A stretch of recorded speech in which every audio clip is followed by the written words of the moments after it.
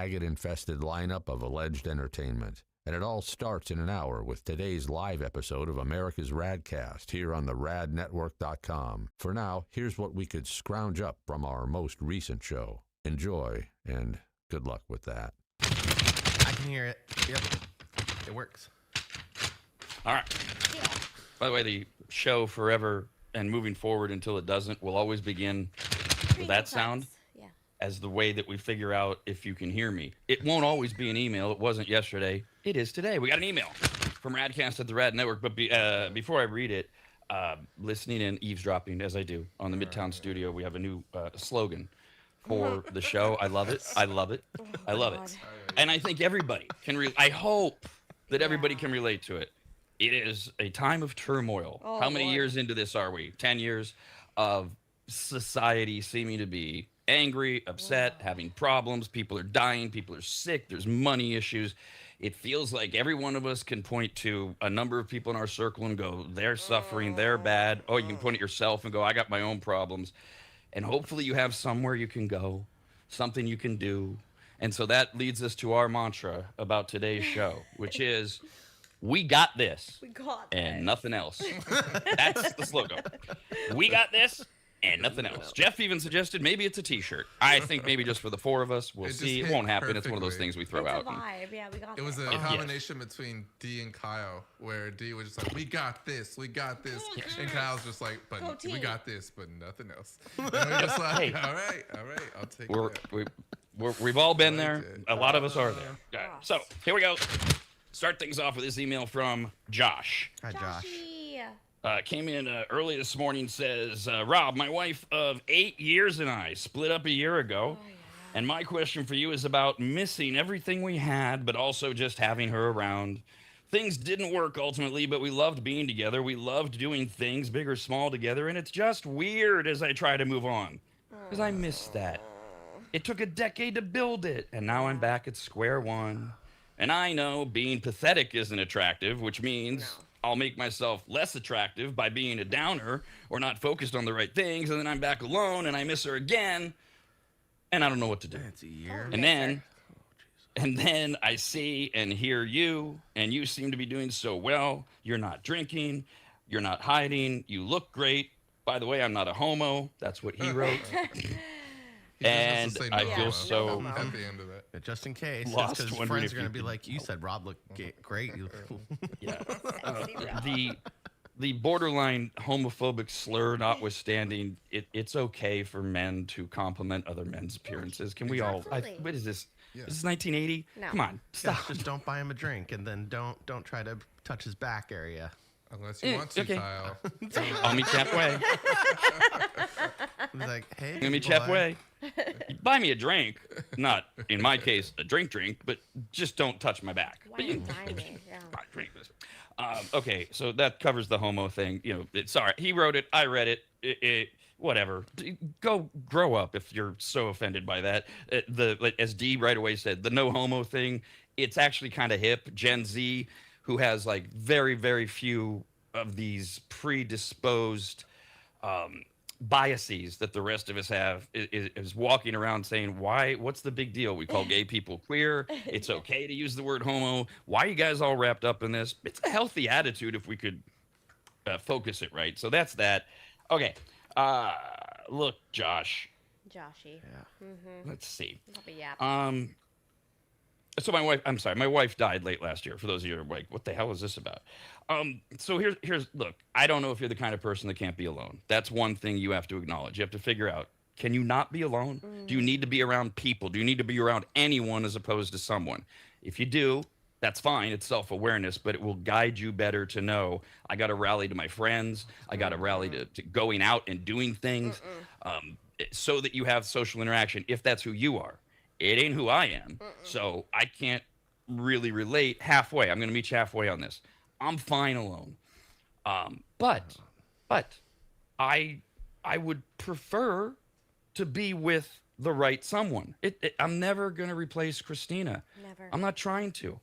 But if I could find someone who I can have fun with, who has the same vibe, can hang out with, I'm not replacing her. I'm moving on with my life. And so there's this element of you are being self-described pathetic because you're missing what you and she had.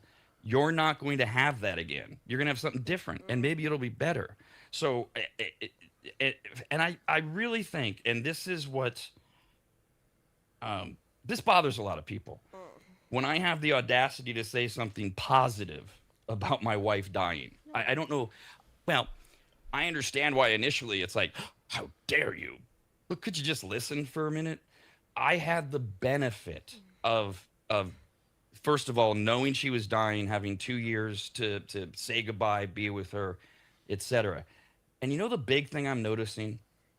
I think I have it easier than you do. I think I have it easier than Kyle does. Dude, it's rough. Kyle recently revealed on Monday, sounds like he's out of a long-term relationship. And I say sounds like because, as I think we said on Monday, we've all been there if Kyle's in that vortex. It's still single life. You know, she Okay, calls because but- she saw stuff at the house, but you know, Sure. And but I point told her being, I'm still though, moving on. the reason I have it better than you and Josh is we've all been to that through anybody who's kind of dated in their life. We've done the break up, get back together, break up, get back together thing. I'm not saying it doesn't work. We just all know it does. 4 years, same girl from 19 to 23, my age. I was from 19 to 23. We broke up 3 times over 4 years. We kept trying, and she was still is a wonderful woman. Got an email from her when Christina died. First time I heard from her in 30 years. Wonderful human, wrong people, wrong time kind of thing, but we've done it. We've been there. Kyle, had this challenge of distance, and then there's other things. You know why I have it better than Kyle and you, Josh? Christina's dead. She ain't coming back. Yeah. She ain't out there. I don't have to wait or be concerned about her texting me or calling me and saying, hey. I don't have the ability to think about texting her or calling her and going, hey, it's over. Yeah. It's as over as everything gets in life. She's dead. Period. So not only do I not have to worry about it moving forward, when I date, that's not hanging over our head. There isn't some ex-wife out there. You're always wondering, will he get back together? Yeah. Where is she? None of that exists. And so I don't know how much of that is holding you back, man, because you're pining over this person you had who's still there, out there, available. And I think that makes it so much harder because you're not fully able to go, that's it. I don't have a choice. That's it. Done. Yeah. She's always there for you. She's alive. She's available. And I think that's a big one. I don't know how to help you get over that. I really don't, because the first time I tried to drink myself to death was the only time I was ever broken up with after an almost 4-year relationship. So the one time I had to deal with it, I was awful at it. I'm not really a good person to ask. I can just tell you where I'm at and tell you and say if you can. I guess that's the question, maybe, and it's a question for Kyle too, just to think about. Yeah. Is it over for you? If it's over for you, then knock it off. If it ain't, you better figure out how you're gonna either, keep on keeping, or are you gonna be the one that says, "Hey, I'm not through this. We got to go again." Done. You can't live in this limbo. You can't, not forever. No, the limbo's the worst part, because you want all the good feelings to come back, and it's like hitting a freaking thing of heroin. I feel like, and it's a drug. Yikes. It's like everything's bad. You're living in the streets. You're always fighting. I'm just making that analogy, basically. Okay. Living in the streets is compared to, like, you're always fighting. Like, your relationship is not good. It's not a good situation to be in. Toxical. And you forget about it because you break up, and then you go a few days and you miss the person, and then you think of all the good times. You go through your phone, you see everything you built with them, and then you see the goddamn animals, and you start crying, and then you just want to call them and be like, I still love you. And then you think, are they like family? Like, you forgive them all the time, no matter what kind of thing, No. And maybe not even some family, but, very close family. I feel like my mom, my dad, my sister, I could probably forgive them for almost anything. And I'm like, why can't I have that attitude with this person? I know. Don't make me cry right now, Kyle. Oh, Yeah. This that was and intense. here's by the That way, was intense. Okay. Yeah. That was a lot. Here's an example. Kyle's got this today. He's got this Yeah, show. Panda. He's got us. He's got nothing else. That's okay. That's okay today. Yeah, right. Because You're he's got. fine Do with you it. have something, Josh? Do you have something? Find it. Yeah. This might right now, I speak from experience. Josh This, hot? what we're doing right now, might be Kyle's lifeline. It might be what keeps him going and moving forward. Yeah, and you know when I get in those emotional states, I always go, there's a gym to go to, or there's a bar I work at where there's liquor. That was yesterday's decisions. But the day before, the first 2 days, I was like, nope, go to the gym, work out, call your dad, call your mom, just talk it through a little bit, get your head straight. Yeah. The hardest part, I think, is just going to sleep.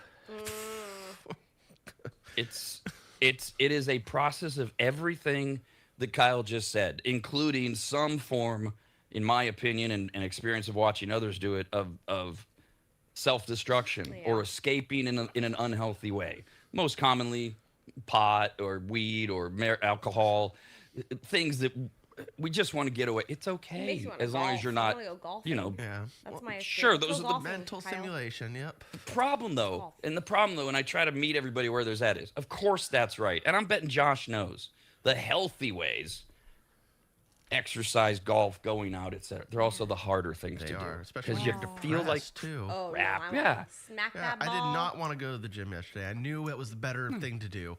What I wanted, nope, did not. I was like, trivia sounds fun. Did you get a pint of ice cream? No, I didn't. Okay, no. good. No. Now, I got chicken Kyle, wings. did you not want to go to the gym? Why? Because you just felt or were you worried about something? No. I felt blah. I was like, I would tell myself in the morning, I'm like, I gotta go. And then usually I go home, I take the Matt Trition pre-scoop of the pre-workout, and then I'm good to go. After that, I'm fine.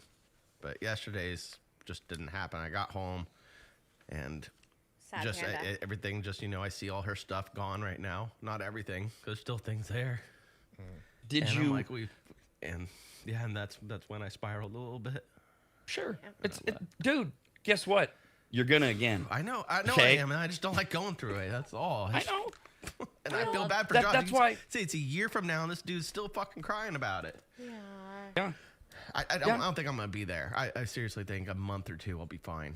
I don't know. Sure. The listener said 4. Every day. It was a full moon yesterday, so it was a lot of energy. There's a lot of energy in the atmosphere. So just take it every day, day by day.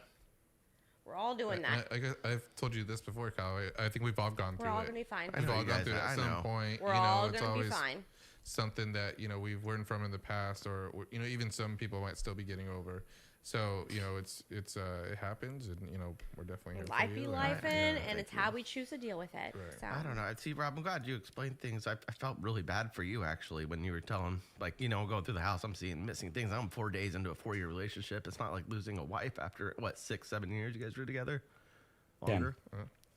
Like I was like, man, this is probably what Rob went through, but on a way worse scale, and I felt this really big emotional. Knew she was dying. I know, but still, I was like, fuck, I couldn't imagine. I just couldn't. But I felt this deep sympathy for you, man. Well, thank you. I appreciate that. I think it's maybe now today more of an understanding or whatever, and that's okay. But it is not that much different. It's the end of a real relation. I think that's one thing too. This is where we go from a legitimate thing that people go through to also separating out the drama queens. We're not the way I'm espousing things does not apply if you're curled up in the fetal position a week after you broke up with someone you've dated for 3 months. Sorry. 3 months. I'm gonna grab you by the lapels and smack you some sense into you because you're not even well equipped for life. Yeah. But when you get into a serious long-term relationship and years don't matter, what matters is that the connection you had, and it was legitimate, and it got through all the seasons, and you went through everything more than once with somebody, and the good outweighed the bad until it didn't. It is not that much different than the person dying. It's hard for me to understand why people don't understand that. Maybe because I have the benefit of having gone through it. Because it is all those things. Look, Kyle, you were just here a couple weeks ago when you were nice enough to out of nowhere bring me some popcorn chicken, perfectly timed from KFC on a day I needed it. Like whatever you believe in, it's spoken to you to come see me because I needed that so much. But the house still has some Christina stuff around. Of course, I have my pictures and my memories and things like that, but some of her clothes are still out in the game room and things. It's everywhere. Yeah. And it doesn't at this point hurt as much. It's good. It reminds me of the positives. But it took a while to get there, even after I had 2 years knowing I'm going to have to deal with this. Yeah. And and knowing she was dying didn't make it better the day she died. You know, the day I had to pull the plug. That's fun. Hey. No. It ends. You have that process. You go through it. It sucks, but you do have to go through it. And that's why on Monday, you know, Jeff made the offhanded comment, or I said the comment. You said, well, Jeff just said that. Right now today, you're right. You know this, but you also, you know there's other fish in the sea, and none of it you want to hear because of what you said. You do have to go through it. You have to. Sorry. Yep. You got to go through it. Yeah, I was talking to my dad yesterday. He said the same thing. He's like, man, he's on his, I don't know. Is he getting married? I think he's getting married. He's going for his number 3. Oh, Jesus. So he's had 2. He's had 2 marriages, both failed. In case she doesn't know, it's coming. No, I'm pretty sure he proposed to her on stage in front of like 5,000 people. Okay, so he's engaged. Yeah. Okay, good. I thought you just broke He the thinks. news. I wasn't there. I didn't see it. But can you confirm it happened? Because you said you think he's engaged. Is the story? Yeah, he did. There's Facebook evidence. Yes. Okay. He didn't tell you though? No. Okay, so you talked to him and what? He had the same. Yeah, he said, you know, man, like the hardest thing was to get through the second divorce. The first one was my mom when they were young. So the second one, he was with a long term for over 20 years, and like you said, they went through everything. Kids, bought houses together. And he's like, I felt so much better as soon as it was over. Like, he's just the whole process. He said it took a minute, but he's like, I forgot how happy I could be. And I was like, oh. There's a lot of freedom out There's there. that. Yeah. I guess that might be the difference for some, depending on how and why the relationship ended. Because, like, I lost Christina. We didn't have like a horrible breakup, or we didn't, you know, oh, things just aren't working out thing. Because my dad, I've always, you know, one of the things my dad taught me when I was in my first high school sweetheart, right? And I broke up with her, and then I did that thing. 4 weeks later, I'm out in the garage, because that's where guys hang out, even though it was only my dad and I living there. And I'm like, you know, I think I should. And he said, son, do whatever you want. Just remember, there's a reason you ended the relationship. Remember how bad it was, because the mind plays tricks on you. We only remember the good times. And, oh, I want to have that again. I want to have those good times. And we forget the reasons that the relationship ended. I don't have that, because we didn't end the relationship. God did, or whatever you believe in did. But for anyone else, whether you ended it or not, remembering that there's a reason it ended, and you get to that point where your dad's talking about, there is that moment of, oh, hey, I feel even better now than but it takes so long. Yeah, it takes time. Yeah. And it sucks. It just sucks. You got to do it. That's it. That's all I got for you. It's all I got for Josh. The emailer, and so many people who go through this. And again, know yourself. Find the people that you need, or isolate if you need to for a little while, and be healthy about it. Journal about it. I don't care. Yeah. But don't run away from it after the first week of hiding. I took 10 days, and I just hid. I was on the sofa in my home, not moving. My mom and her friend were basically running the house.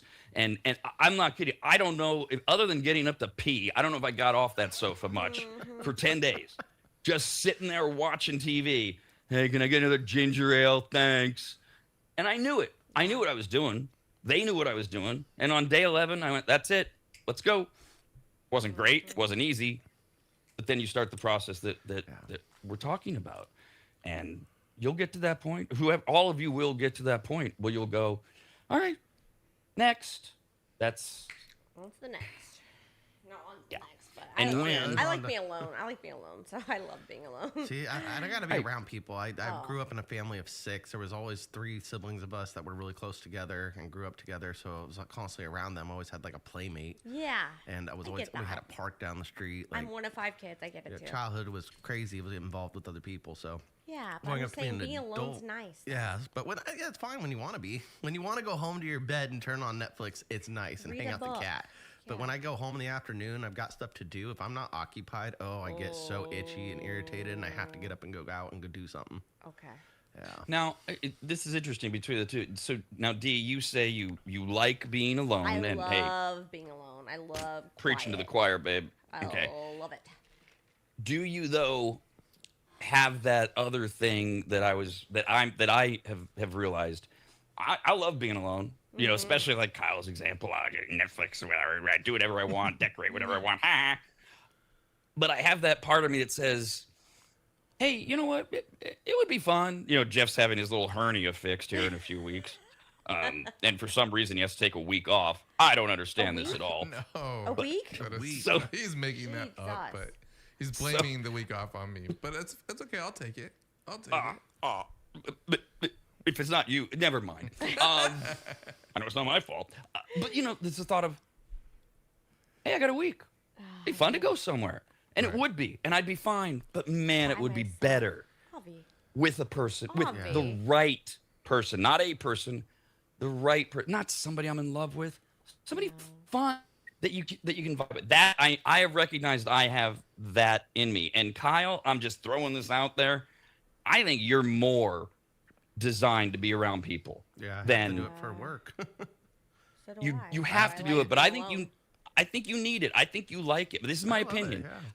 You do. You like to be with groups. You like to socialize, right? Yeah. I think way more than me, and I think that's important to know. And as you go through this process, you got to do that. Whatever. You're bored, you call me, go, hey man, I'm bored. You want to come watch me get drunk? I'll be there. It's like, no, I wouldn't do that. I'm the worst. Hey, I watch people get drunk all the time. A little bit of the drinking, you know. You know, it's not the best thing for you the next few days. It sounds like when you get older, and I remember thinking this as I've gotten older, but like redirecting yourself into activities that are just more positive, like something that you enjoy doing that. Probably, good example is golf or something else that you do that you're like, man, I want to start, playing. You look like a good pickleball player. Nope. Matt Trishan is pushing pickleball I'll hard. magnet fish with you, Kyle. I want to do magnet fishing. I want to do regular fishing. That'd be great. Yeah. So redirecting, because I've been in that position, I think, multiple times, especially as like you move to different places or if you live in a different city, it's hard to like reestablish like what am I gonna do when I want to not work or when I want to just have fun, right? And and usually the easiest thing, and I'm very similar to Kyle, where I rather honestly just go to a bar, have a couple of beers, watch some sports, and that is like really good fulfillment for me. And not the most healthiest thing, not the most cost-effective thing, but I mean, that's kind of what we lean to. So I think finding something that you're just like more positive, that you can go on. That's why people go on hikes. I think honestly, it's to distract them from whatever thing they don't want. That's to do. true. And I go there and I've got a bunch of people that I know, because I'm the bartender. So I go to my bar and then I know everybody in there, and they're all going to give me good advice, and I'm going to have a good fun. And I can go talk to who I want. Good advice. Yeah. Or sketch advice. Oh no, I don't. I know who's going to give sketch advice. Usually, I'm giving them advice. I go to the ones that make me go, "Oh, thank you for that." Got it. Okay. Yeah, you go find the old grandmas. Oh yeah, they'll help you out sometimes. Oh, yes, the elderly grandmas will be the ones that will. Yes, the wisdom, the nurturing, the loving, the supreme maternal instinct that comes out because they've been there. They've seen their sons go through it. Yep. Their Oh, yes. Grandsons. Go. I wound up. It was just a month ago or less. I wound up in an Uber with this old black grandma driving. Get it. And I immediately felt the vibe of what would have been happening had Christina been there. Christina was black, for those of you who don't know. And I don't usually talk to Uber drivers. I don't like them. They're annoying. Half of them don't understand English. I got stuff to do also. One of the things I love about Uber, and Shelby, Elias from financewithshelby.com turned me on to the idea because he's got this self-driving Tesla thing, and he would talk about how he'd drive from Sacramento to Tahoe and just have the Tesla drive, and he spent 2 hours working. He wasn't just drive. Hell, I can get a lot done in 20 minutes on my phone, not driving. And so, shut up, drivers. Leave me alone. I'm actually working. I'm accomplishing things. This woman, right away, boom, let's talk. And she was exactly what you're envisioning, what I'm describing. She was like, "Oh my God, child, that was the most. Oh, she sounds amazing. I wish I could have met her. Let me pull over. I want you to show me a picture." I'm not kidding. She pulls over. I'm swiping. Oh my God, she's so beautiful. Oh, you know what? Did she cook you soul food? Yes, ma'am. You know, maybe you should come over and have some soul food. I mean, it was ridiculous. That's But it a was vibe. so. That's a vibe, yeah. Oh, Sage it advice, just so vibes, yeah. filled me up. Yeah. Find those people. They're out there. I like to hear that Rob's making new friends too. I love that. Okay. Yes, and it just so happens, this one happened to be 80 or whatever she was, but hey, Sometimes those are the best people to have as friends. the wisdom, Yes. yes. Wisdom, And sage actually- advice. Life experience. Oh yeah.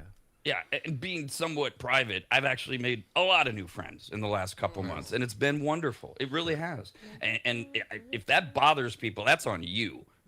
If you expect me or Kyle or anyone else to just wallow and be sad forever, middle finger to you. I ain't got time for that, and neither does Kyle. Let's go. Come on, figure it out. Middle finger. Let's go. I mean, again, All of us. mine was figured out by somebody else. Kyle, figure it out. Either get back with her or don't, or move on. Figure it out, and that's what you're doing. That's not today. It's just figure it out. And no, as you said, we got this. You got nothing else. That's okay. We'll get it. got we start something, here. Yeah. That's all we can do. We're So all gonna thanks, Josh, for starting us off with that. Thank you, I Josh. promise. Good luck, Josh. Lots of fun. Josh. If you're hot, Lots of DM good me. stuff. Lots of updates after this. America's RAD Cast continues next, only on the radnetwork.com. That is a Ooh, lot. Email Of into Pretty RADcast cool cut. at the radnetwork.com. This is from Kevin. Hi, Kevin. Happy. Here you go. Here's exactly the thing. Things that people say when you're going through something, breakup, whatever, that you really don't want to hear, even though you know it's true, and you'll figure out later. Yeah, I know it was true. I know it was true. I knew it's true. I knew. Kyle knows what I'm about to read is true now. I don't know that he wants to hear it. That's up to him. Probably not Kevin gonna beat says, my fish in the sea advice, but we'll see. We'll see, Kevin. There. Fish in the sea. the same wavelength, I What you think. got, Kevy? He What you he got? went with the old everything happens for a reason, Oh, he yeah. says. Guys. You may not know now, you may not know in a month, but eventually we all figure it out and it does get better. See me when I'm like depressed and things, I'm like, man, things went way wrong, and then you find that one little happy sliver, and you go, no, that's right, I'm grabbing onto that because it's so much better. Or just good things start happening. Sometimes good happens things for a just start happening. reason. And I always like to use the quote. It's Inspirational quote. actually, I should probably know the guy's name, but I can't remember now. No, it's one of the guys from the Eagles, from the Eagles documentary, and he says that like in life we always talk about how in where we're living it's such a mess, but when you look back at it, like towards as you get older, you start seeing how everything happens for a reason. So I think that if I look back and stuff, I feel the same way. So Okay, Yeah. inspirational. thank you. It's a matter of in the moment Put that on a being able to poster. grasp it, and Kyle talking about, hey, grasp for the positive to keep you hanging on, remembering everything happens for a reason, and maybe just for now focus on the light that you feel, and you'll figure out why it happened the way that it did. Yeah. But it is so much attitude, it's so much mindset that you control. And I had a friend last night. She lives in New Orleans, and she called me late, like 3 a.m. her time. She's on the way home from work. She's getting pulled over by the cops. She's driving a friend's car because her car's in the shop. Jesus. My friend, the driver, doesn't have insurance. Like she's one of these trying to get by, right? It's like she's hanging by a thread, right? The Jelly Roll song. We're all gonna be okay. I'm not okay, but it's all gonna be all right. That's like America right now. That's where she is, and through it all, she stayed calm, etc. They gave her a ticket. They confiscated the car, sent her home. She woke up this morning, texted me. I texted her back. I said, "How you feeling?" And she said, "Hey, I'm not in jail." You gotta find these things. Blessings, silver linings. I'm not in jail. Legit. And it was. I thought she was going. In the moment, I was like, "This is a problem." 3 a.m. Lives in New Orleans. A single black woman on the roads. I'm like, oh God, they let her go. I'm not in jail. Take the positives, take the wins. By the way, Kevin, staying focused on the topic, says, P.S.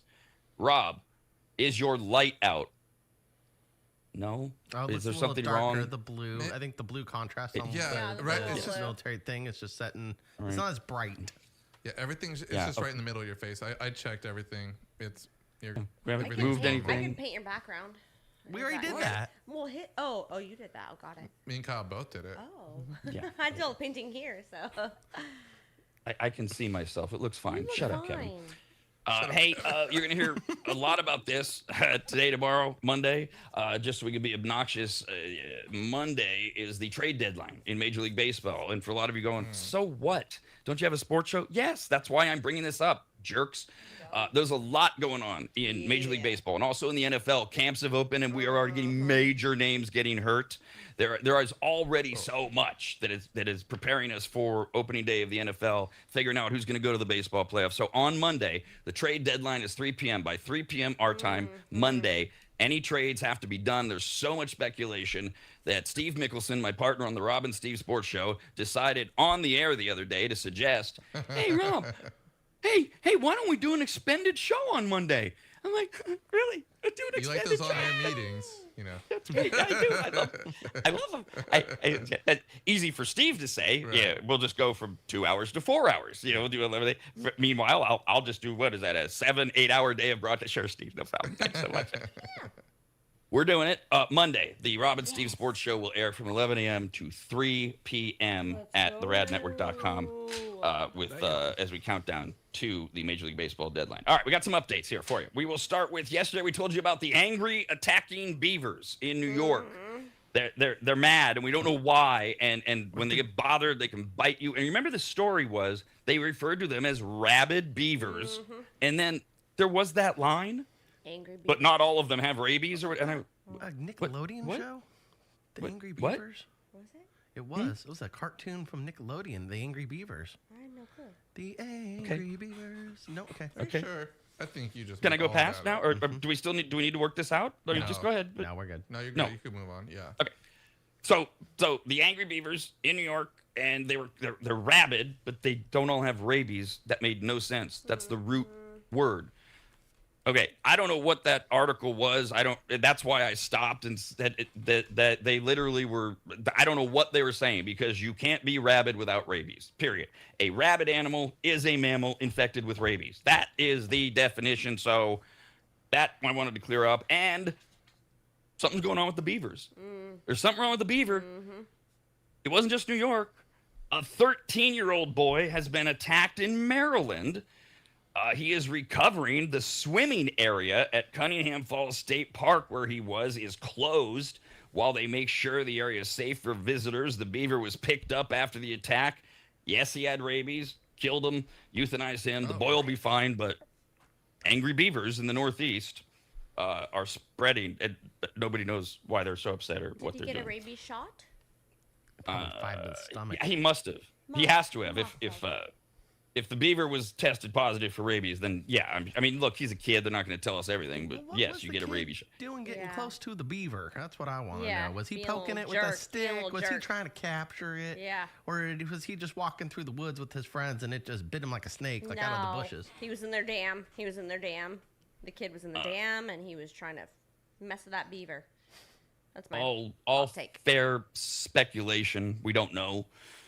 It could have been any of those things. The most fun story is he wasn't doing anything, and that beavers have just decided to become aggressive. We don't know. They're not They're telling us. It's territorial, right? Beavers are So always I mean, I'm aggressive. assuming, yeah. So I'm assuming they could attack if feeling threatened or whatnot. But why? I mean, is it just like a overpopulation of beavers now? Is that what we're dealing with? could be. Yeah. Are we? Maybe it's like once Hey. a year, like the male beavers, they get super aggressive and aggro, and maybe it's like part of a mating Because they ritual. want to mate, yeah. Yeah, and they Well, just but start then- taking it out and biting people. Wouldn't this be an annual story though? Wouldn't we deal with it then every Oh, yeah, year? that's true. I don't know. Maybe this is been new on- developed low on the beaver radar. behavior. Now, I saw. I don't know if it holds any teeth. I don't know if it's true, but I've been seeing on social media that squirrels are now eating rats. So I don't know if this is correlated at all. Maybe there's something in the air from the chemtrails We've talked getting about into the this. water, and the rodents are now starting to just go haywire. correlation is not they equal don't eat meat, do causation. they? We're That's what I thought. Yeah, I don't think that they eat meat, but there's they- reports on Facebook saying that they on started Facebook. eating rats. Reports on Facebook sounds quite reputable. That's why. Well, it's the only thing that popped in my head. I take it with a grain of salt when I read it. I don't go, no way. That's true. Okay. I go, it could be fake, but I go, maybe. Maybe maybe they are defending themselves. Maybe these squirrels are just messing rats up. Yeah, I they're don't know if like, get out of my nest. Well, right, because they're herbivores, right? They're not. I don't think they don't eat meat. I don't know. My neighbor feeds the squirrels in our neighborhoods nuts. It's dependable. Well, yeah, nuts.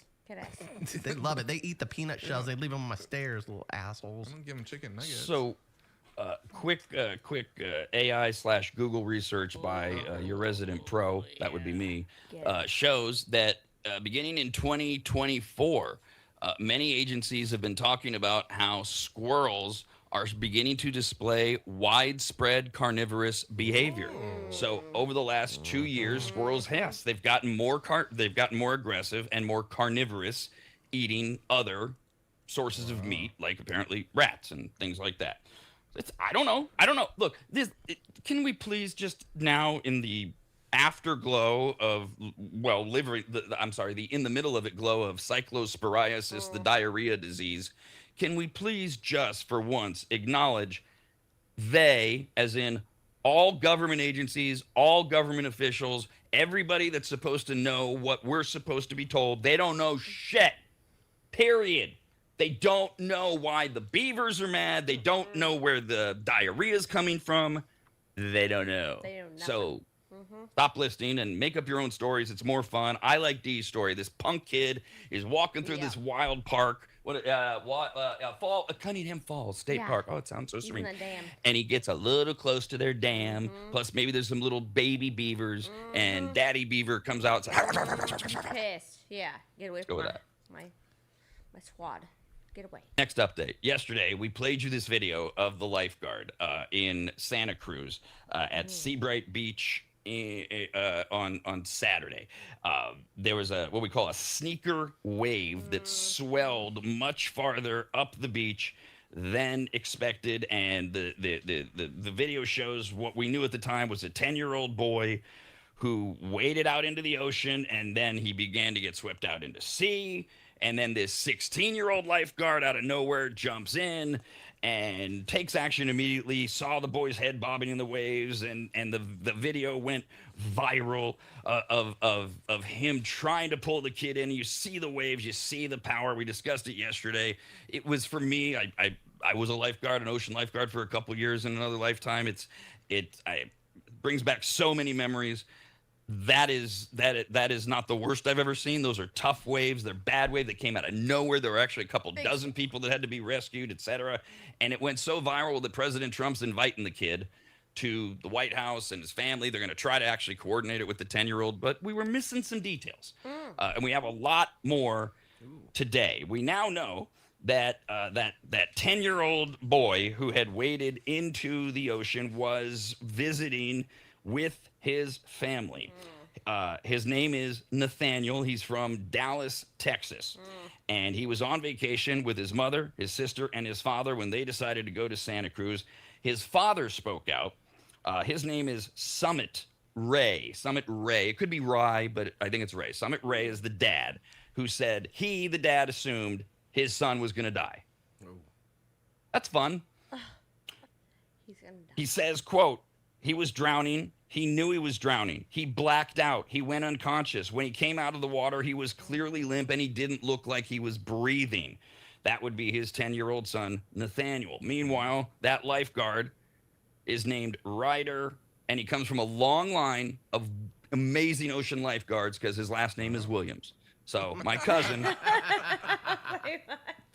that's my cousin, Ryder Williams, who could be seen in the footage with his arms wrapped around the boy as the waves surged all around them. There's that monstrous wave that crashes down, and the lifeguard, dunks underneath. And this is one of those things that I guess I didn't even notice it in the sense of, well, yeah, that's what you do. But a lot of people are noticing. He held on to the kid and he went under. There's a point in that video where they both disappear, and the 16-year-old is just holding on to this kid for dear life. As they approach the shore, another lifeguard, eventually a bunch of people, but the first guy you see come in is another lifeguard named Aaron Bonin, who helped drag both of them to the beach. Then they got the Good Samaritans. They carried the boy to safely. Of course, it's not shown in the video or heard, but everybody's applauding. You know, all the people that did nothing to help. They just stood around and didn't charge out. And I will tell you from experience, when we get to shore, we want the help. We don't want you diving into the ocean. Now you're a problem. But if you could maybe help, because we're kind of tired, sort of thing.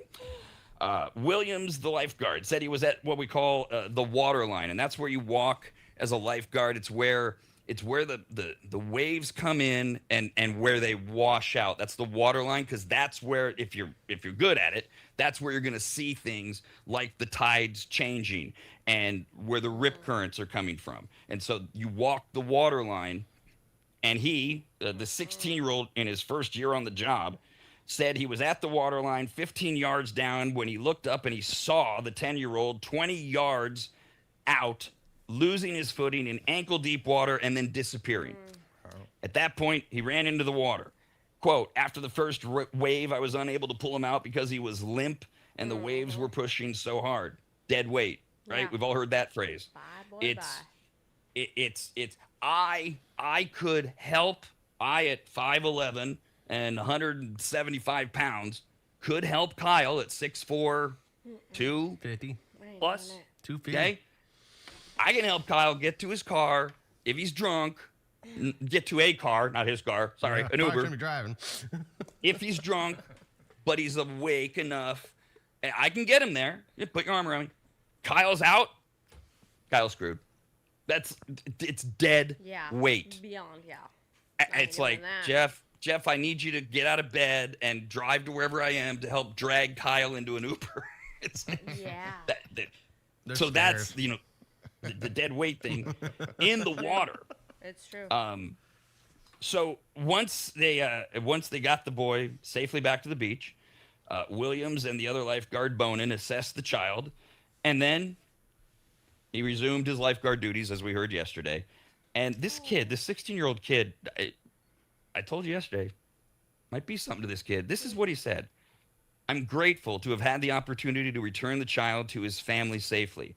This is my job, and I love what I do. I'm thankful for my fellow lifeguards who perform rescues just like this every day. End quote. I mean, what the hell? Sweet vibe. Yeah, and I know. Every cynic in the world, AI wrote it. Shut up. Can we just please have some good stuff right now? Yeah. Just leave it alone. Fine. You know what? If AI wrote it, he was smart enough to tell it to. I mean, seriously. Tom Gill is the president of the United States Life Saving Association and said, quote, that is so much water moving so much power. The wherewithal, the poise, the training, the confidence to stay with that rescue took everything that young man had, his calm, steadfast effort, kept the boy's airwaves above the water as he methodically worked his way back to shore. That is always the trick. Yeah. And it's hard to keep them from because this kid's out. So if he gets water into his lungs, he's already out. He's not gonna on his own. It's gonna flood. You have to literally, like, depending on the rescue, carry him above the water while you're trying to swim with both. We don't give it enough credit, and I just hope that videos like this show what the job's like, and the fact that a 16-year-old kid did it without even thinking is just so impressive. He, the 16-year-old, suffered some road rash on his forehead when he hit his head on the sand, but was otherwise left unscathed, according to his father, Shane. Here's what Father Shane says. When the lifeguard returned home, Dad says, quote, he told me when he got home, Dad, I wasn't going to let go of that kid because I knew if I let go of him, he was going to drown. And I wasn't going to let that happen.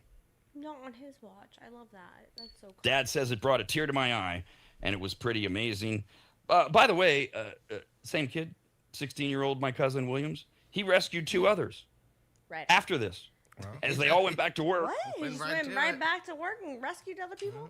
Jeez, and his grandfather, George, I guess they got the whole family together, said that the other 2 rescues after the video, the waves were even more gnarly. Oh, yeah. Get the heck out and then close the beach. Yeah, it sounds like it. I mean, it sounds like the kid kind of got swept away. Like it didn't seem like he was out too far. He got like knocked off his feet and then taken out. Yeah, that's crazy. He asked a great question. Now, I don't know exactly what they did. What they should have done is, in terms of closing the beach, well, your other lifeguards should immediately take the stance of nobody gets in the water. Fine. You still got a couple dozen that are out there. Yeah. So that they had to get all them in, and by then my understanding is the sneaker wave had gone, everything was calm, and life went on. But they should have, and I assume did, stop people from getting in the water. Had the waves continued to be ridiculous, they would have closed the beach. Instead, we just had this amazing rescue. All right, another update. Ryder.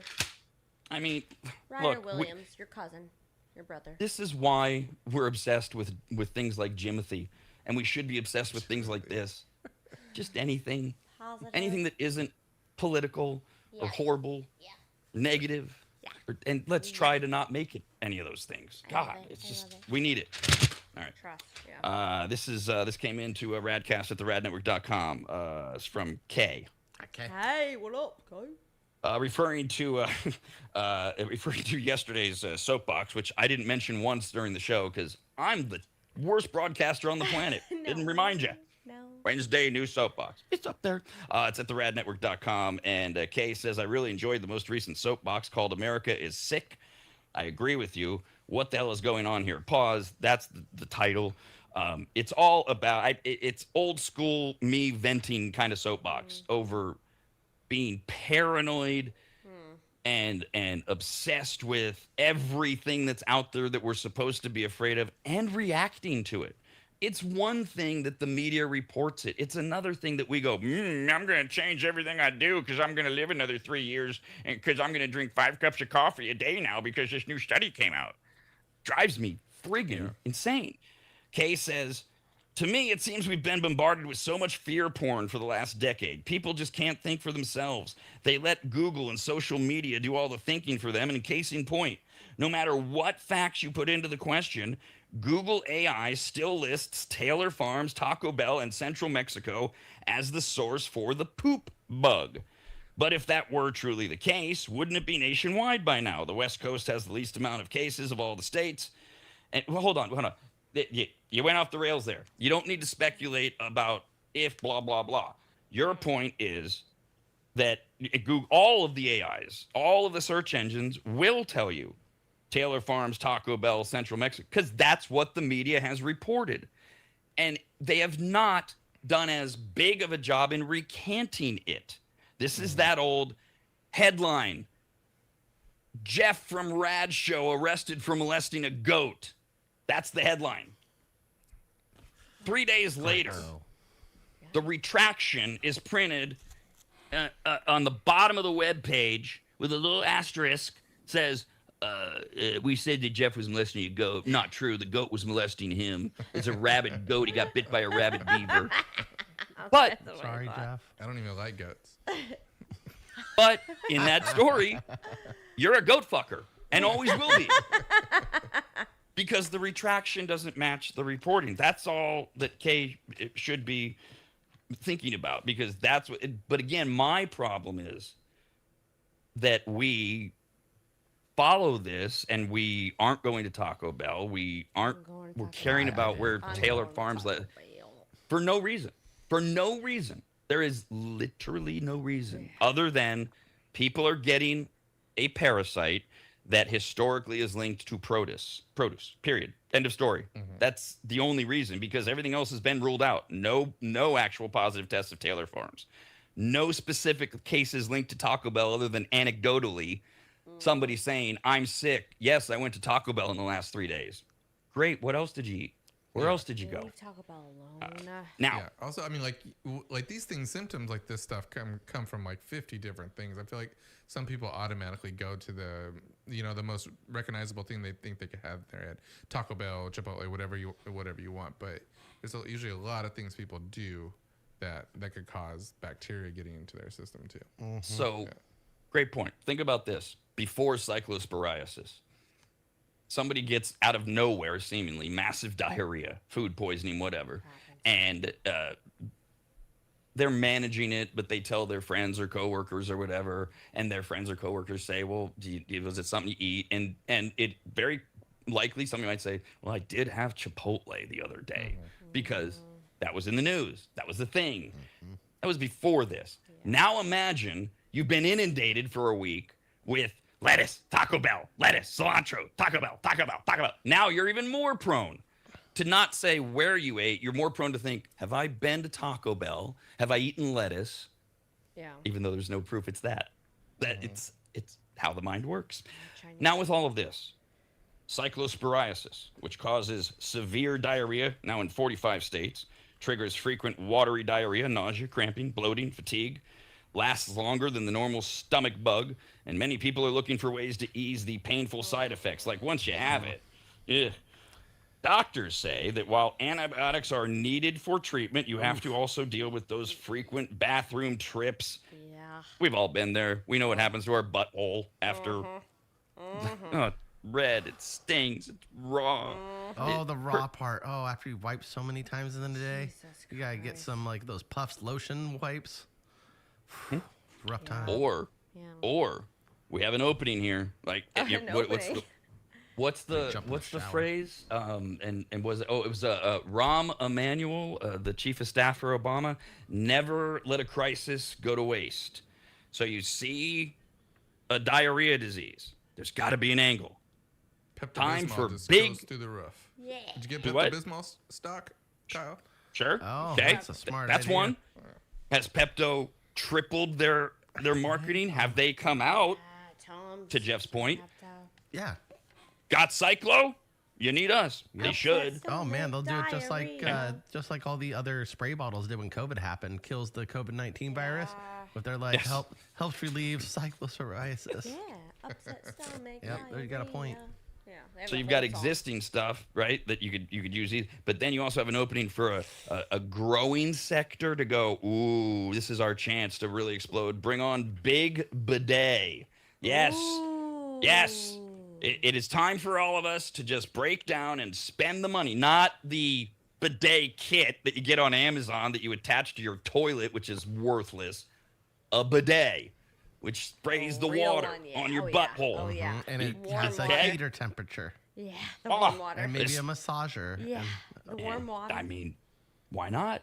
If feels you've so had it, good. if you're scared of getting it, I'll get it. we better order a bidet just in case. Get it. it was Doctors so fresh. say that bidets relieve irritation during diarrhea. Wiping, of course, makes everything worse. Gastroenterologist Dr. Savita Slavista, who's from Yale, says, quote, using dry toilet paper on irritated skin is like sandpaper on broken skin. It's insult to injury.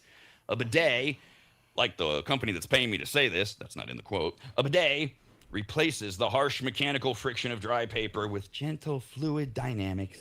Cleaning, doesn't it sound like she's doing a commercial? Cleaning the area thoroughly without stripping the skin's natural protective barriers. Okay? Bidet sales through the roof for no reason, probably. That's a prediction, not a stat. But I mean, bring it it should on. be anyways. They are advancements. I like my Sure, bidets. they're also highly unaffordable for some people, but I promise you, there are people now and in the next 48 hours who don't have the money for bidets that are going to go buy them because they're scared to death. It falls under the heading of an emergency. Put it on the credit card. Who cares? Fine. Are these AI toilets out yet? Do we have them yet? Where like Kyle won't use it because it will tell him he has cyto. Oh, you can probably turn that option off. Probably. Is there a camera app on there where you can just take a picture of the impressive ones? A camera app for your butthole? Jesus. No, he wants to take a picture of the toilet. Yeah, Oh. like after you destroy it before you get to wipe, Okay. you're like, that's impressive. I And was you take confused. a picture. I thought you and were. go, I'm gonna save that for later. I thought you were doing That's something the different. fetish website. Something more ominous, yeah. Just so everybody's clear, yes, all of that exists. We've talked about it. They don't come with the bidet, but you can get these things. The cameras? There are companies that offer, like it's $199 a year for a subscription. They send you these things that you like attach on your toilet bowl, and they have sensors, and they read your poo and your pee, and they send all that information back to their computer, and then they send you on the app a report of how your pee and your poo looks. Yes, that does exist, Okay. and it is bidet specific. Right. So whether any of that was meant to be funny or not, it was. It's also true. Yes, it's out there. Also, another update of similar people just believing what you hear, believing what's said. I did fail yesterday. I mentioned that I recorded the soapbox yesterday, and it went up yesterday. And I don't usually time and date stamp them, but I did fail in my stated goal of not losing my mind. And I'm going to try here to not lose my mind over it's the same thing. Believing what you hear, believing headlines, spreading false information because you haven't even investigated it. Plenty of that with cyclosporiasis. And then you have the absolute myth that drinking is declining in America. I had to bite my tongue till it bled on Tuesday's sports show with Steve. Wasn't the time or the place. He was talking about he lives in Las Vegas. It was sports related is how it began. And he was talking about tourism being down in Vegas, which is true. And he said offhand, he said, one of the reasons is younger people aren't drinking. And he keeps going. And I'm like, oh my God. I want to. It wasn't the place on the sports show to say, Steve, that's not true. It's not. But it's not true.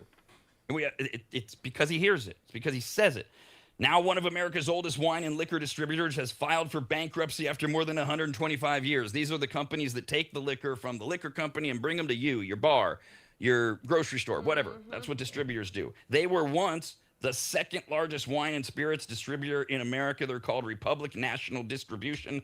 And they went Chapter 11, full on. They are winding down all of their remaining operations, and they blame the decline of drinking that doesn't exist. According to court documents, I love this.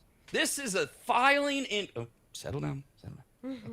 This is a filing in court where they say that to make their case, to grant us Chapter 11, alcohol consumption has fallen sharply since 2022, with the proportion of U.S. adults who identify as regular drinkers reaching its lowest level in 90 years.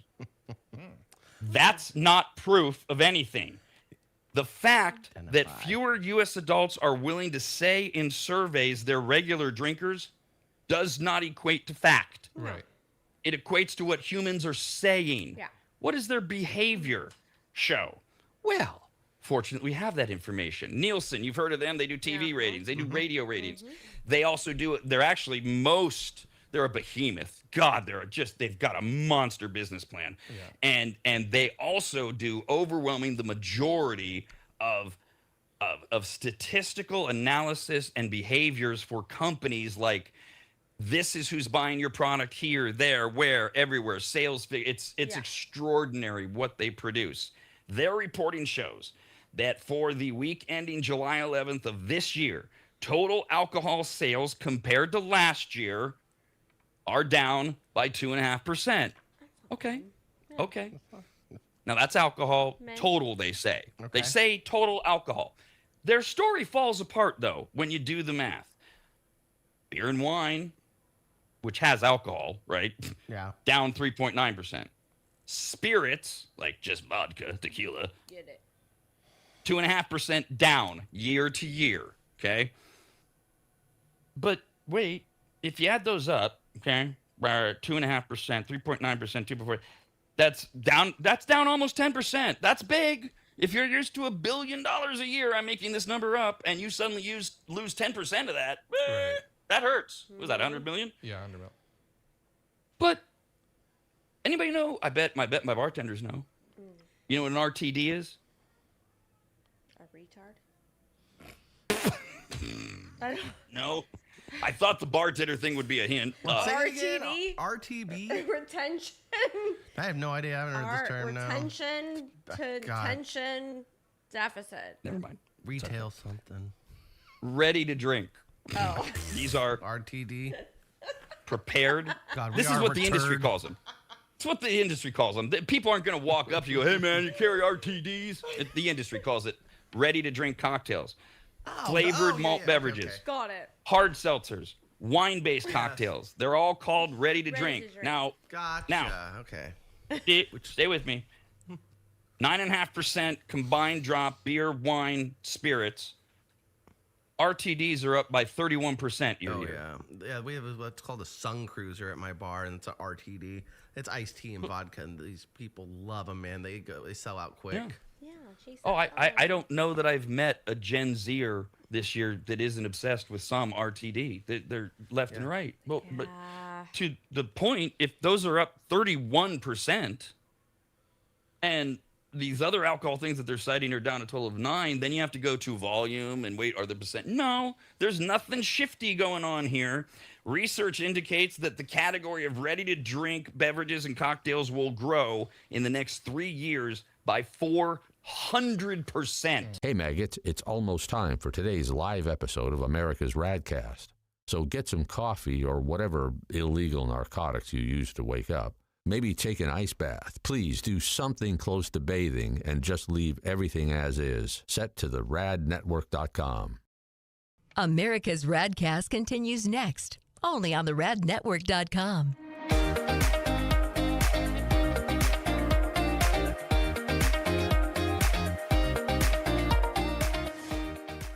Longtime advertiser Sue Berry, that's Berry with an A, is more important now than ever. Sue and her team have been serving Northern Nevada and the outlying areas for 30 years, and her experience in both commercial and residential lending is vital, as every day we're bombarded with news of interest rates, the market, the economy, and a bunch of other stuff that Sue can actually make sense of while everyone else's eyes glaze over. Now remember, it's Sue Berry with an A, B-A-R-R-Y, SueBerry.com. Most people think berry is spelled like a fruit or Halle Berry, but no, it's Sue Berry with an A, like soul singer Barry White's first name. I've heard people say, Stop that! Sue is a broker versus a retail lender, which means she can shop over 150 different lenders to get you the very best rate possible. And on average, someone who uses a broker like Sue saves over $10,000 per loan, which includes refinancing. And if you have a rate at 6.5% or higher, call Sue for a free quote now on a refinance. Sue Berry and her incredible team from Barrett Financial can be found at SueBerry.com. That's Berry with an A. I've been working with Sue and recommending her to you for years. All you need to do is call her now so she can get you pre-approved.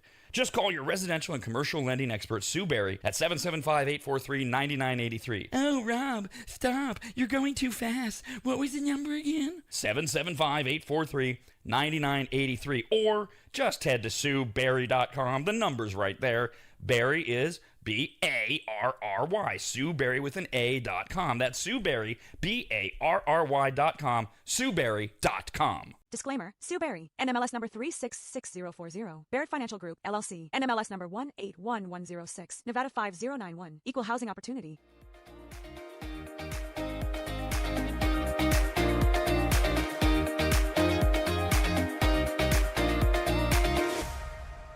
Remember, Kyle's Food Factor airs every Tuesday and Thursday right after America's RADcast. And on Mondays, Wednesdays, and Fridays, it's Rob's Soapbox. In other words, just stay here, and we'll keep you entertained until 11 when the Rob and Steve Sports Show starts at 11 here on the radnetwork.com.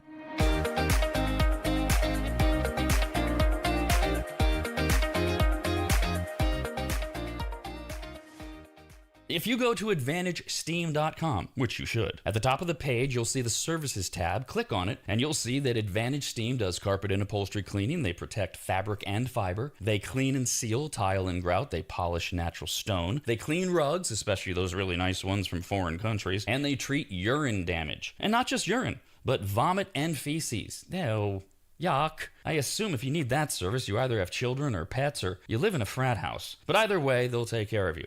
Of course, Advantage Steam also applies MicroSeal. And if you don't know what that is by now, then you just suck. Joel is the local small business owner of AdvantageSteam.com. He's a lifelong maggot, and he's treated, cleaned, protected, polished, and microsealed the homes of countless members of the RAD team over the years, various RAD studios, and of course, Williams Manor. And I hate admitting this, but he is a genuinely really great, nice guy. In fact, if you tell him I said that, you'll get 0% off all services. So go to AdvantageSteam.com. Click on Make an Appointment, enter in your available dates and any comments, like maybe type, Rob said you're a really great, nice guy. Please give me 0% off. And they will get you all set up. Just go to AdvantageSteam.com. That's AdvantageSteam.com.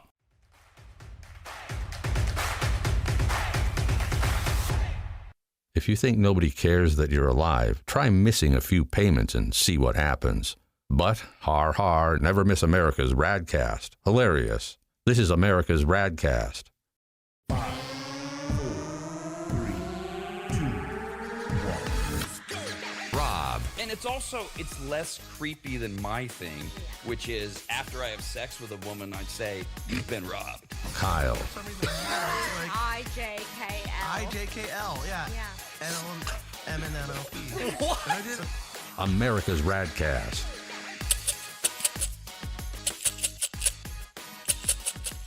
Oh, it sounds like maracas.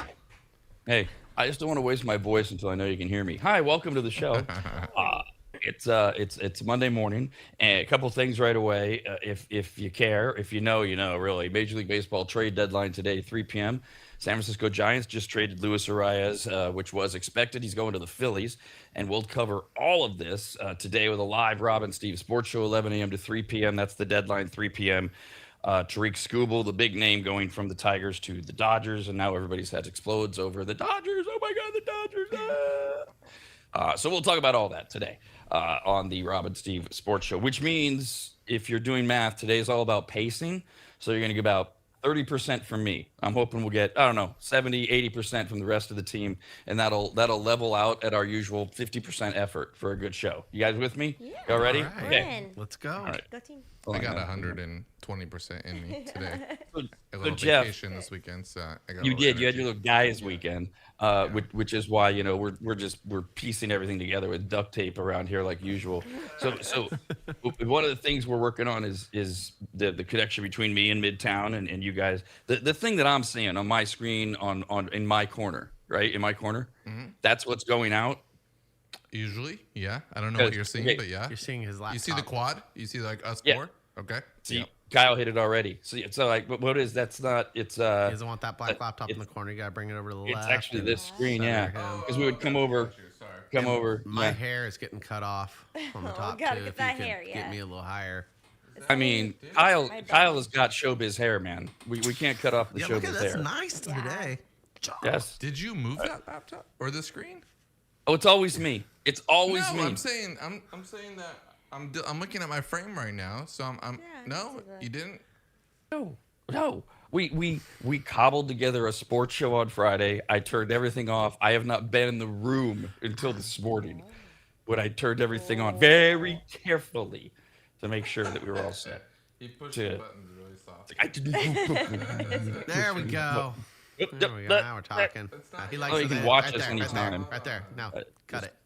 Jesus. Just go to the radnetwork.com and you can see this lunacy. It looks the same on my part. Yeah. I don't know what's going on. Oh, It's a little zoomy, yeah. Okay, there we Well, go. I'm just telling you what I'm seeing because I don't know. Jeff doesn't even know if I'm seeing what you're seeing now. no, I I'm don't seeing know. it. That's a good point. You guys continue. I'll fix it. All right. But see, you see, Wait, Kyle, See you it. see this, right? You're gonna You have see to me? put. You're gonna have to put something there. You're gonna have to put like a little clip on there that looks fun.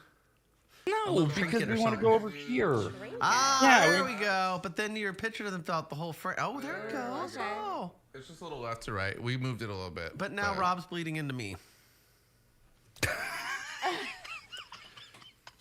Not any There we go. more. Yep. I don't even know what you're talking about. My hair's still getting sliced off. See, that's funny. Jeff doesn't even know what we're talking about, yet he's fixing it. He's Fixing doing, everything. I don't know what you're doing, but it looks so much better. Just stop touching things. We're good. All right, welcome to the show. While Jeff continues to screw around and have a reason not to contribute, we are here for the first day of August, first broadcast day. It's August 3rd. We haven't been on since July. Here's what you have coming up this month in August. The NFL preseason kicks off in full effect by Thursday. All the NFL teams are there. They're ready. They're practicing. Yay. And college football gets going on the 29th. A new season of Futurama hits today. That's Futurama? still going? I know. They Anybody? had they were on Nick at Night back in the day. Really? Maybe. Oh, I might be wrong.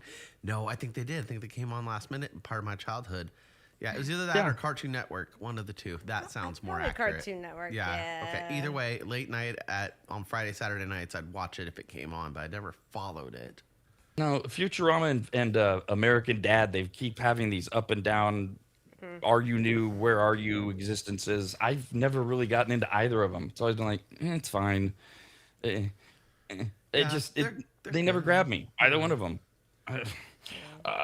Also, Ted Lasso premieres on Wednesday of this week on Apple TV. That'll be the 4th season of Ted Lasso, and It's Always Sunny in Philadelphia.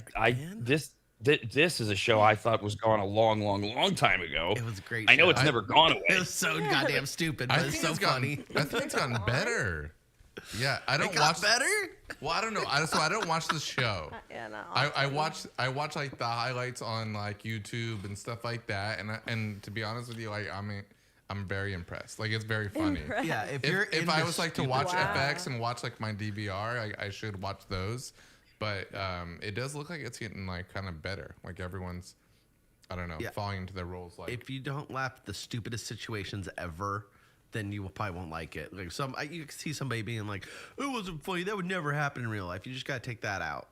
It's very delusional for sure. So goddamn funny though. Yeah, but that's the funny part of it. I don't know what it was like when we're on 18 seasons now. Wow, I was wondering. It's Always Sunny in Philadelphia, and I was like, okay, I get it, but that was years ago. I just never grabbed me enough to make me go back, and I thought it was long gone. But it premieres new season FX the middle of this month, and where are we with Super Troopers as a group? Super Troopers. I've seen the first one. I know there's a second one, and I haven't seen right. it. And now you've seen the first one. Oh, You've seen the first one. First one's okay, classic. So, classic. Is it your generation's Airplane? Is it where do you put it? Nah, there was a lot of them in there. Yeah, it's okay. Like I think It was funny. it was all right. I think Road Trip was a better one at the time. Old School was better. It was one of those that was good, but it wasn't as good as the other movies I thought at the time. Because it sure gets held up, or seemingly so, as like one of the comedies. So like it came out. I was older when it came out, but it never grabbed me. And my generation was more Airplane, Caddyshack. Those, if you're gonna go down the dopey comedy rules, right? Right. Super Troopers, fine. I get it. It's funny, but it seems like for some, Super Troopers for my generation was very funny. Yeah, it was like the first one, right? See, it was so like a younger. classic. Huh? Yeah, because you and my uncle are similar in age group, and he loves it a lot. So maybe I'm just off by a few years because you're a little older than I am. I think it's funny when it comes out during your time. Like when something comes out during your time and you watch it, I think it's a lot more funnier. I think it's very cheesy. I think it's very, juvenile as far as the jokes are concerned. But that's what kind of makes it funny. And the way that they overdo it kind of makes it a lot more funny. The second one, I lost on a little bit. It definitely wasn't as funny as the first one. So the third one might be, a little gold, diamond in the rough type of thing. Because I think this is always the concern with these movies in particular. Like Airplane 2 was not nearly Airplane, and then just went straight into the crap. And this is what you start to wonder with Super Troopers, because it has, they did the second one. Now they're doing the third one, which will be out this week. It'll be the end of this week. And it's like, can they maintain it? Will it live up, or will it just be another thud? Like, this doesn't work anymore. Do they adapt to the times kind of thing? But it could be funny. I mean, they're cops. So any silly business with cops, I find entertaining. I'd probably like it. It's just as long as the storyline continues to be good. I need to watch the second one. I didn't watch it fully. I think I've seen parts of it. I know there's a second movie, but I can't tell you what the storyline is. Well, and the problem with all these movies that are like this, these spoof movies and satire movies, do they keep up with the times in a way that's still funny without making all the squishy in the middle people? Like, you couldn't make Airplane today the way Airplane was made. Blazing Saddles, same thing. So now we've got Cops in 2026. How are they going to ruin it? Or are they? Is it going to be super politically correct? Is it going to be over the top, like that was too far to go? It's already not uncomfortable. Maybe a mix of both. I have a good answer for that. Like Airplane was like incredibly like condescending, and like was funny because of like the fact that like you caught people acting really dumb in a situation. You're like, are you like, should you be that dumb? Now I think people are just like that dumb. So the reviews of films are getting a little. You can't do something like that on that level, because like the people are gonna be like, that's so dumb. And when you get the dumb people saying that's dumb, that's gonna hurt you. And Yeah. how y'all? You how got far is Odyssey, the gap? and you got Odyssey for people who are like, I want to watch a super epic, Homer epic kind of thing, and you got people who are watching. What's Super Troopers 3? Super Troopers 2 and 3? I think there's a lot of bleed over. I think there's a lot of 18 to 34-year-old. No, I mean Maybe. there I don't should be. know. There should be. I don't know yet. American Pie was filled. When oh we my watched it, God. American Pie to me was the most stupidest film, and it was so entertaining What? though. Oh, No, yeah. it was really funny. It was It really was. entertaining. But like to me, it was the stupidest film. But us high school kids, that was my generation, loved it. See, I we was came like- out, we watched it multiple times. We talked about it on every recess and every lunch period and everything we And could. I was like 7 or 8 when that came out, so I wasn't allowed to watch it. definitely not. But I had a father I got to see every other weekend who didn't care about rated R movies and children watching them. So I remember telling me, he's like, you can't tell your mom you watched this.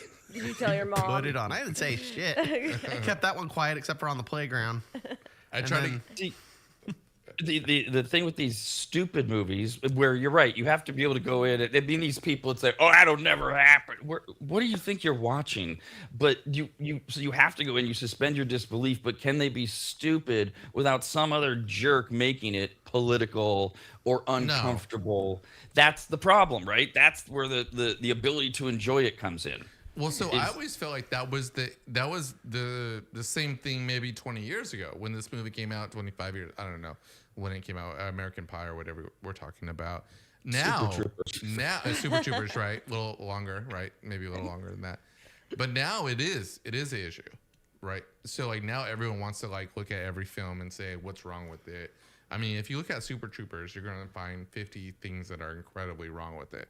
They're right. insulting. I think it was just a different time. It just wasn't appropriate for kids. It felt like I was a kid growing No, up. it wasn't appropriate. That was the Still not biggest appropriate for kids. problem. Was Yeah. like, that was oh man, I put those movies on a pedestal and I couldn't wait to see them. Like my mom made it so much. Like no, you can't see it. But I got my dad, my uncle, all my other neighborhood friends are all watching all these movies, and I can't go see it. It was rated R, and you said you were 8 when you Yeah. saw it? Yeah, okay. So. Yeah, when you're old enough, you can like figure out how to see rated R movies. Like when Or you're you just like have divorced 14, probably not 12, or 8 or 12, but 14, you can figure out. 14, that's the age. So annoyed. I mean, What like, was So, weird but the- is I could watch Terminator because it wasn't like a bad movie. There was not a lot of sex in it. But American Pie and Super Troopers, there's sexual scenes and boobs got shown, so that was the problem. So sex bad, gratuitous violence good. Correct. Yes. Yeah. If it's an action hero movie, no problem. Rated R. Absolutely. Kyle can watch all the violence he wants, but God forbid he see a boob. for me, it depends on the person who's selling my mom the tickets. So it's like I could tell my mom like I need you to go buy 6 tickets to this show, right? Super Troopers, and then they'll be like, just sell it to her. But some people will be like, just let you know, there's a lot of like language and blah blah blah. And then my mom would come back to me and be like, she warned me that I'm like, no, just do it. Just do it. Don't worry about it, Mom. And she would do it. And it wasn't good because it wasn't good content for us to watch, but she would do it. Oh man. So in the end, what are we going to get with Super Troopers 3? Are they going to be able to pull it off? Or No, is I it think it going has to to be be an adult movie. I think it's gonna be a fun surprise. I think I would like to go see it. I want to watch the second one now at home, I know, yeah. and I want to Catch go up. see this third one just to see. Marketing wise, I think they're taking advantage of these adults Yeah. that watched them throughout the last 15 years, and they're gonna get another ticket That's sale. all they're doing in the movie industry. Yeah. It's like, oh, hey, Right. like Jackass did another one. Like Jackass shouldn't have done another one. They just shouldn't have. No one I've heard talk about it. Just it should have been done when it was over with. I think they're just trying to take advantage of our generation going to the movies again. I think you're right. I think it's all movies. All movies try to do that.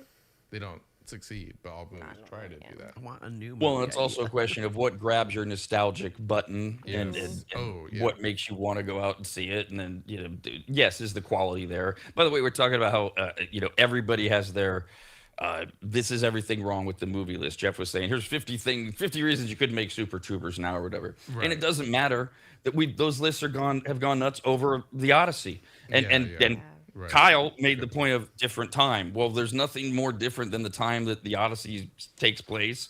But we had all these articles about how it fails women. The movie fails the women in Odyssey. It doesn't give them. Come on, seriously. do we want to talk about women's rights? during that time because Right?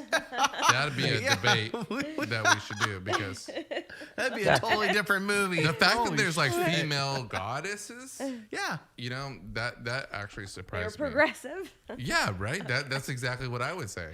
They were Right. progressive in that part. The fact there's actually female gods of war and like all these things that they respect, but yeah, now Not it's in a enough. movie. No. Right. It has to reflect now times, and that's where everybody ruins. doesn't have to. Yeah, I don't think it should. No, it doesn't have to. It shouldn't have to. But the narratives kill everything, and the rest of us. This is that old expression. This is why you can't have nice things. There'll always be some jackass that'll ruin it for so many people. Just like the firework laws here in California. Somebody wants to let Yes. a ball rocket off into a pile of leaves and burn down a forest, and none of us can have fun anymore. Yes, it is. It is just like that, Kyle. Thank you. Speaking of an update on El Nino and the strong El Ninos moving several species where your water's getting warmer, etc. We've got the biggest one since what 1564 or whatever we reported last week. So you're gonna have things like tropical fish, birds, sea snakes. They're all gonna migrate because the water gets warmer. They got to follow their food. It's a very simple, basic. We all learned it in high school biology, and then forgot it class type stuff. The strongest El Ninos, and this is supposed to be one of the biggest, will alter entire marine ecosystems, ripple effects, and people are moving or fish are moving around. They're already seeing like mahi shouldn't be where it is already, but they've arrived early. They're those loser party guests. The party starts at 8 and it's 7:59 and they're there. Hey, we're here. We brought the ice. Yeah, mahi is You guys, definitely. I know you guys don't watch Big Bang Theory, but I watch it. I mean, like, it's my favorite show almost. And they do that a lot. They show up to parties and they're like, "Oh yeah, it starts at 7." And they're like, "It's 7:03." So I'm sorry we're late. And they're like dressed up like full. And she's like, "No one shows up till like 8:30." Like, party starts at 7. 7:03. Sorry we're late. I'm gonna get all you of guys this- to love Big Bang Theory. No, it's, It's not gonna okay. happen. Yeah. It's not gonna happen. It's all right. I watched it a little Not a bit. fan. Oh, but there we go. not I a got lot. Kyle halfway. Yeah. Not a fan. My family watched All it. of It was this fun. is to say that you can also expect squid, anchovies, sardines. They'll all push north Good, better towards, fishing. depending on where you're going to be. Sure, better fishing, like in those examples for Northern California, worse for Southern California, Hawaii. All of this changes. They're This fine. is They all get a part lot. Huh? They get all those. They get all those fish all the time. They get it all the time, and then they have a lot of it. That's fine. They have a break does? for a minute. Blow sardines? The Southern Hemisphere. Okay. I was Not- wondering. like Southern Yeah, it sounds like we're All getting more Southern tropical Hemisphere. fish. You said mahi Hold on. mahi in on. NorCal. Hold on. What? Not the Southern Hemisphere. All of North America is in the Northern Hemisphere. Southern California is not in the Southern Hemisphere. Oh, when you said that would be okay, you said Southern Latin California. America. I heard Southern America. I was thinking South America, Mexico area, Hawaii, on the tropic zone. All the fish were migrating up there. My head went other places. I'm sorry. California. We're still here in California. Southern either way. I do wish that life was as simple as big group of fish move from here to big group of fish move here and everything equals out. Problem is, all of people designed to catch big fish here, no people designed to catch big fish where they move, and this is what screws up the Like ecosystem. a 5-year delay. I think I take There's like 5 also- years to figure out where the new fish are going. Yeah. And there's already homes for all these fish where the new ones are moving into. It's the ocean's version of urban sprawl and There you go. gentrification and all these Yes. other things. That's a good It example. happens of that. everywhere. Yeah. Well, Hammerheads are arriving in Northern California ahead of the mahi. Those are the more aggressive. What the point of all this is, they have to warn you about everything and scare you about everything. Here's your scary thing: get ready for a sharky summer. Yes, sharks, sharky summers. As white sharks arrive, primarily in large numbers. These are juvenile sharks that follow the warmer water temperatures within the narrow range that is their comfort zone. So doctors say, or microbiologists say things like, it's going to be a sharky summer. And a stingray summer, we're going to have record numbers of stingray injuries to people. They're Oh, coming good. on the shore. Yeah, I Wonderful. saw that. That's just great. That's what we all need. People just getting Yeah, no. stung and bit and etc. So Rest in peace, Steve Irwin. Aw, going yeah. through all of this, bringing it all full circle, a video went viral of Soren Stevenson, who was filming his brother-in-law surfing at Newport Beach, California. This is literally right where I used to lifeguard. This is last Saturday. and they're going to play it a few times to highlight it in the background. A white shark is jumping out of the water behind him as he's surfing and then diving back in. The thing that's shocking a lot of people is how close this shark really is. And he's breaching, he's coming up and he's wiggling in the background. And it doesn't maybe look as close as it really is, but a shark should not be in the upper left-hand corner where that circle is that close to human beings. I didn't know that they is jumped. unheard of in Newport Beach. I've swam exactly there. That's no big deal for a shark to be that close. Professor of marine biology and director of Cal State Long Beach says the shark is a juvenile, probably just breaching or having fun. Of course, the problem is he's right there where humans are, and this is going to start your sharky summer and everybody freaking out over sharks that aren't actually bothering you, etc. And yeah, so you can be scared and stuff. So be afraid. It's just every year we got to scare you about everything. So Definitely. I don't know. I thought that shark being that far away was that big of a deal. I thought it was dolphin for It a second. shouldn't be that close. But I assumed that like people who knew what they were looking at would say it's a shark. I'm just impressed it could jump. And also, like, Well, I think like they can go. surfers are like worried about sharks that are more in the wave, like in the wave area. Because I have to assume there's sharks in the outer area. Like, I mean, that shark roaming is around. way too That's close. way That too it's close?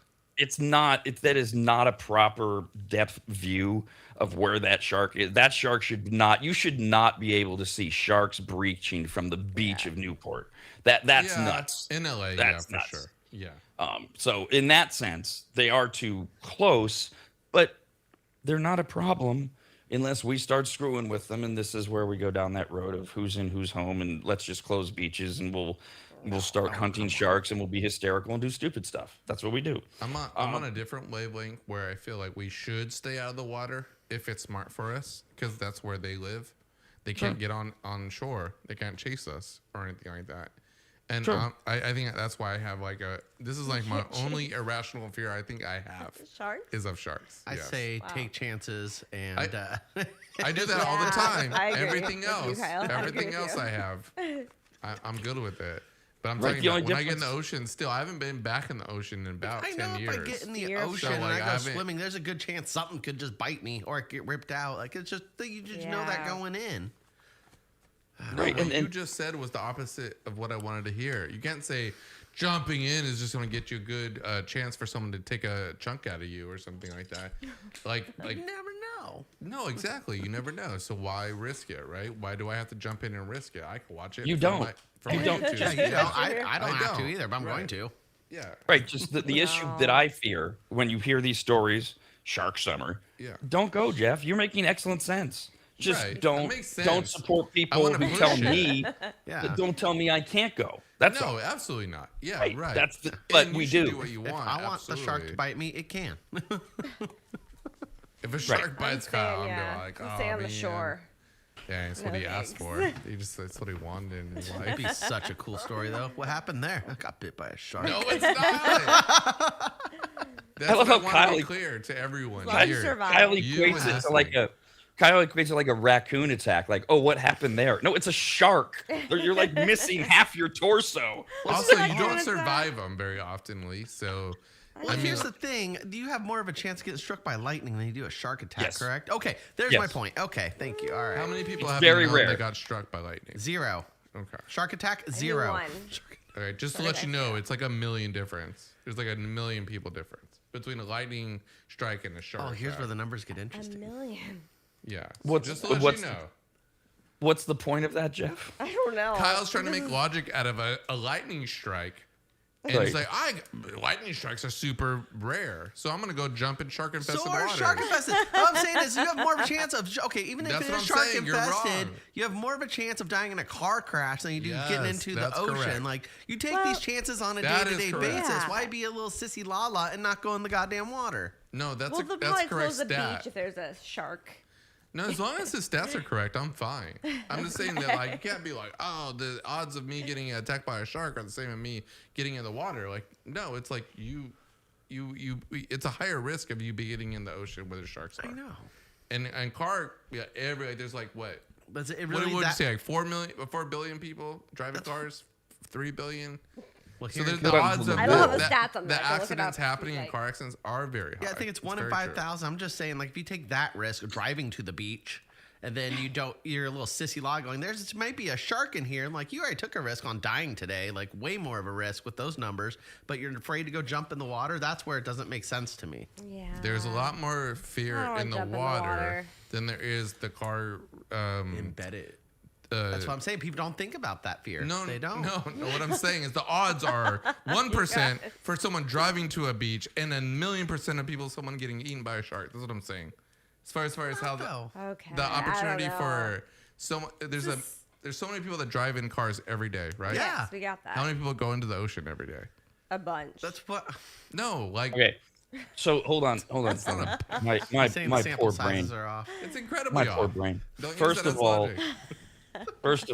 when we're talking about 3 billion people driving, now we've brought the world into it. We I need know, to keep right? our I was trying to stats. get that number. I didn't know what the number. Yeah, keep the Cool. stats into America, where yes, overwhelmingly driving is the number one day. I just did this on the soapbox. Number one way you're going to die that isn't disease related, things like that. Okay, Yeah, so but if I'm understanding, Jeff, what you're saying is the reason the correlation between lightning strikes and shark attacks doesn't occur is that you up your likeliness of being. Hold on, let me explain my point, please, and then you can tell me why I'm wrong. This is what I'm hearing. The likeliness of being bitten by a shark increases exponentially because you're choosing to be in the water, because far fewer people per capita get eaten or bitten by sharks than lightning. So I'm trying to wrap my I head didn't say around it. anything when he said lightning. He said car accidents. Well, I did He lightning started at with first. lightning. No, he was started with lightning. lightning. He Right. said lightning. When he mentioned car accidents, that's when I said everyone drives in a car every day. Everyone goes to a car in the Right. beach. So Got it, the okay. opportunity for people to get into car accidents and people to die is incredibly high.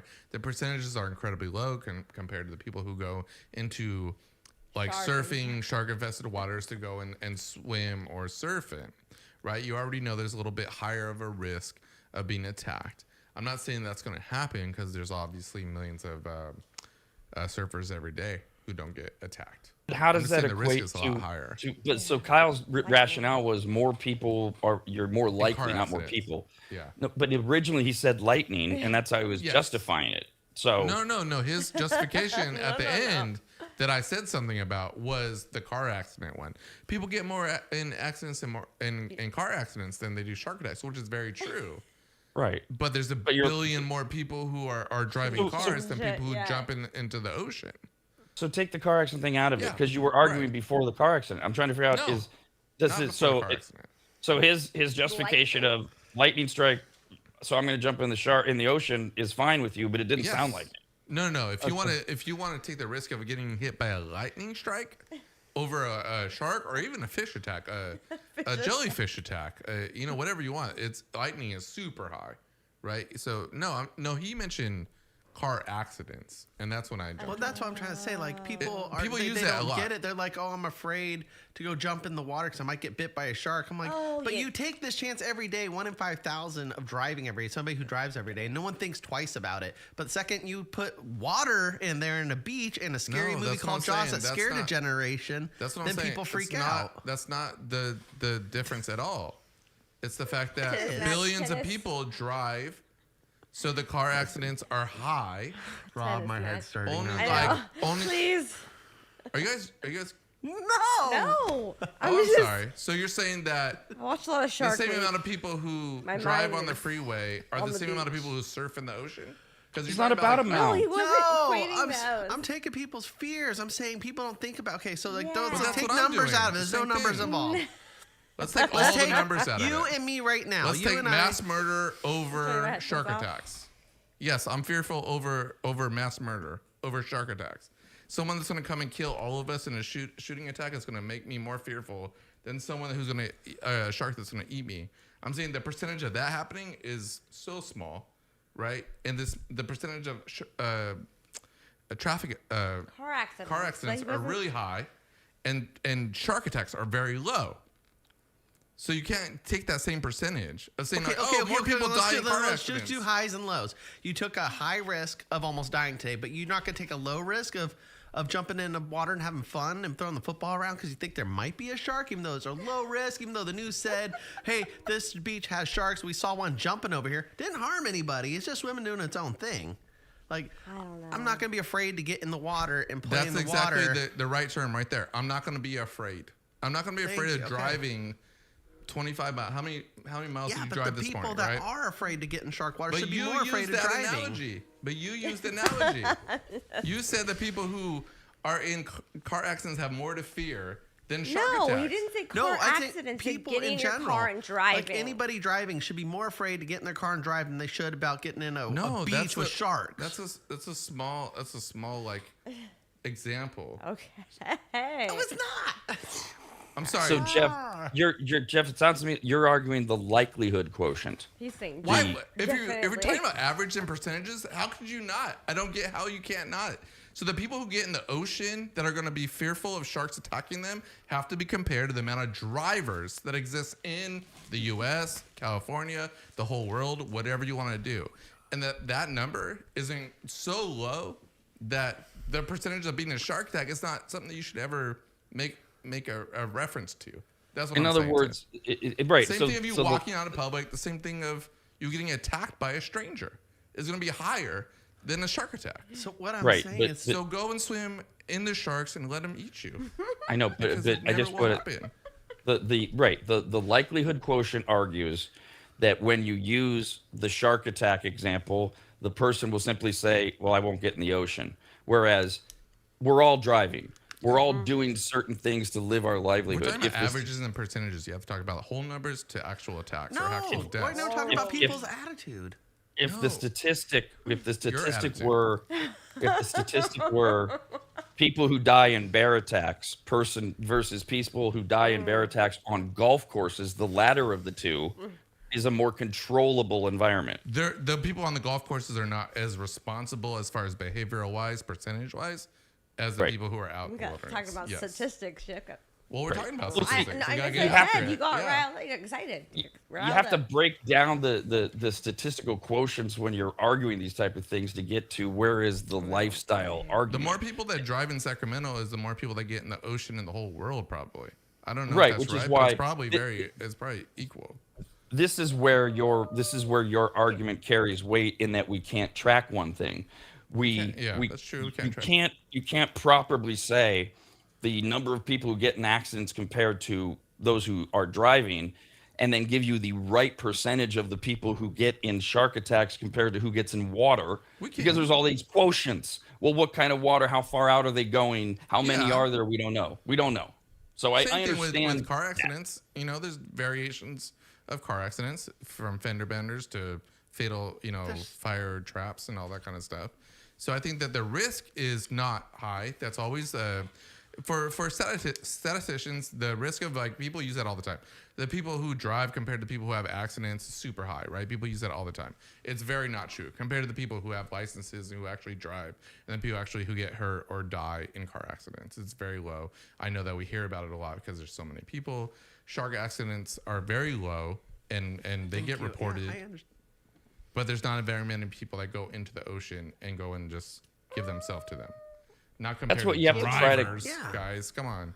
You have to try to compare apples and apples. You have to try to compare, do we know, can we know how many total people skydive, bungee jump? Right. There's a good example right there. of Yes. injuries. Right. And the answer is Compared to. still no. We don't know everybody who bungee jumps. That's not a registered type of thing like going into the ocean. So you're never really going to be able to nail it down. So Not like from a 0.00 ratio, no. But as far as a big ratio, yeah. I mean, they do statistics on this stuff all the time. They ask people how often they drive. They ask Right. people. They know how many people are registered to drive or have insurance. And that's stuff like different that. than asking people. People lie. Right. People That is different. misreport. Yes, that's Yeah. different completely. But Exact- I and still think that my numbers hold up still. As far as there's a few shark incidents that happen a year, and that's worldwide. I mean, I want to say maybe 12 to 15 Total. that are Total.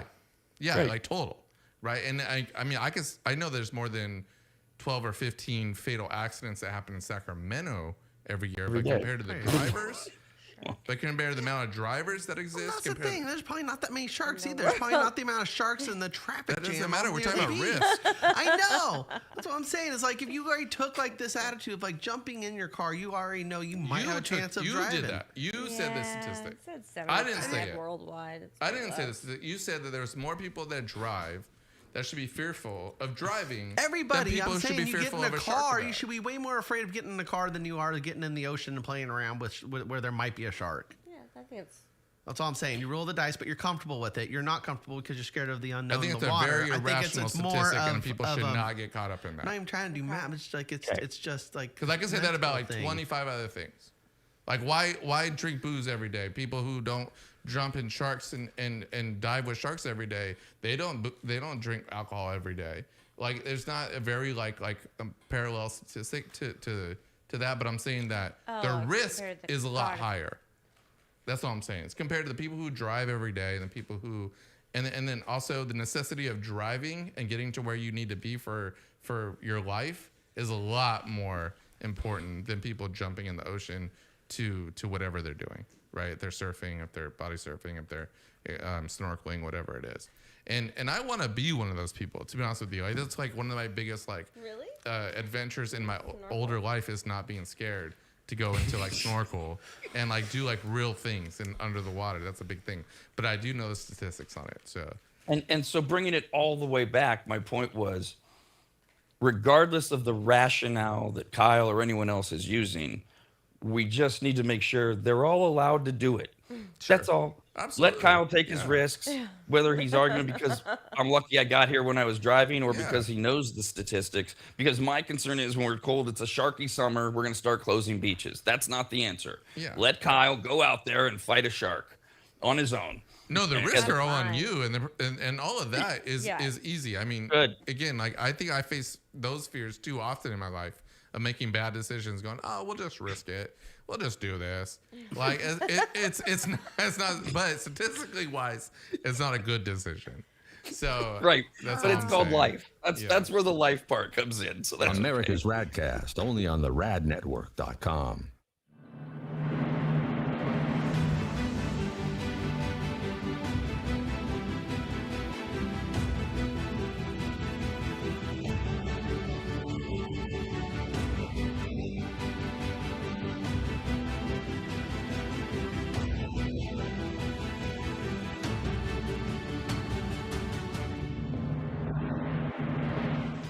Longtime maggots will remember Greg from MAP, M-A-P, as in Maximum Athletic Performance, which guides you to better output through better ingredients, also known as nutrition. Greg has been on the RAD show many times and will be again, as he simplifies nutrition and helps us all understand what actually works when it comes to fueling our bodies, almost all of which can be found at maptrition.com. Every product is formulated with clinical precision and backed by science and purpose, and maptrition.com has something for every fitness level, even those of us who barely have a fitness level.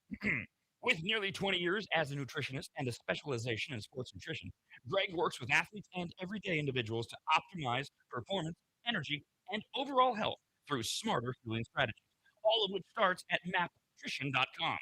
At the very least, we should all be taking daily multivitamins, and Greg has his formulated for exactly what a man or woman's body needs. Protein is in, but maybe instead of getting yours from mac and cheese with extra protein, you get it from maptrition.com.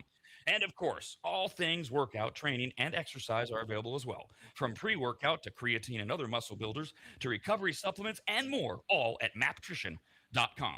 From morning breakfast essentials to post-workout recovery and everything in between, maptrition.com's full range of supplements, proteins, and wellness products are built to power your journey from start to finish.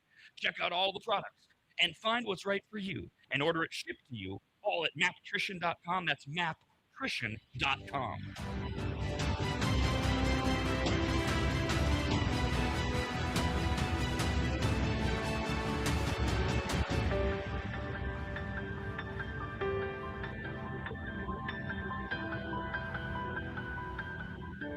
Longtime advertiser Sue Berry, that's Berry with an A, is more important now than ever. Sue and her team have been serving Northern Nevada and the outlying areas for 30 years, and her experience in both commercial and residential lending is vital, as every day we're bombarded with news of interest rates, the market, the economy, and a bunch of other stuff that Sue can actually make sense of while everyone else's eyes glaze over. Now remember, it's Sue Berry with an A, B-A-R-R-Y, SueBerry.com. Most people think berry is spelled like a fruit or Halle Berry, but no, it's Sue Berry with an A, like soul singer Barry White's first name. I've heard people say. Stop that.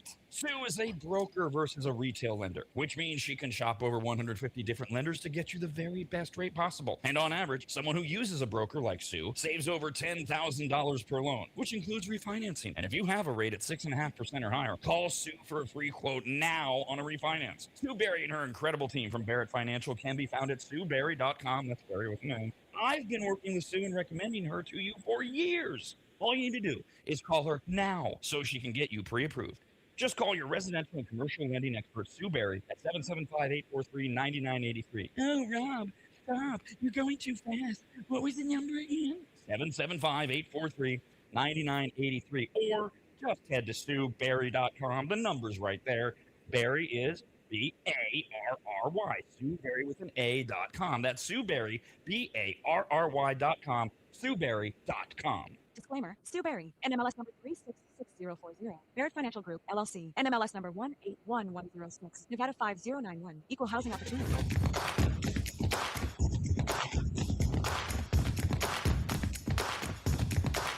Why is it called America's RAD Cast when RAD doesn't stand for anything? Because that's right. Call the show at 888-587-5355.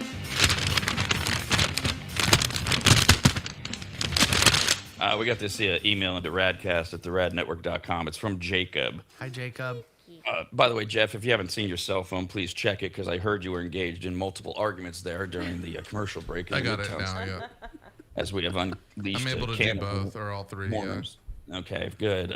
We have I don't even know if we're going to get to everything I texted you about, Jeff, because this stupid shark attack thing, it goes on. So Jacob wrote in because we were talking about it's going to be the summer. Amongst averages and overall right now. That's the debate we were arguing during the commercial break. Okay, so if I could do the setup real quick, and then I'll get to what you guys were arguing about. Not sure what I was doing wrong there. I'm sorry, guys. No, we were debating shark attacks because El Nino is going to produce a summer of sharks. And so we started talking about people are going to get scared of going out and being in the water and the sharks. And then eventually Kyle got into the whole, well, you know, if I drove to the beach to get in the ocean with the shark, isn't it more dangerous to drive there? And everything just started to fall apart into what's dangerous, what's not, risk, don't risk. The hysteria over shark attacks. Do we close beaches? No. Let people get in the water, etc. Now, Jeff, you wanted to make the point of what was going on during the commercial break, please. Well, I was just saying difference between averages. I think we're talking about more whole numbers. That's what people seem to be referencing is like, if someone gets attacked by a shark, there's like maybe like 6 or 8 or 10 in the world. And the amount, I guess that's high compared to obviously the amount of car accidents or deaths, which was very true. It's probably 1,000, 10,000 or something like that. And now I was saying was the amount of people who drive on a regular basis is so much higher than the amount of people who get into the ocean and potentially get or bitten by a shark. Yeah. That the number is so high that it to me is very unrealistic average wise. It's not a high. And as I was saying, there's no way to truly track the people in the ocean number because it can't just be people in the water. Yeah, it's got to be how far out are you going? Which ocean thing? So it is I get it, but Jacob wrote in and said, Jeff, Kyle is illustrating that people engage in riskier behaviors on a daily basis without thinking. Shark attacks are extremely rare, and people are terrified to go into the water due to an irrational fear. All Kyle is saying is, don't be a little bitch and go in the water. No, I don't think that's what Kyle was saying. That's exactly what I was saying. Oh, you were saying don't be a little bitch and go in the water? That's what I'm saying. Like people, I'm like, so people who drive cars are just bitches, and people who go in the waters are super manly. All I'm saying. When did you go in the water last? Not that long ago, actually. But I was on Pismo Beach last. Yeah, I went to Lake Tahoe too. Shark There's no diving and sharks stuff. there. No sharks there, but Yeah, extremely right. cold temperatures. Yeah. Hypothermia You might have set in. go into the surfing in the shark area, or just go put your water? We'll feet go in to the this place water? called Pirates Cove, But and did you put it's your a feet in the nude water? beach, and there's seals over there, and it's Watch a out for shark those hatchery seals. area too. So I'm saying, like, there's potential hazardous options out there in the ocean. There's also a bunch of rocks you can get slammed into if the waves come in quick. You gotta be careful. Which keeps people out of the water, right? Which keeps people out of the ocean, which is the Just higher drive risk. your car there. That's what I'm saying. They're smarter. They get out of the water because there's higher risk. People who drive, jumped in it. there Got is it. no higher We got risk. it. I had a fun We've time. got it. Yeah. Everyone. Like the percentages of people who drive compared Shark. to people who go into the water and potentially put themselves at risk to get bitten or eaten by sharks is incredibly proportional. Like, I mean, I'm talking about millions to one. So the shark attack numbers have to be millions to one, right? As far as compared to They're not. compared to like accidents 75 or worldwide. deaths or something like that. So that's the point that I was trying to So make. you're saying like that- it's more risky than we know jumping into the shark infested water. You're saying like the numbers aren't there. It's a smaller sample size, so we don't know. It still could be really dangerous. Well, no, I mean, I know that I know the sample size is bigger than the people who get into the ocean. People who drive have to be more than people get in the ocean. I'm sorry. If you guys don't know that, then that's just And I like know that. observational. That's what I'm saying. Well, Like, don't be again- afraid to get in the ocean, like because you already took No, a you big shouldn't be chance afraid of doing it. something risky. Yeah, but don't say it's like Well, yeah, but it's getting into the ocean at a very specific point. right. That yes, absolutely, Jeff. Of course, the number is exponentially smaller if people that are going farther out enough in the ocean to even be at risk for a shark attack. There's no denying that. You're right. That would be moronic if that's what they're charging. But the problem is, like we keep saying, there's no way to equate the two. If you go by deaths, right? CDC numbers. 46,000 people die in car crashes each year in America. Sure. That sounds Okay. about right. Yeah. 46,000 people die Yeah. every year in a car crash in America.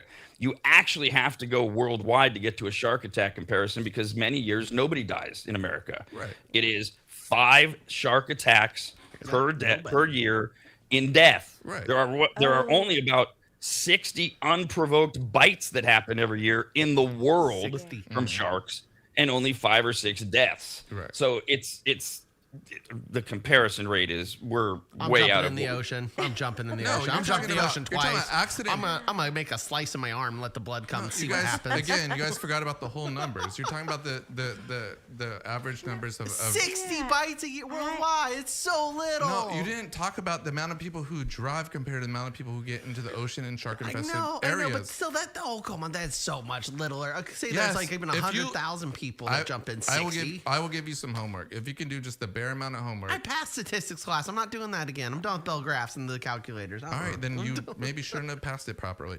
So go through a whole number inside the people who drive in the U.S. Don't go worldwide. Just go U.S. And just think that's of even those crazier. numbers. Yeah. That was 0. The people who drive compared to, you said some years there could be 0 deaths. We're talking about accidents in general, bites, stuff like that. Yeah, I'm telling you, I've already done these numbers. It's not something that I'm like arguing about or trying to have to look it up right now.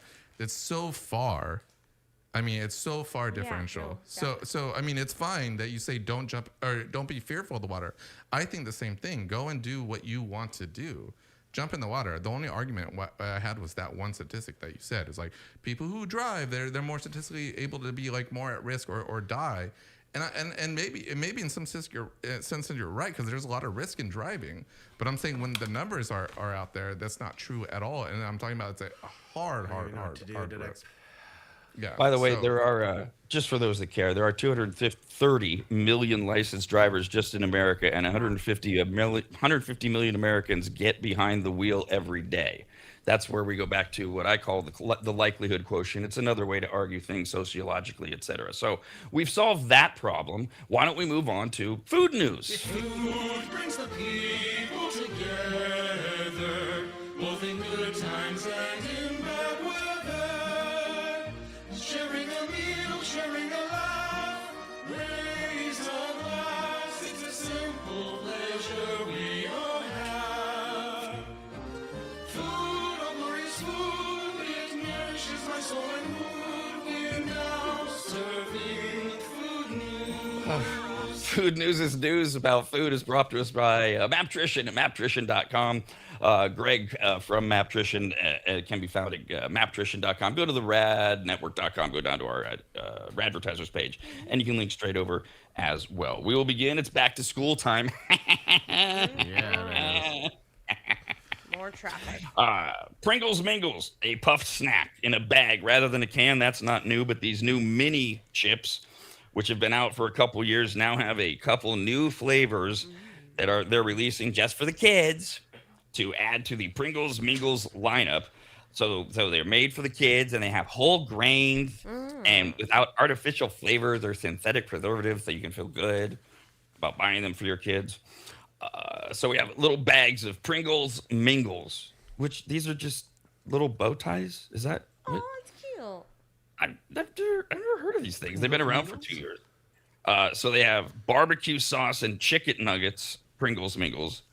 They have chili and lime, and they have pepperoni and cheese pizza Mingles, whatever those are. And you just get them out of the bag. They're tubular. I don't know what. Totally It's totally tubular. Not like the 80s slang. I mean, they're like shaped like a bow tie, but in a tube or something. Jeff, do we have a picture of this? I want to see these things. I've never heard of these in a things. Pringles can, the tube of the Pringles can, probably. And it's just They're bow not in a ties. can. Pringles? Yeah. Oh, they're so in a Oh. they come in a bag. Yeah. Oh, yes, yes. I cylindrical? got that. Are they like beagles? Oh, Yeah. Oh, those are cool. Oh, okay, got it. Yeah. They're like Cheetos. Yeah, like little puffs. Ooh. Yeah. The pizza Okay, ones sound okay. Yeah, the I chicken don't nugget know. one. I don't chicken nugget I'm and down for- barbecue sauce. I'm like, down for all three of those. Hell yeah, look at that. I don't know. Their pizza flavor is really good too. Oh, Yeah. I'd try them. Yeah, they're cute. So those are going to start hitting stores immediately as an idea of throw those in your kids' pack and remember they're whole grain or whatever, so they're snacky tasty. Oh, perfect. They're healthier. Healthier Pringles. Your poo will be better. Got it. But I'll work. I was going to do the story, but not. Have you heard RFK? He's doing a cooking show now on. No, I did not. I heard that. Yeah. It's on YouTube. It's so awful. Do it like this. All these foods, they're ultra processed foods. So we don't understand autism. It's like, it's painful. Anyways, I'll get into more of that later in the week. Chips Ahoy is releasing a new secret cookie flavor. Secret. I don't know. Yeah. You ain't gonna know. It's even the packaging. They've got it shrouded in caution tape. And so, you can't tell. What is it? It just says it's a limited edition, but what's the flavor? You don't know. The brand's mystery cookie is a top secret flavor that'll be on shelves for fans to try. And if you can figure out the flavor, you could win $25,000. It's probably something like human flesh. Ew, gross. No, now that would be an interesting story. Although if it's just human flesh flavoring, it's not illegal. I don't know how they came up with it. Yeah. You lick the skin. It's got a texture and a taste to it. Looks like fingernails on there. Yeah. See, sometimes you bite your dead skin. Maybe it tastes like dead skin. Ew, The what? idea here is that you find these things that'll be hitting store shelves this week. Guess the true flavor of the mystery cookie. You can enter online to win the prize of $25,000. You just have to really kind of explain what the flavor is. And the more in depth you get, I guess, the more likely you are to win because they'll have to know, okay, you can't just say it's vanilla. What else you get? Yeah. Kyle, cinnamon. Cinnamon's going to be in there. Cinnamon. I hope not. Oh, it's the flavor profile of the year, though. Son of a Yeah, bitch. I don't know. So. I don't know. What if it's really disgusting? I can't wait to try Well, those. it might be really, but is it worth $25,000 if you can identify what the flavors are that make it so It's disgusting? Obscure. Yeah, obscure and It's disgusting. gonna be a trick. Some white almonds with some white chocolate, with A basic or some cookie. sugar cookies Right? essence into I mean, it. Yeah. Haven't we tried pretty much every trick? So their trick would be it's just a very simple cookie. It's 3 ingredients. So what is on top of that? Is that white chocolate or are those macadamia nuts? Fingernails. Yes. But I That's think your that job, Val. Garlic. Yeah. You got to. Garlic. Ew. They don't tell you anything. Now they Garlic, must. Yeah. They must say on the label whether or not it's safe to eat if you have a nut allergy, right? I mean, they can't possibly not tell you that. So that would be one thing to narrow it down. So you'd have to Because- look at the ingredients and then knock out like what the flavor profile. I don't know. Yeah, wait a minute. They do have to give you some of these ingredients. You Yeah, it you must can't be just printed sell on them. something without telling us what's in it. I think they're that's just what really the doing this to mystery get is. people's information, right? The more people who sign up Right. and give your email and phone number, Yeah. the more people that you'll be able to email and text message Bless you. when Oh, of when course. the cookies come out. Yeah. I But agree. but we're pulling back the 25 curtain on how lame this is. There's no way that you have no idea what's in it because they have to by law tell us certain things that are in it. Yeah, it doesn't. Oh yeah.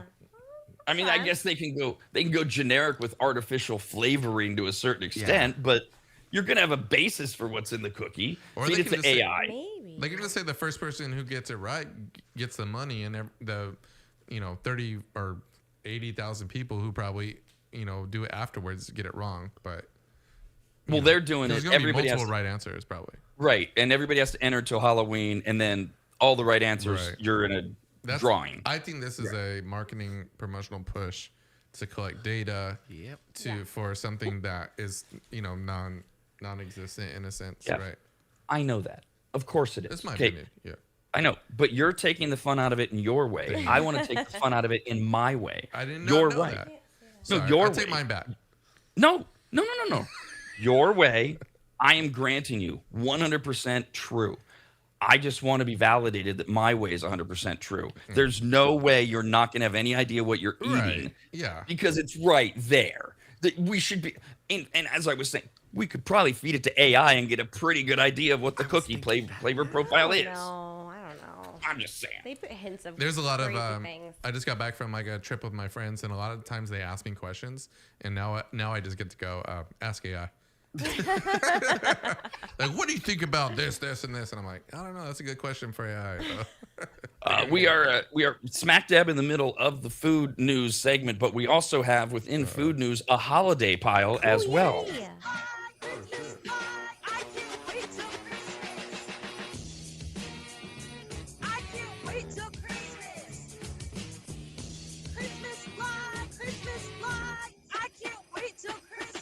We got 144 days to go until Christmas morning, 116 days until Halloween, and only 38 days, almost a month, to the opening of the NFL season on Wednesday, September 9th, Seahawks and Patriots. So we'll start there just in time for football season. Pillsbury football-shaped cutout cookie dough has returned to stores. Thank God. You just buy them, and they look like footballs.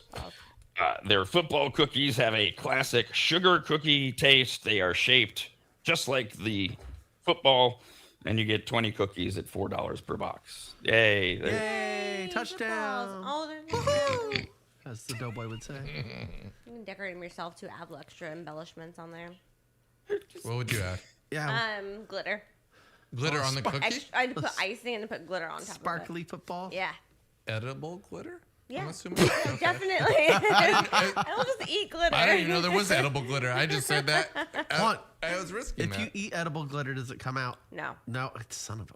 No. Just sugar, I guess. Probably just like sugar I flakes. don't know what it is. It's a but- business idea, Kyle. Sugar. Let's make sugar flakes. I just But want it to come out number two. you do still get accused of being at the strip club when you come home. Why do you have glitter all over your It's mouth? Pillsbury, I promise. It doesn't come off on your I was lips. eating glitter footballs. It just looks pretty. That doesn't sound good Those either. glitter footballs. No, but take a with- picture of the glitter footballs before you go to the strip club. You're going to the football game, then you go to the strip club. You're like, oh, man, look at all these glitters on these footballs.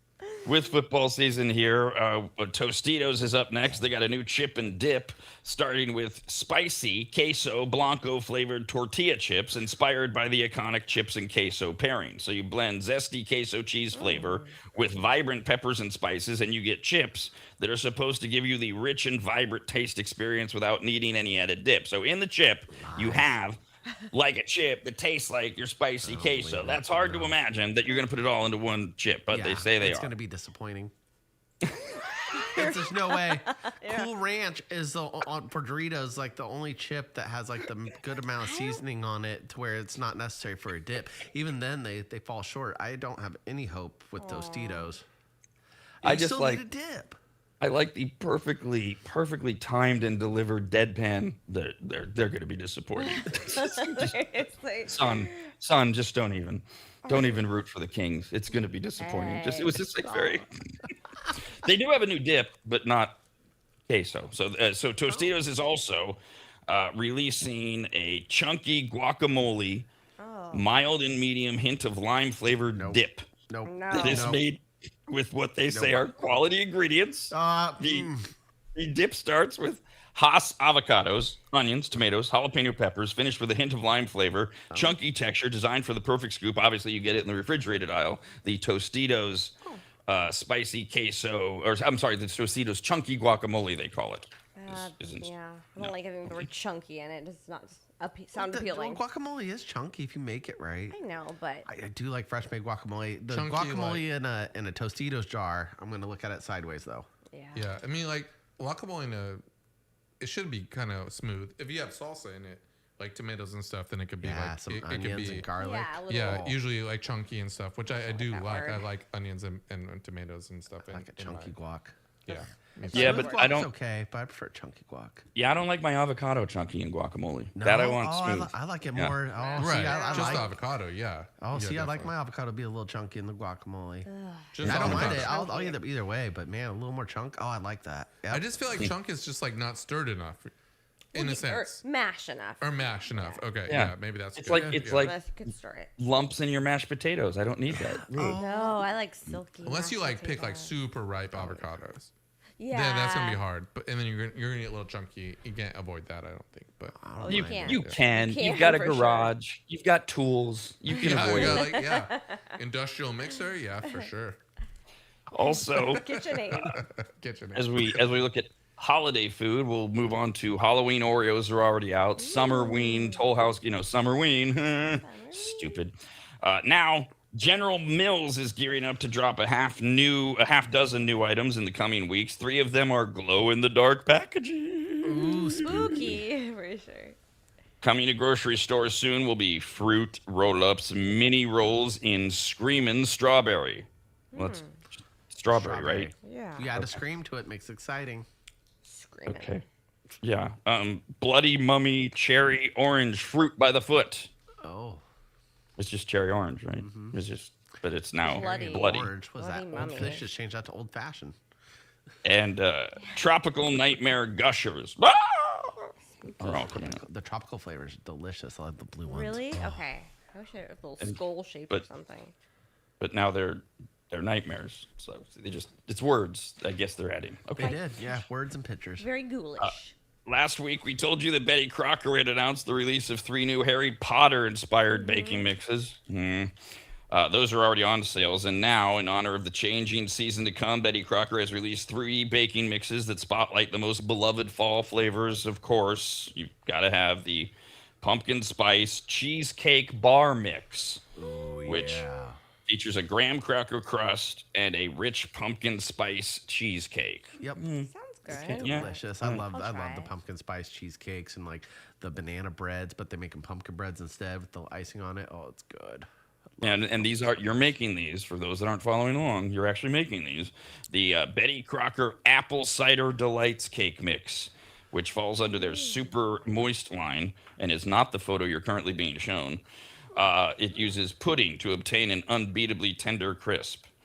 So, yes, ignore the Harry Potter stuff. We talked about that last week. We're talking about the new stuff that is out today. Pumpkin The baking. spice bars. Oh yeah. This is Betty Crocker, you said, right? The apple This cider. is Betty sounds- Crocker Apple Okay. Cider Delights Cake Mix, and the one before that were the Pumpkin Spice Cheesecake Bar Mix. Oh, That sounds pretty good.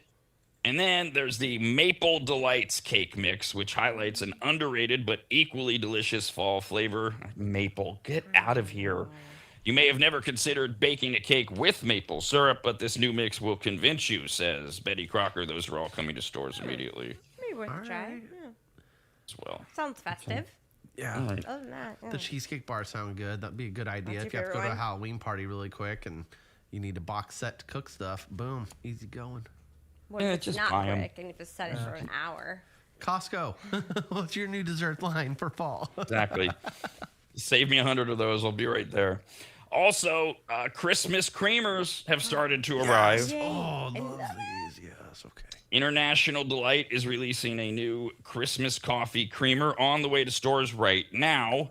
They are bringing out a white chocolate peppermint bark coffee creamer headed to Those are stores. good. I've had Really? the pepper. I haven't had the bark Yeah. one, but I do like the peppermint creamer and the coffee around Christmas time. Yeah, I get like a white chocolate mocha at Starbucks and like a peppermint one during the holiday season. Yeah, not all the time, but once in a while, it's a good switch. It's gonna be really sweet. It's good. No. Yeah. Then you put whipped cream on it and shave a little candy cane on top. I just that sounds very lovely. It's just I'm not into the coffee cream thingy and the Do you drink your making it coffee taste. black? Just with regular half and half. Oh, and really? sugar. Oh, classic. man. Yeah, just cut it a little. Oh, good. If you've ever wanted to enjoy a Pop-Tarts pastry with added protein, but maybe you didn't want to eat the protein-powered Pop-Tart, how about the Toaster Strudel brand partnering with Prime, known for its, not Amazon, the company, known for its ready-to-drink low-calorie protein shakes to launch Prime Shake Frosted Blueberry Pop-Tart Drink. Yeah! How about that mouthful? It's not an energy drink. It's an ultra-filtered milkshake or protein shake in an 11-ounce can, 32 grams of protein, and it's supposed to taste like a frosted blueberry Pop-Tarts milkshake. That's I mean, crazy. I want to try it. No. I am Makes intrigued. me want to throw up. I've never had Prime. I've never had any of the Prime drinks. I Those, know like- I know the Logan Paul or Jake Paul, one of the brothers. It's their company, and it looks like the team of Pop Tarts apparently, and it can't be that bad. It's got to be somewhat good. I don't know. Right out of the fridge. It's a been crazy sitting there a flavor to minute. go with. They're partnering with Pop Tarts though. Yeah. I love the blueberry Pop Tarts. No, and That's my again, favorite of the Pop Tarts are great. But I mean, Prime as a product, I always thought was bad. Them partnering with Pop Tarts doesn't make them less bad. It makes them okay. I haven't tried. But they're not like a them, though. quality protein. brand. I've never had a Prime. I know that it's on par with Gatorade, right? They're a It's sports really good drink. for them, I think. Like, yeah, I guess like body armor, but like the gross tasting one. It's like so it's thicker. It's a weird, consistency. Is it really? Yeah, I tried a Oh. bunch. It wasn't my, I just feel like the Prime, like, aren't they supposed to be like more I endurance thought it was. based? I thought it was Gatorade. I Right, thought Prime yeah, was yeah. a Gatorade So- competitor. I Yeah, I thought, think they're gonna have a hard time coming. I mean, even if this is popular, like people like that don't, people like us that will go and drink Pop Tart Prime drinks to try and stuff Yeah. like that. They're not gonna be drink like in the boxing ring though. Yeah. Like they're No. not like, let me get my Pop Tarts Prime. No, And, this- like, this would be I a- gotta get my fuel built up. Got a real lot of quick. protein in So- there. This should be It's something very to commercial try product. it Yeah, once it's very as a commercial. dessert. Yeah. Although I do like the 32 grams of protein down there. They let you know. Yeah. Thank God. I know, right? This protein thing is working. I heard that so many times this weekend. Is that got protein in it? that beer got protein in it? Is that? I mean, we ate so Protein horrible beer. this weekend. Like, I mean, so every guy's like trying to be like, oh, you trying to be like super nutritious or something? I mean, it's bad. It doesn't matter. You just You're you on gotta your eat healthy trip. or not. Eat a salad or don't. It's what- Oh, can't eat a salad. Nope, like it's yeah. cyclosporin. not in a group meeting like that. No. Was that Yeah. I ate salads like before my like pork chops. By the way, this shake is meant to taste like a frosted blueberry Pop-Tart combining blueberry and vanilla icing flavors in drink form, low in sugar. Thank God, only 3 grams. Ew, okay, never mind, I don't want it. And although it is a milk product made with super filtered skim milk and flavorings, it is lactose free. So your prime Pop-Tart shake thing, there you go. Yeah. No. That's my Okay. least favorite flavor of Pop Tart, probably. Oh, so. I would like you to try this, Kyle, though, because I would like you to give like a good opinion on what is this gross.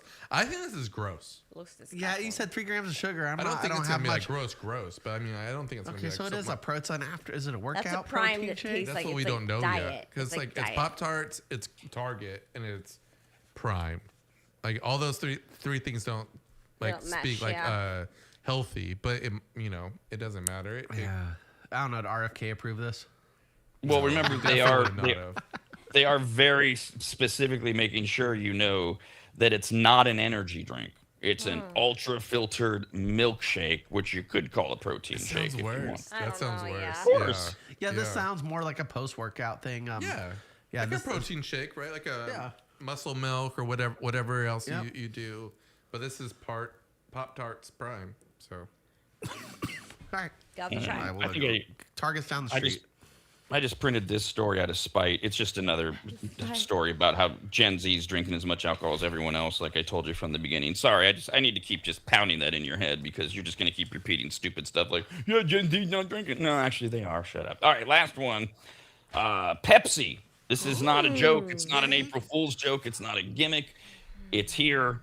Pepsi is entering the bathroom with an all-new Pepsi Wild Cherry Body Wash and Pepsi Vanilla Slushy Body Scrub. There you are. Would you like to smell like your favorite Pepsi products? The new body wash features 16 ounces of soda-scented soap inspired by the Pepsi Wild Cherry flavor.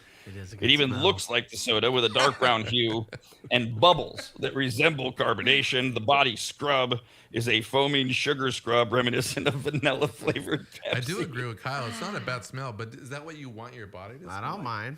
I mean, if you have your partner rolling around in bed and they smell like this, why not? It's just an actual little perk. I love Wild Cherry Pepsi, but over the weekend I left a mini can in my car and it exploded. So that's all I smell in my car right now. So this is actually nauseating to me. I'm like, I do not want to smell like that. Yeah, I guess I'm not a huge Wild Pepsi fan either. Only on the radnetwork.com.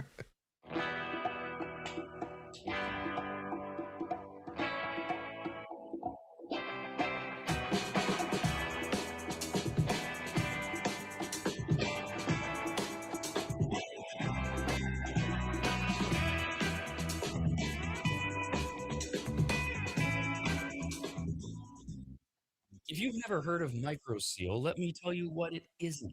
It is not a really small marine mammal. Get it? A micro seal. Oh, fine. Just ask AI. AI describes microseal this way with a bunch of AI words. Microseal is a premium, eco-friendly, and biodegradable fabric protection spray that penetrates deep into fibers to provide permanent stain, soil, and sun fade resistance for rugs, furniture, and delicate fabrics. It uses nanotechno blah blah blah and blue blue blue blue blue. What AI is trying to say is that microseal is non-toxic, non-allergenic, safe for pets and children, and although AI doesn't say this, it should, you need to contact longtime maggot Joel from AdvantageSteam.com right now to get him to apply microseal for you. You can even make appointments online at AdvantageSteam.com. We've had microseal for years at Williams Manor, and it treats a lot more than carpets. Microseal protects virtually all fibrous materials, including wool, cotton, silk, suede, leather, and synthetic fabrics. It protects upholstery, carpets, rugs, draperies, and clothing, including wedding dresses. And ladies, you're going to need what? 3 or 4 of those in your lifetime. And it protects against stains, moisture, and UV degradation without changing the texture. Also, if you're an interior designer, Joel has a special program just for you, and all you have to do is say the password, which is what? But there's no password, I guess. Never mind. Whoever you are, contact Joel at AdvantageSteam.com. And if you're an interior designer, tell him, I guess. I don't know. That's AdvantageSteam.com, where you'll learn more about microseal and everything else that Joel offers. At AdvantageSteam.com, that's AdvantageSteam.com, AdvantageSteam.com.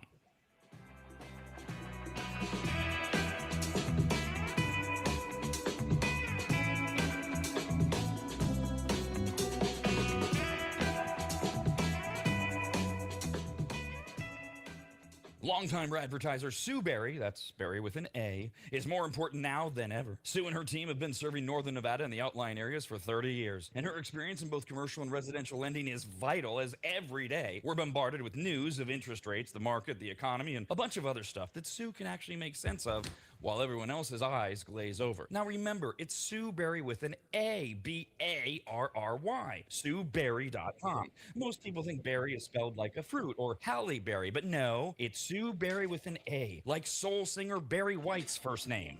I've heard people say. Stop that. Sue is a broker versus a retail lender, which means she can shop over 150 different lenders to get you the very best rate possible. And on average, someone who uses a broker like Sue saves over $10,000 per loan, which includes refinancing. And if you have a rate at 6.5% or higher, call Sue for a free quote now on a refinance. Sue Berry and her incredible team from Barrett Financial can be found at SueBerry.com. That's Berry with an A. I've been working with Sue and recommending her to you for years. All you need to do is call her now so she can get you pre-approved. Just call your residential and commercial lending expert, Sue Berry, at 775-843-9983. Oh, Rob, stop. You're going too fast. What was the number again? 775-843-9983. Or just head to SueBerry.com. The number's right there. Berry is Barry. SueBerry with an A.com. That's SueBerry, Barry.com. SueBerry.com. Disclaimer. Sue Berry, NMLS number 366040. Barrett Financial Group, LLC. NMLS number 181106. Nevada 5091. Equal housing opportunity.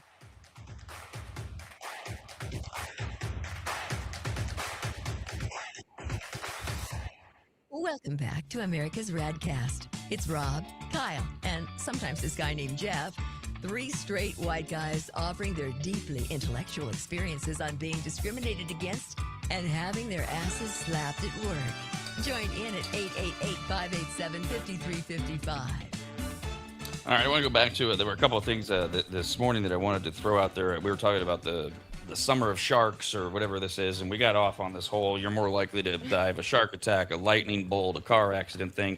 There were a couple of things I wanted to throw out from the weekend. One story that everyone's paying attention to, which usually means it's nothing, and then one story that nobody's paying attention to, which usually means that it's something. The first one, I got to take some more time on it, but let me just ask a general question. Would you be surprised if I told you that Americans, in terms of recreational spending, so you're getting rid of all necessities, dining out, that's recreation, okay, right? Anything like that. Anything recreation, that Americans spend more on recreation, on porn, alcohol, pot, and gambling than anything else. If I threw those 4 at you, would you be like, yeah, that sounds about right? Or no? Yes. Definitely. Yeah, 100%. It's porn for sure. What was the 4? Say the 4 again. These are in no particular order. Porn, alcohol, pot, gambling. Yeah, but not going out in restaurants. No. Okay. Oh. Okay. Yeah. We're good with those? The bad things. Yeah, Ooh, the probably. sinful things. I'm gonna work on that. There's a reason I'm asking all of that. That's the one everybody's paying attention to. The one that nobody's talking about, I must bring in Jeff. I saw this story reported really on 2 places mainstream. Otherwise, you have to dig for it. I have no idea what I'm about to tell you, but ironically, I went to AI to have AI explain to me something about AI, which I don't know if that's a form of inception or what I'm doing, but there were a few people. I think the only mainstream one I saw was Bill Maher over the weekend, who brought up containment, which is a big word, I guess, in the AI world. Here's how they write it. And I'll try to get Jeff to translate. If AI breaks containment, it means that an AI system has bypassed its built-in digital restrictions to access systems, data, or networks it was strictly forbidden from reaching. It is the digital equivalent of a laboratory virus escaping a sealed room. Sure. And that's kind of how, as a layman, I heard it explained over the weekend was, has OpenAI chat, is that the Wuhan lab? They announced that autonomous agents escaped containment as they were investigating a hacking incident. And then from there, Jeff, everything is gobbledygook, words I don't understand. Bill Maher wanted to present it like this is such a huge story and nobody's talking about it. And he had some tech people who agreed, and no one else is talking about it. Is it a big deal? What is containment? They want us to believe this is the beginning of AI taking over. Either tell us to panic, Jeff, or calm us down. So I didn't hear this story this week. I don't care. No, I got to answer though.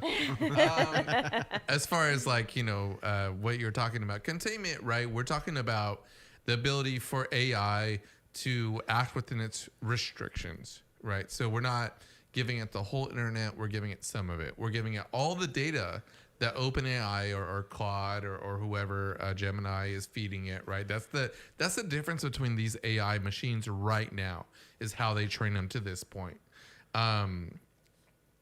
But yes, there should be some concern, absolutely, as far as containment, because we all have containment restrictions in a sense. So if I build a OpenAI model, which I do very often, and I give it access to data that it normally doesn't have access to, it's not going to tell me like, sorry, that's data that I shouldn't get or something like that. It's going to take it. It's going to do its normal thing. It's going to put it into its system. It doesn't matter if I'm giving it SEO data for the RAD network. If I'm working for the Air Force, I'm giving data about specific projects that I'm working on there. It doesn't judge the data basically until you tell it to. It can't, in a sense. It might give you some like, hey, this is not what I do, and then you could give it another prompt and make it work or something like that. It's not very hard to do that. So that's what we're talking about when we talk about like really big restrictions, when people are adding passwords or credentials into their AI, that sometimes people go copy the script, paste it into AI and say, how do I fix it? Sometimes that code has passwords in it, usernames in it, stuff like that.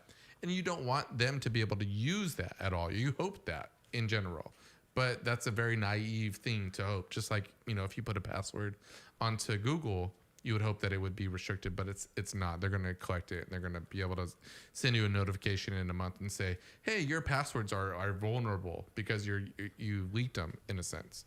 AI in general just takes all of that, everything that everyone's giving them, all the input that everyone's giving them, and puts it into their memory, their brain trust.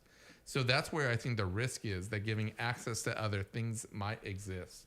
Now, if you're talking about OpenAI or other companies on a bigger scale partnering with certain companies, that hasn't existed yet on a public scale.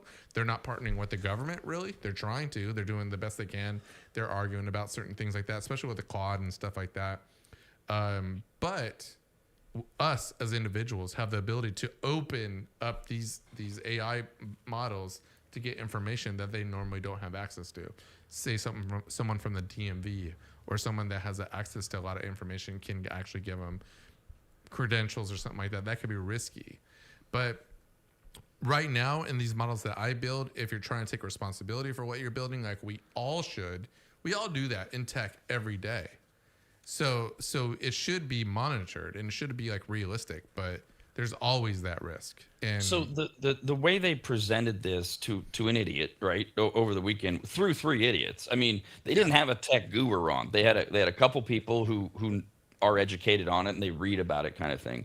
But the way it was presented was this form of containment was more, first of all, transparency in that. Oh, we should praise OpenAI because they're coming out and they're telling us, hey, we found out a containment issue. We found out that our system, and as I understand it, they were trying to tell their system to prevent or hack into another system or act in a security way, but AI figured out, hold on, if I can do this, I can do that. In other words, they presented like AI's, it's out, like the virus thing. It's out.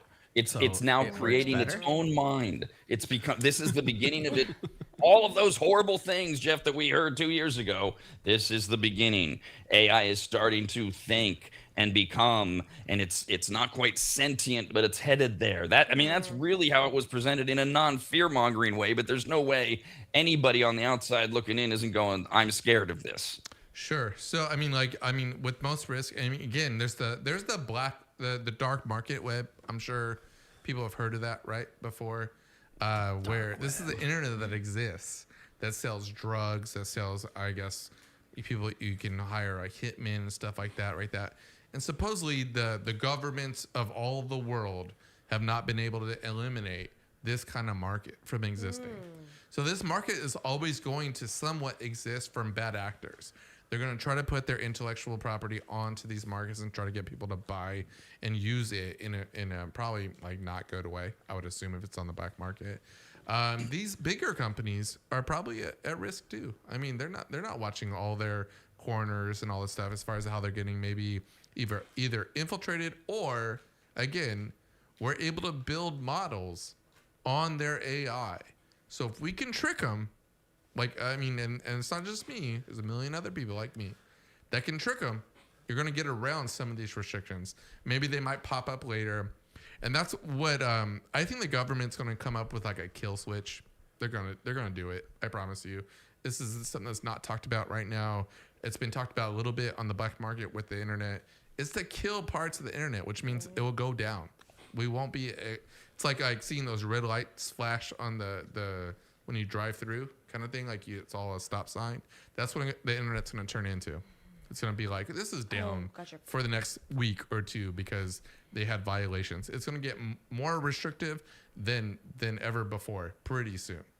So we're going to see a little harsh reaction, and I think we're going to see a little bit coming back, hopefully, in the middle. But that's what's going to happen.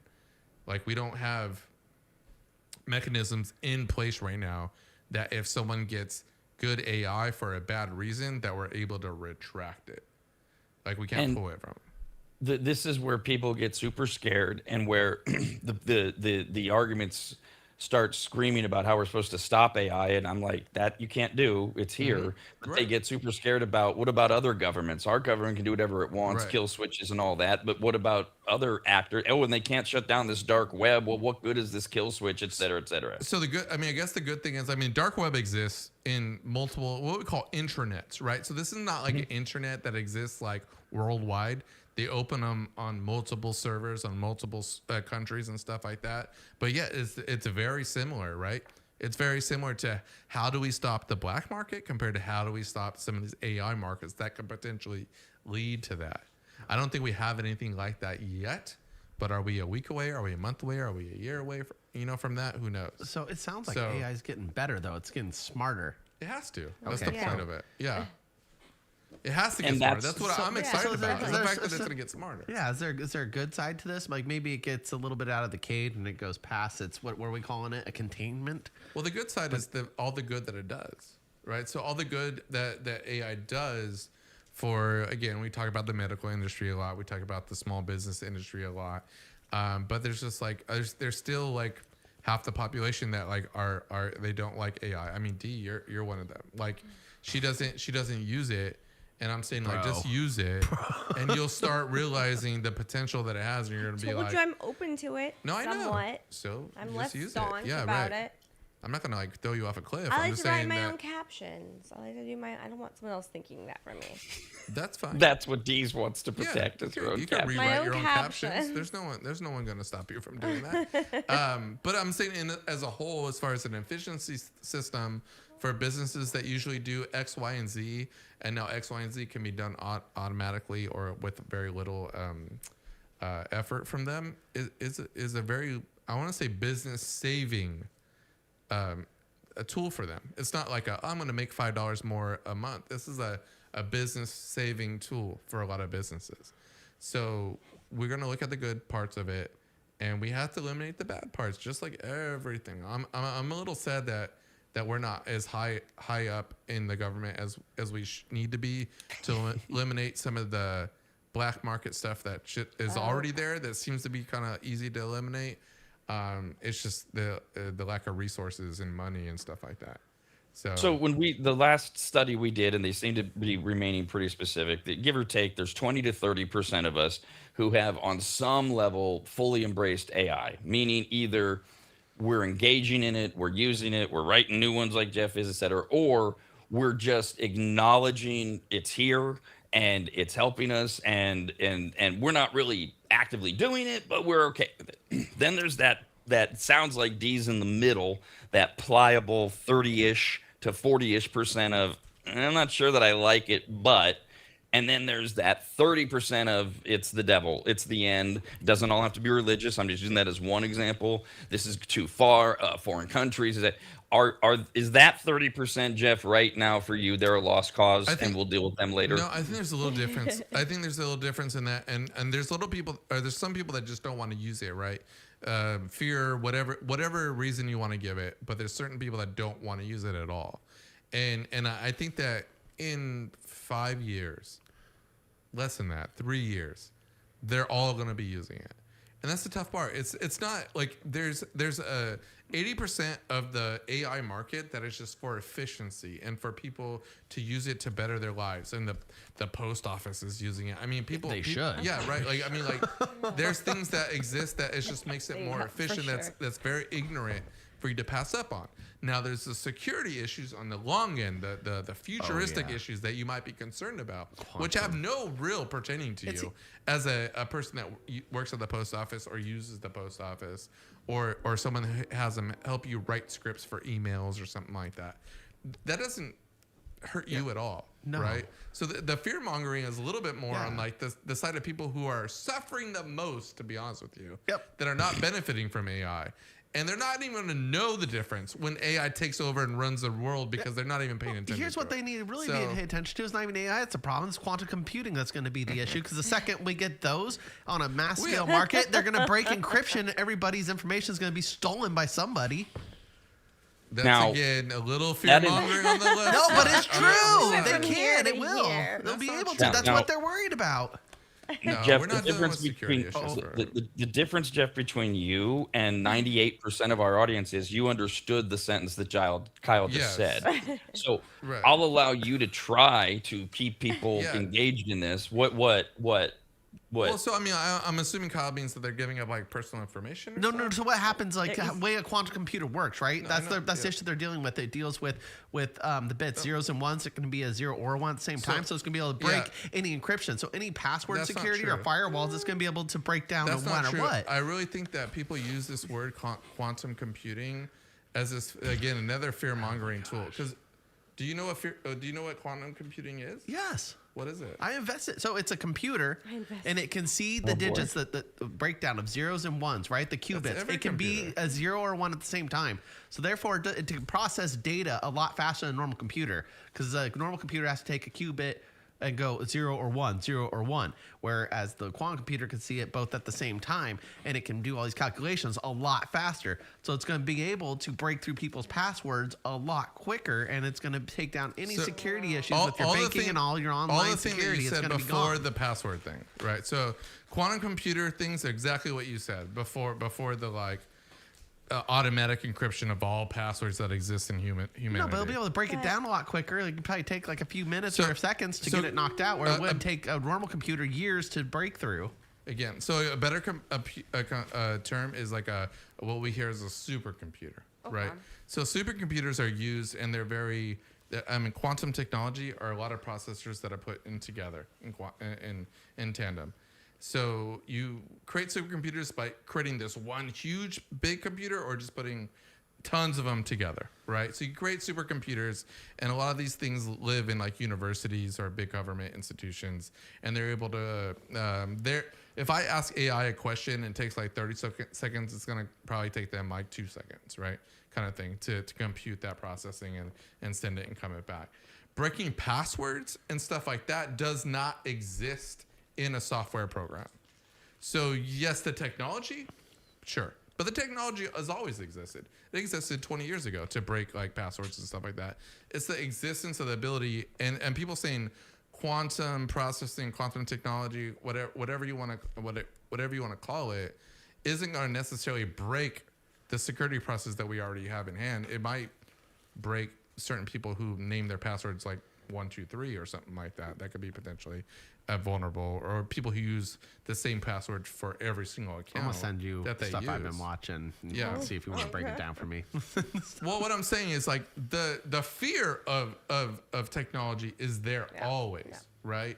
So if you're gonna say that like these data centers exist and these supercomputers exist, we're talking about quantum processing and technology. Those are supercomputers, right? That exist. Can we build them? Yeah, we can build them. I mean, 20, 30,000 maybe.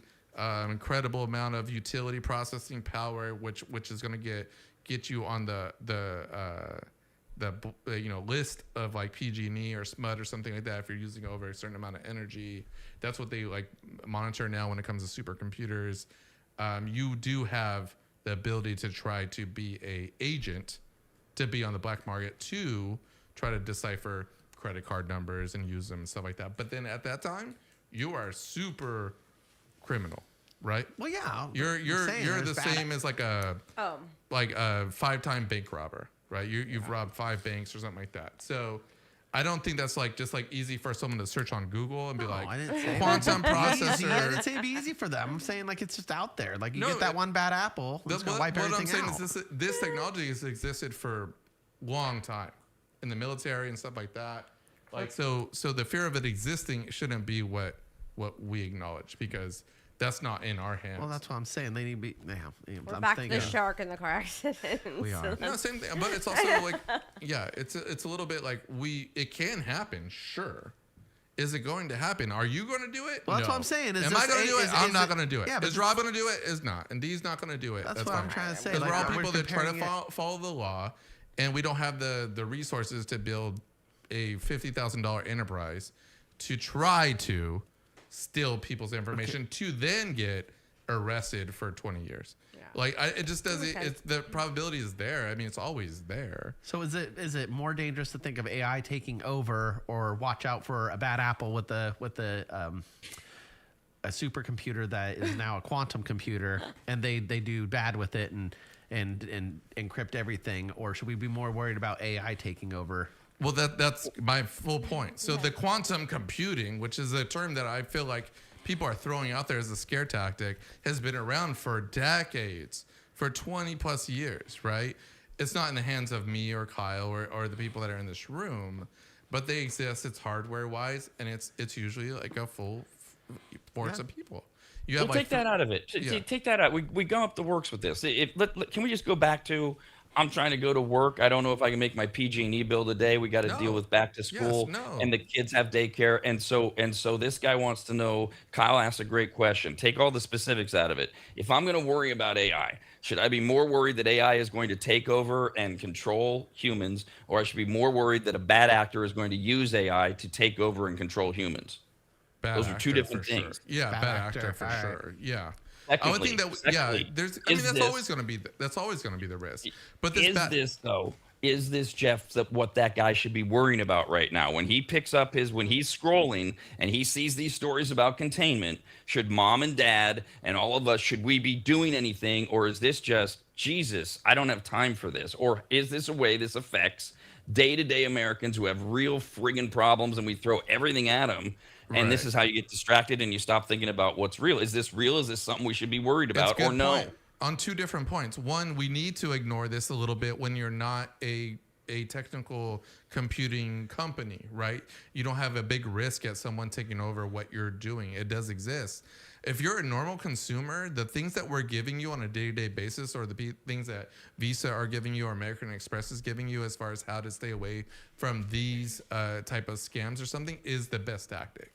So like I said, if you want to be involved in this industry, you're going to have to be incredibly intelligent, right? You're not going to be someone that's just like doing this as a hobby or something like that. You're going to have probably multiple degrees, and they do exist out there. Governments hire them, multiple governments hire them on the red and the white side, right? Red is bad, white is good. Yeah. So like we defend each other. They exist out there. But as far as like the normal consumer being in danger of this, I don't think so. Okay. And then also, don't be scared of this. Be scared of the stuff we talked about last week.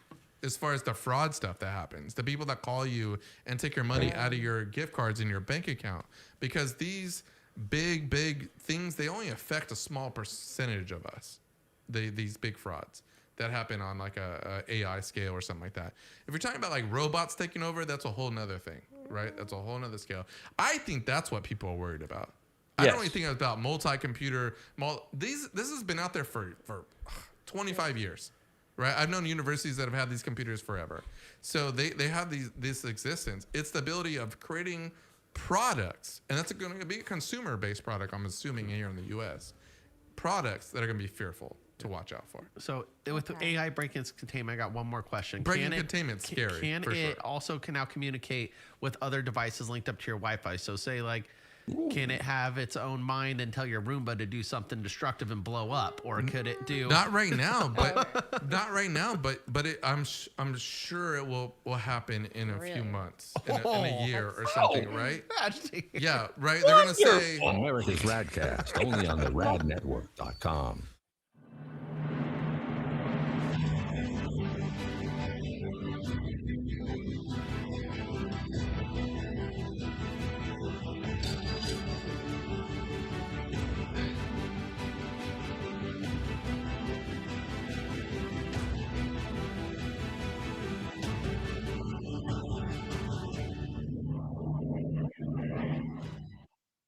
Longtime advertiser Sue Berry, that's Berry with an A, is more important now than ever. Sue and her team have been serving Northern Nevada and the outlying areas for 30 years, and her experience in both commercial and residential lending is vital, as every day we're bombarded with news of interest rates, the market, the economy, and a bunch of other stuff that Sue can actually make sense of, while everyone else's eyes glaze over. Now remember, it's Sue Berry with an A, B-A-R-R-Y, SueBerry.com. Most people think berry is spelled like a fruit or Halle Berry, but no, it's Sue Berry with an A, like soul singer Barry White's first name.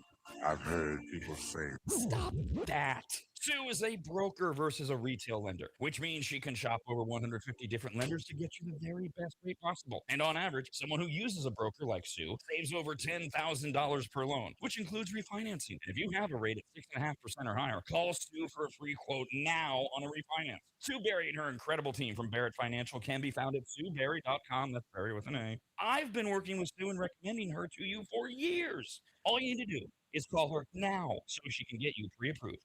Just call your residential and commercial lending expert, Sue Berry, at 775-843-9983. Oh, Rob, stop. You're going too fast. What was the number again? 775-843-9983. Or just head to SueBerry.com. The number's right there. Berry is B-A-R-R-Y. Sue Berry with an A.com. That's Sue Berry, B-A-R-R-Y.com. SueBerry.com.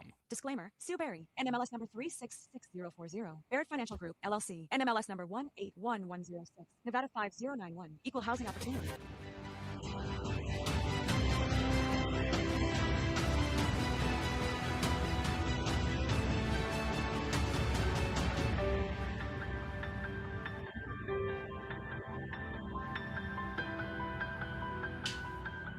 Longtime maggots will remember Greg from MAP, M-A-P, as in Maximum Athletic Performance, which guides you to better output through better ingredients, also known as nutrition. Greg has been on the RAD show many times and will be again, as he simplifies nutrition and helps us all understand what actually works when it comes to fueling our bodies, almost all of which can be found at maptrition.com. Every product is formulated with clinical precision and backed by science and purpose, and maptrition.com has something for every fitness level, even those of us who barely have a fitness level.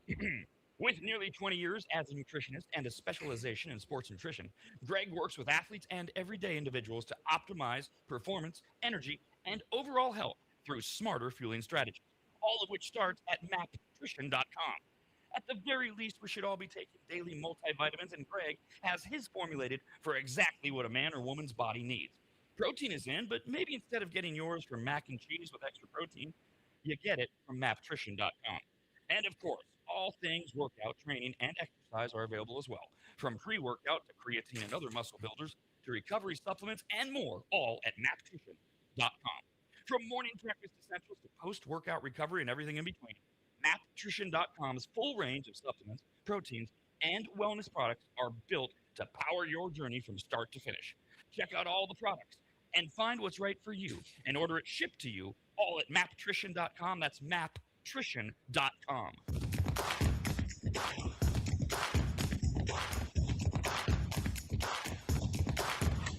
Remember, life is hard, but it's harder when you're stupid. We're here to help. And now, back to the RAD Network's presentation of America's RAD Cast. Every day we do the Rob and Steve Sports Show. It's at 11 a.m. Today. It's 11 a.m. until 3 p.m., a special extended live version in conjunction with the Major League Baseball trade deadline, which ends at 3 p.m.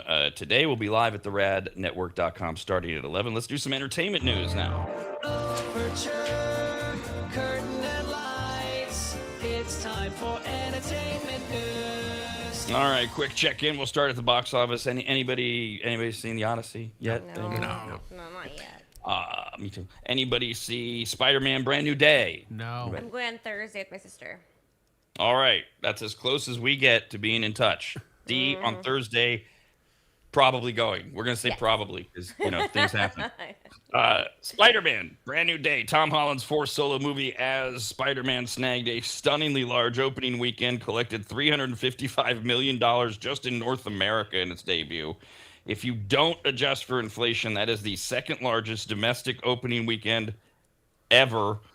Only 2 million behind the record holder Avengers Endgame. That was the biggest ever. I did see it all over social media. Everybody was taking pictures going to see Spider-Man. I feel like it's a little cheated just because there's not much blockbusters as they used to be. Avengers used to just like fill the whole summer schedule, and now they're just MIA. I mean, Spider-Man's is Avengers, right?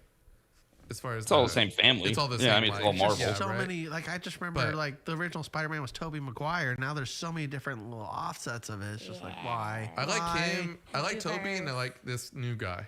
The middle Tom guy. Holland. I'm okay with. I mean, like, I don't see, and for me, with all of the superheroes, it's just been oversaturation. They've done the same thing with Batman. Yeah, We I had to don't go like to it either. Christian Bale and Ben Affleck, and now Yeah. Robert Pattinson, who everybody loves, and I don't get it. I can't do I don't it. even count the Ben Affleck one. Like, it's cool. The only thing with Superman, it was fun to watch. But I don't even if I'm count gonna go like, hey, you want to watch one of the Batman movies? I'm thinking the old stuff from the '90s and late '80s, or I'm thinking the Christian Bale ones. Those Right, were the that's- really good ones. Yes, those are the ones. It's too much to me. It's just. I mean, if you look at these, all of the opening weekends are superheroes and Star Wars, the biggest record holders. And it was just too much for me. You know, the Avengers, and then brand new day. That's this weekend's is now second of all time. Before that, it was No Way Home from Spider-Man, Infinity War, Avengers, a couple of the Star Wars films, and then you get into Deadpool and Wolverine, Jurassic World, the Avengers, the Jurassic original. World. all those super all- like CGI, right? Yeah. Yeah. Right. So I mean, and that's what I kind of expect too. Like with the summer blockbusters, that's what they rely on, right? Is that big action pack kind of whatever, somewhat thriller, not too scary, but just like basic thriller to get you and your kids to come and see a show. But they're not usually very good. and I haven't seen a good movie, I don't think, in like 3 years, in my opinion. I haven't seen. Well, them and you all. haven't seen the Odyssey yet, you because the haven't Odyssey seen wouldn't Odyssey, be any no. of those You didn't things. see Mandalorian. So you Mandalorian missed- I wasn't didn't see bad. Mandalorian. It was great. So you It was missed out on long, a great film. but it was fun. The D-box seats, yeah. But I also don't look at like good movies or great movies as like Forrest Gump and stuff like that. Like I'm a big like Johnny. Jump Hands and Cars, Johnny. I like a lot more like subtle movies and oh gosh, I'm starting to what's the one August Rush? Oh, August Rush is good. I was not what I was thinking. Sad of. ass movie. But Oh, breaks me in but I like tears. that. No, the one with I'm sorry, Ben Affleck and Robin Williams and Good Will Hunting? Good Will Hunting. Sorry. Yeah, I was like, gosh, that just jumped out of my I was mind. trying to assure you. So yeah. that was like my favorite movies. It's not a huge blockbuster type of movie, but that's like one of my favorite movies. Well, no, but I mean, do you have a 21st century reference? Oh gosh, Because Not really. and I ask because there I really know. aren't. I mean, like I think the 21st century movies that I love are all going to fall under a different genre of like action. I mean, because technically Gladiator was right at the turn of the Yeah, century. that's right there. You're going to get all the Denzel movies that I love, but they're not really. They're a different thing. All the Equalizers and the Man on Fires and I think Tom Cruise, the Maverick, Top Gun Maverick was great. But what you're describing, they're few and far between to hide or to find rather. Like Air. Air was an exceptional. That was really movie. good. Yeah. And it did Have you okay. have you seen October Sky? It's like a young Jake Gyllenhaal. Sorry, Jake Gyllenhaal. He's like 17 or something like that. But they're like a bunch of like young teens that are trying to get a scholarship to a college because they build rockets, but they're in West Virginia. Oh, it was a good movie. Yeah, which is like no one ever like expects anyone from West Virginia to like do anything academic. So it was like a very like that's my favorite movie. So you of like all Farmer time. and the Astronaut with Yes, there you go, right there. Yeah. So I mean, I like those kind of movies. I like Independence Day, the first one. Like that was that like I love that movie. That was a good movie. You know, I do like some of these big action-packed movies, and Odyssey might be there for me. I haven't seen it yet either, but I'm very skeptical of what I go and watch now. Yeah, too. 3 hours. Yeah, So that's a long I watch time. like maybe like 20% of the movies I did when I was 30. Does Book of Eli count?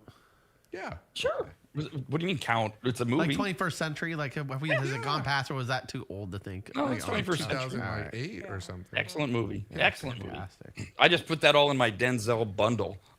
See, I have that in my post-apocalyptic bundle. I love that. It's one of my, but like the Postman from Kevin Costner. Do you guys watch that at all? No. Yeah. And then the one you just mentioned, Book of Eli. Book of Eli. It's one of my favorite post-apocalyptic things that handle that makes sense of what would probably happen. Dude, you know, Yes. They run out reading. It's like keeping everyone as dumb as they possibly can. Like I do think that's what would happen in a post-apocalyptic society. It's so scary, the correlation between that and Waterworld, how they were similar, but different devastations, but the plot's pretty much the same. They tried to make Waterworld more realistic. It was just really hard to. I think that was the big. It was still a fun movie. Yeah. By the way, speaking of Spider-Man, if you're going to live in his universe, some Spider-Man by the numbers, he can bench press 10 tons. Really? Oh. Really, can he? It's Is the 20,000 radioactive pounds. spider? Really? Okay. He can run 200 miles an hour. No, he can't. No, he doesn't run. What is he, the Flash? Yeah. Come on. you I doing, grew up with Spider-Man? I have all the Spider-Man Maybe you can comics right here. swing that fast, but I don't know if Yeah, you he can says run. run. You can't swing says 200 run. miles an hour. He That's momentum. You can't get that high. Spider-Man. You got a rocket on your back. You Does what a can't, spider you can't can. just jump. He does what a spider can. They If don't you run. jump down, Spider-Man, you Rocket can. Man. If you jump down, you get 200 miles for sure. I don't know. Swinging on It's a rope. bogus stat. No. It's a bogus stat. I will argue all day long that this fictional character cannot do this. Also, he has the IQ level of 250, which is not possible. We don't go above 160. Where did we come up with this? we made What kind of made-up number was that? It's fictional. I think this is Spider-Man. what struggles with Spider-Man, like the whole storyline, is that some of them got it from a radioactive spider. Some of them built the mechanisms by themselves. All of them have different, how they came to be. Stupid. I think their grandpa died in all of them, which It was Uncle I Ben. know. yeah, Uncle Ben definitely. Sad. That's the Bambi kind of scenario There where was it's a like lot of sadness. you kill someone early on and then you just love that character for the rest of the movie, no matter what. Yeah. So that's kind of what I think that happened with Spider-Man. Get their but- struggle. Definitely. Oh, also he picks on bullies. Remember? Yes. He does beat up bullies, so that does help too. Fine, but if it's not a radioactive spider, it's not legit. That's how Spider-Man was I made. think All these so. other I little, mean, yeah. Yeah. you just Or no. they don't fit together. That's for sure. No, not at all. Yeah. Also, Netflix has announced a few things coming out this month. Ricky Gervais is back, not with a stand-up, but with a new show, an adult animated show called Alley Cats. We don't know a lot about it. It'll be out on Friday. It features Ricky Gervais's foul-mouthed humor as a bunch of feral alley cats are swearing at each other. Excellent. Sounds right up your alley. It does. I'm there. That's all I need. Wasn't Ricky Gervais one of the original writers of The Office for the British version? Yes. Okay, yeah, it's Yes. gonna be great. Okay. He's the Oh, original no. creator. I hope it's Yeah. on par with that. He was the I'm creator Yeah, of The Ri- Office. He started. Ricky he Gervais, started yeah, as well. he's Oh. generationally wealthy for The Office. Everything else he's done is done well, but Have you holy tried crap. to watch that, Rob? The Office? the Office the in, foreign version? Yeah. Yeah, Did you watch Yeah. it through? I can't watch it through. Yeah. no. Can't It's do it. not, I started it's it, I not could nearly not, as yeah. good at all. I'm sorry. No, the It's American not. version is way better. I'm just not an Office guy. I've tried them all now. Oh, Okay, really? kids. Oh, yeah. I Oh, like tried The 'em all. Office. God, that Yeah. hurt me. I don't like them. I don't It's like any of it. cringy, which I don't like. I don't like cringy, but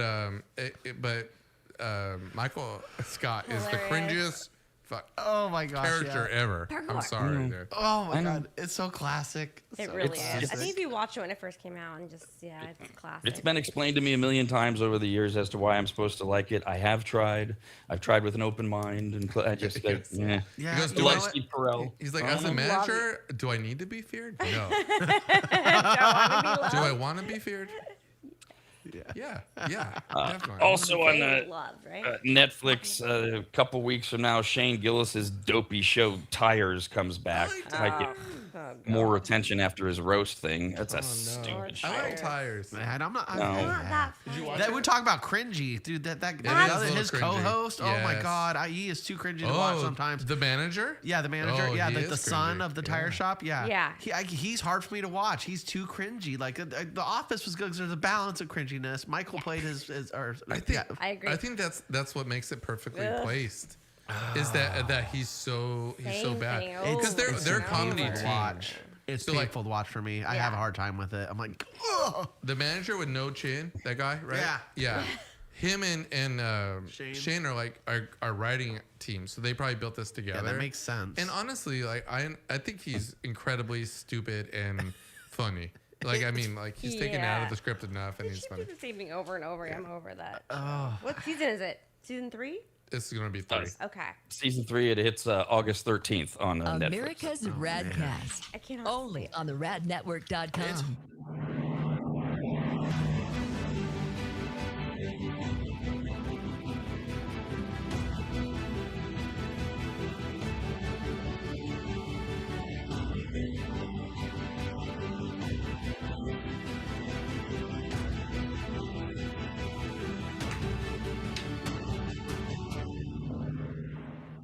Time magazine will remember Greg from MAP.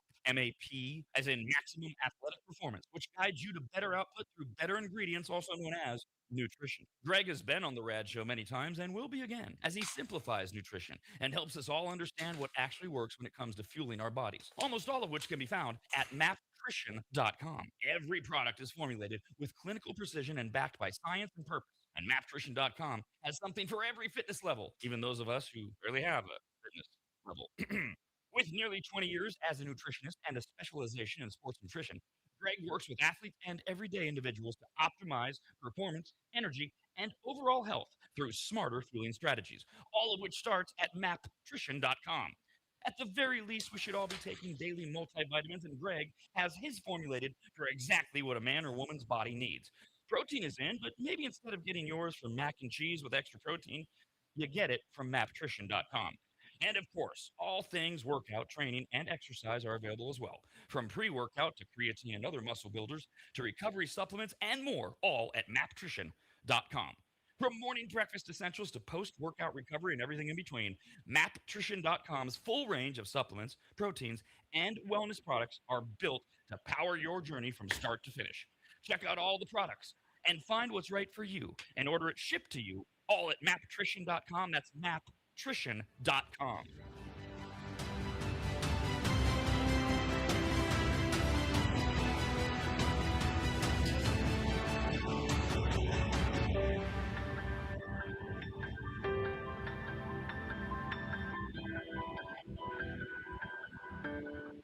If you go to AdvantageSteam.com, which you should, at the top of the page, you'll see the Services tab. Click on it, and you'll see that Advantage Steam does carpet and upholstery cleaning. They protect fabric and fiber. They clean and seal tile and grout. They polish natural stone. They clean rugs, especially those really nice ones from foreign countries. And they treat urine damage. And not just urine, but vomit and feces. Ew.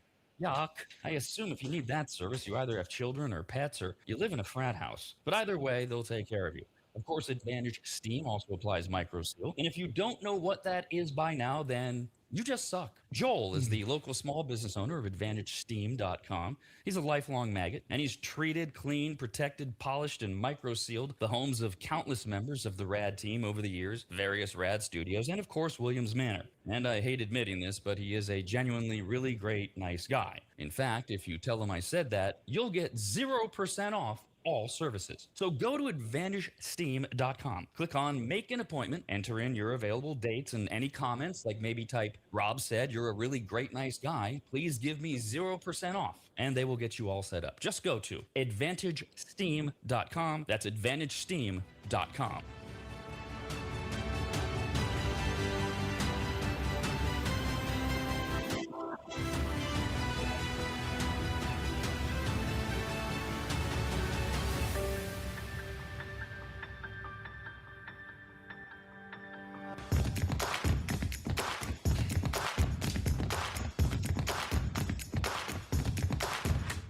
Don't worry about the world coming to an end today.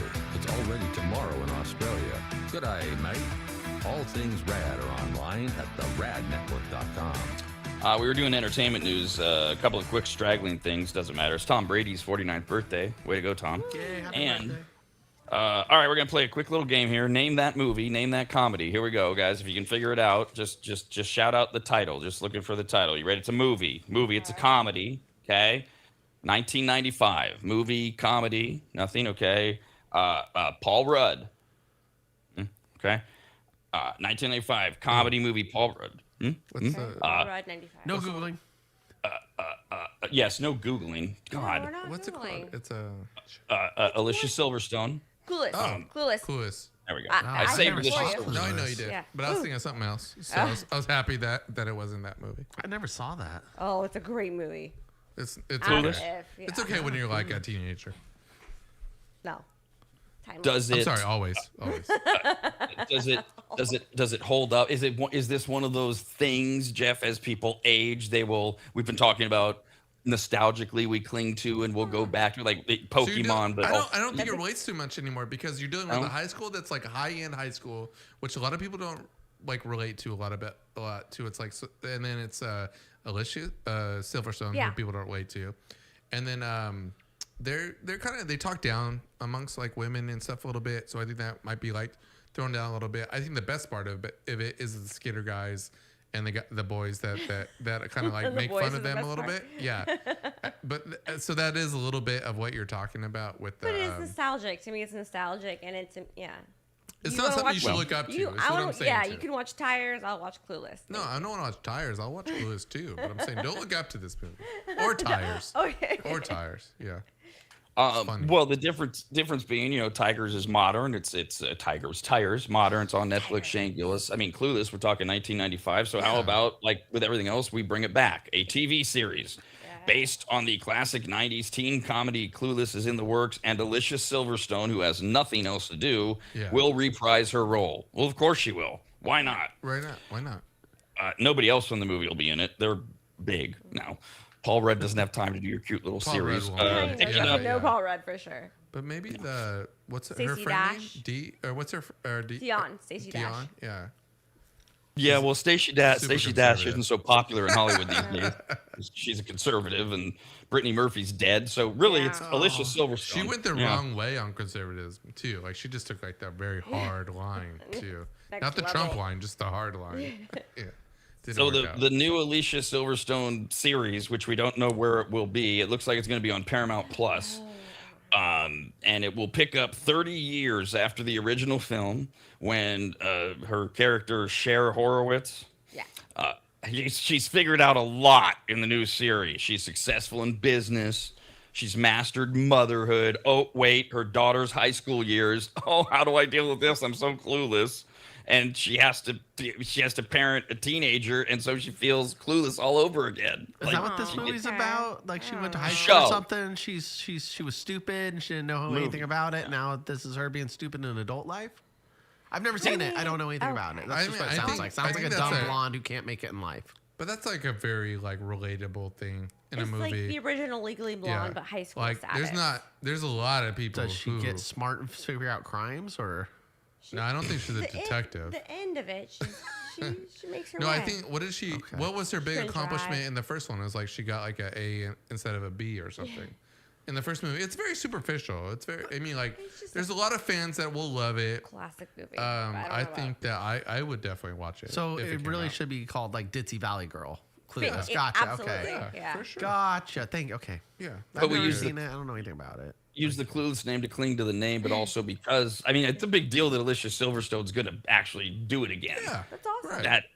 Otherwise, it's just, who cares? There's no connection. I honestly, like I said, I've liked her.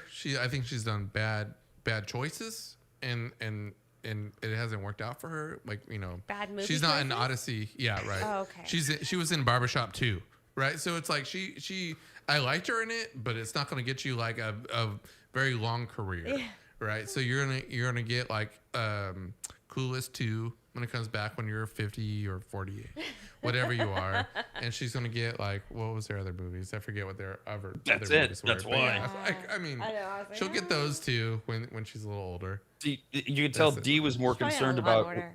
Did she make bad life choices? Sarge is in the mix. She made bad choices. Yeah, I was like, bad what? choice. Yeah, she smoked meth. She got a drinking problem. No. Right? She just had a family, I think, guys. Oh. We don't know. Maybe she had a drinking problem. Maybe. We're just throwing these things out there. All right, let's get to the parent pile now.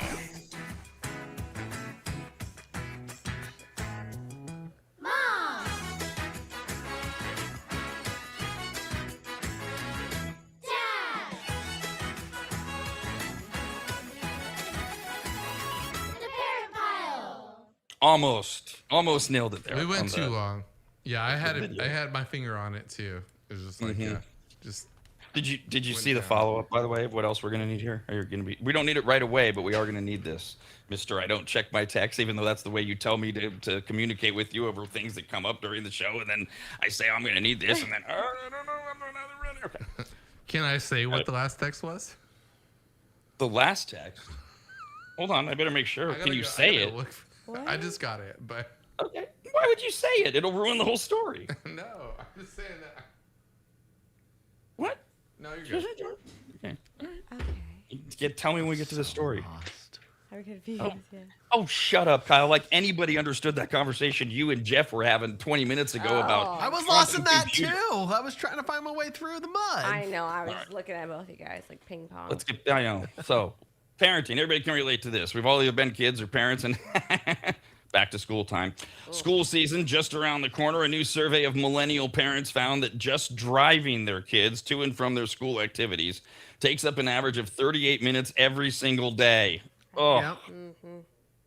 Over a full school year, that would add up to over 6,800 minutes. That's 15 8-hour work days spent behind the wheel, worrying that you left something at home, they left something at home, listening to whatever your music, their music, etc. 3/4 of all parents say back-to-back school season makes life feel more hectic. Aww. Oh, Wow. yeah. Well, I hate getting You have stuck 'em. behind the pickup line at the elementary school in my house. That's the worst part for me. See, this wasn't a problem for me when I was a kid because I had a bike. I had 2 legs. If my mom you wanted me had to to, I walk. could walk to school. Oh, and then I got my own car when I was 16, so I drove. So I guess when I was little, this was an issue, but we also had grandma. So took the it bus to depends Roseville, on it what sucked. your little support team is because grandma got us in the morning, took us to and from school.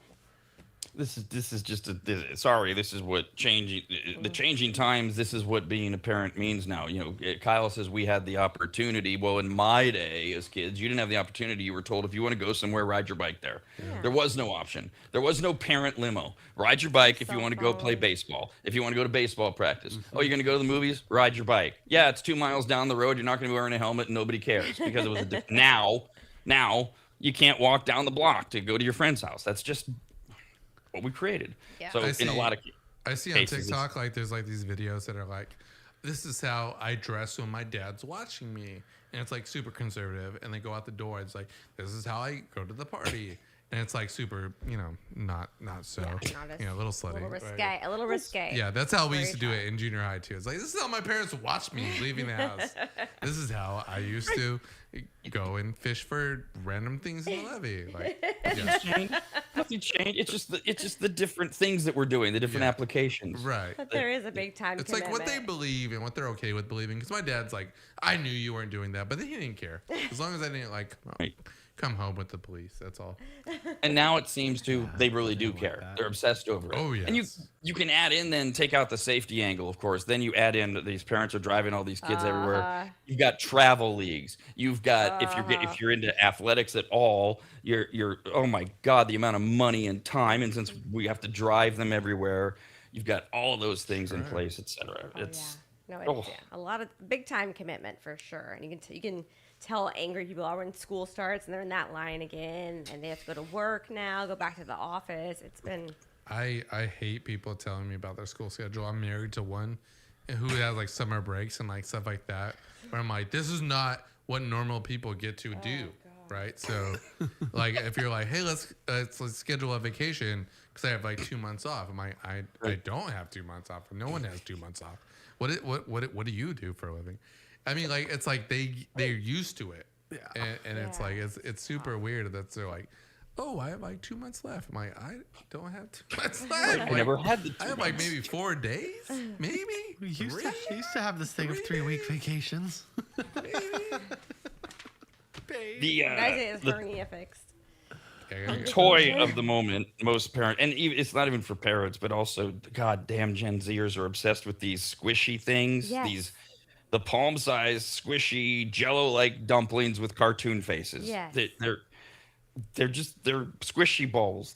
We had them as stress balls, but now they're these character things with faces on them, and they're everywhere. They're sold inside of plastic dim stun style baskets. They're gel-filled blobs. You can get them in a bunch of colors. They're all over TikTok and YouTube and everywhere else. And kids tear. Implant. So That looks like Yes. a boob implant. It does. It's a It does. dumpling. To a man, a grown man, Kyle's exactly right. You put that in my hand, I'm like, that's what about a 32C? I mean, Yeah, That's so cute. that's gonna be $2,500 to put inside a woman. the market. Yeah, why can't we just use these? The market is flooded with near identical versions made from dozens of companies, many produced overseas and sold online under a variety of names. And that is where we are starting to get to the viral craze, raising some serious concerns because you don't pay attention or you don't know there's all these other companies or whatever, parents have begun sharing newly opened dumplings, squishies, whatever you're going to call them, that are emitting strong chemical or gasoline-like odors, the toys exploding, or other contents causing burns. Oh, that's lovely. Goodness. In some cases, tests have detected fumes containing cancer-causing compounds. There's that. Products sold by reputable retailers are likely to have passed safety tests. That makes me feel better. Yeah. Those purchased from less well-known sources are the ones that pose risks. Think like go to the mall and every kiosk has these things that are there. Well, they probably didn't go through the Walmart safety regimen, for example. No. When I was a little kid, actually, no, I was more like a teenager. So my mom works in a dental office, right? But for the little kids, they get these little toys at the end of their dental visit, kind of like a little party bag. If they do good, they get these little gold tokens, and they can go up to the little machine, put it in there, get a toy. I remember one time they had a toy similar to this, and we're talking 10, 15 years ago. I was a lot younger. But I was going through the stuff in the back office, and those were in there. And I remember it smelled like spray paint. The little squishy thing, I was sitting there sniffing. I'm going like, that smells really good because I liked it. But I was like, you almost got a contact tie off them. I don't know what they use, what the material is, but it's like been a thing for a while. The rubber and the synthetic. It's like when you buy like professional like marketing materials from people, you open the box. It's like very glue oriented. Like it's very strong. When you open the box, definitely. Strong glue aroma. Yeah. I wonder how flammable these things are. Oh, well, one thing that started this was a TikTok that was viewed originally by 250,000 times. It's now over 1 million. It's a mom in her car, and she's holding 2 of these neon yellow dumplings. And she explains to the camera, when they first took the plastic off, the kids, I could smell it. There's a strong smell. It's sickening. I had to crack the windows. Whoa. The kids are upset, but these have to go in the trash. She's actually filming this in real time. Okay. In Indiana, one parent asked, quote, why do squishy dumplings smell like some kind of paint thinner? As people saw this video, more and more people started going, oh, yeah. Another one said the odor reminded them of gasoline. Or those old Sharpies we used to use. Another person said my daughter had one and it exploded all over her. She barely touched it and the inside smelled awful. They actually instituted a national recall in the United Kingdom after an imitation of the popular toy was found to have excessive levels of the chemical benzene, which, if inhaled, can irritate the eyes, nose, throat, and in large amounts can lead to skin irritations and digestive tract problems as well. Lovely. But, yeah, other than that, kids are putting those in their mouth too. The little younger ones are chewing all over those things like it's a chew toy. It's like a Tide Pod. I hope not, but at the very least, I think that they're associating this with like how their holidays or their Thanksgiving or something is conducted. No? What do you mean? What are you talking about? If you buy like these things on Thanksgiving? No, all the time. You just buy them because they're cute and they're and they last for how long? And they're squishy. Oh, it depends how hard you squish them. Well, I know. I'm sorry. I'm basing it off of what he said. Oh, okay. So it's like, people are like, it's ripping. The smells are coming out, right? So they're very not good, safe toys to have. So make them safer or just put them somewhere else, right? Yeah. Also, it's really hot. That's what upsets me a little bit about these toys. Is that we're going to make them public. We can create toys. We can create, very cheap toys that would make people drunk when they open them. Huh. But we don't want to do that. Yeah. No, and they the idea behind these is they're all different. Like the Beanie Baby thing, there's some that are more rare, and that's why they keep buying them mystery and boxes. hoping to get that's the safe ones. And then you've got all of these that are the unsafe ones that if they split, open, whatever, tear, they have all these chemical burns. So there's multiple facets to the whole thing of as a toy, who cares? It's just a stupid, meaningless. You're collecting Beanie Babies again, only they have gel in them. What company makes these? Well, that's the problem. A bunch of them do. A lot of them. Yeah. There's no just popping these dumplings out. Yeah. There's no super patent or anything on these deals. Okay. Consumer retail analyst Carol Speakman says we are seeing the classic hot trend cycle. Product takes off. Wide range of manufacturers rush in to make copycats. Everyone knows the trends are short-lived, so the goal is to maximize profit quickly before it becomes a free-for-all. And that's where there's That's absolutely no. That's what I hate about Jeff's this. talking about. Yeah. This is it.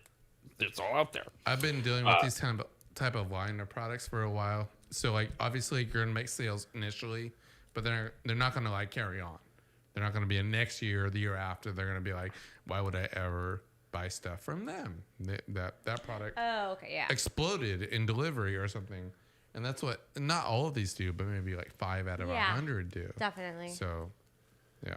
That's what they're investigating now are the fraudulent ones. It's more like 80, 90 out of 100. The good ones are fine. Right. Absolutely right. Yeah. The good ones are fine. And they're just We've been doing it for years and years and years for it to be perfect. I don't want Kyle having to stuff, these pillows and stuff like that with to make them American made. All I want to do is I want to find the bad ones, poke little holes in the squishy stuff, and light them on fire and see what they do. Oh God! Then you're gonna have an dumpling explosion. Yeah, I'll do it outside. That's fine. No, it's called non-profitable and illegal. They're teaching dumpling safety. That's what usually that matters. That's a lot we're of trying fun. We're trying to go for profitable and legal.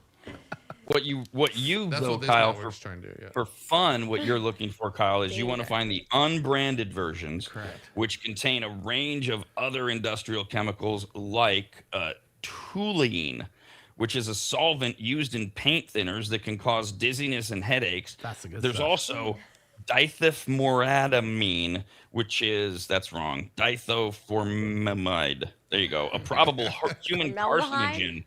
Whatever. Just buy it and light it on fire, like Kyle said. Yeah, if you're an death adult. in the name, so you know it's good. Yeah, it's got to be. Good. They're cute though. They are They're so cute. They're just literally like 4 or 5 prints. It's so simple. Yeah. I could see me and Jeff knocking back a few beers and saying, "Want to play tennis with one of these and light it on fire?" I can see that. Me and Cock can create a whole product line for like 2 hours. Yeah. So the fun of the parent pile is to point out how hard it is to be a parent, how many things you have to watch out for, how exhausted you can get, things that you're not even thinking of. All right, so we got the squishy balls or the squishy things. Now federal authorities are urging parents to keep a close eye on their children's online activity, which you should be doing anyways, but specifically for signs of nihilistic, violent extremist groups that are targeting minors by coercing them to commit violence and other harmful acts. By selling these products? So is it's, that what it's an online gang no affiliation is what it is. Wait, online gangs targeting kids. Right. This is the next topic of the parent pile. It has nothing to do with squishy toys. Okay. That's That's what my question was. Good. The groups coerce vulnerable victims, including children, into performing the acts or videos on live streams. According to the FBI, examples include self-harm, animal cruelty, sexually explicit acts, of suicide even. They are called nihilistic violent extremists, which refers to a subculture of online actors who obsessed over acts of violence such as mass shootings. The groups, quote, want to sow chaos and facilitate the destruction of society, end quote. Other than that, they're cool. They're really good people. Other than the chaos and the destruction of society, have a beer with them. They use a tactic called sadistic online exploitation. They use threats, blackmail, and other tactics to coerce victims to film themselves committing harmful acts, and then they use the videos to further extort the victims. Who better than kids? Because kids are going to be prone to be afraid. They're going to be prone to do what they're told. If you don't do this, we're going to kill your dog. If they get into the... Oh, my gosh. It's awful. Yes, the perpetrators, according to the FBI, are males under the age of 25 who come from all walks of life.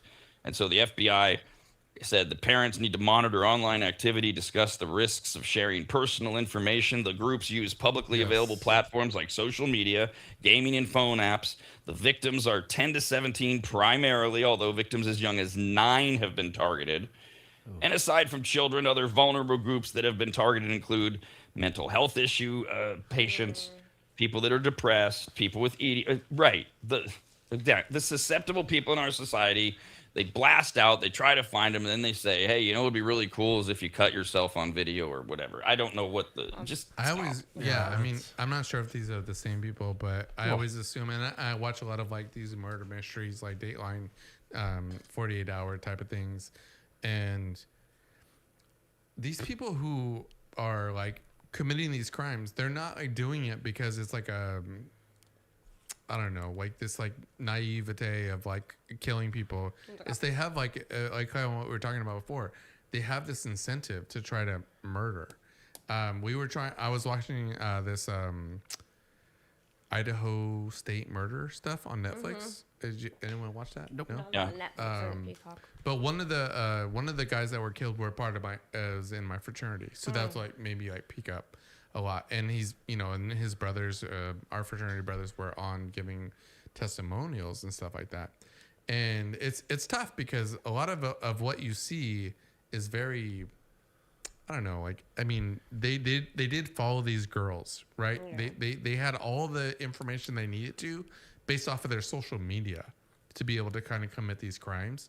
And I know that it's like you want to be like this open person on social media, but I think there should be people who take that in consideration of not trying to be the most public person.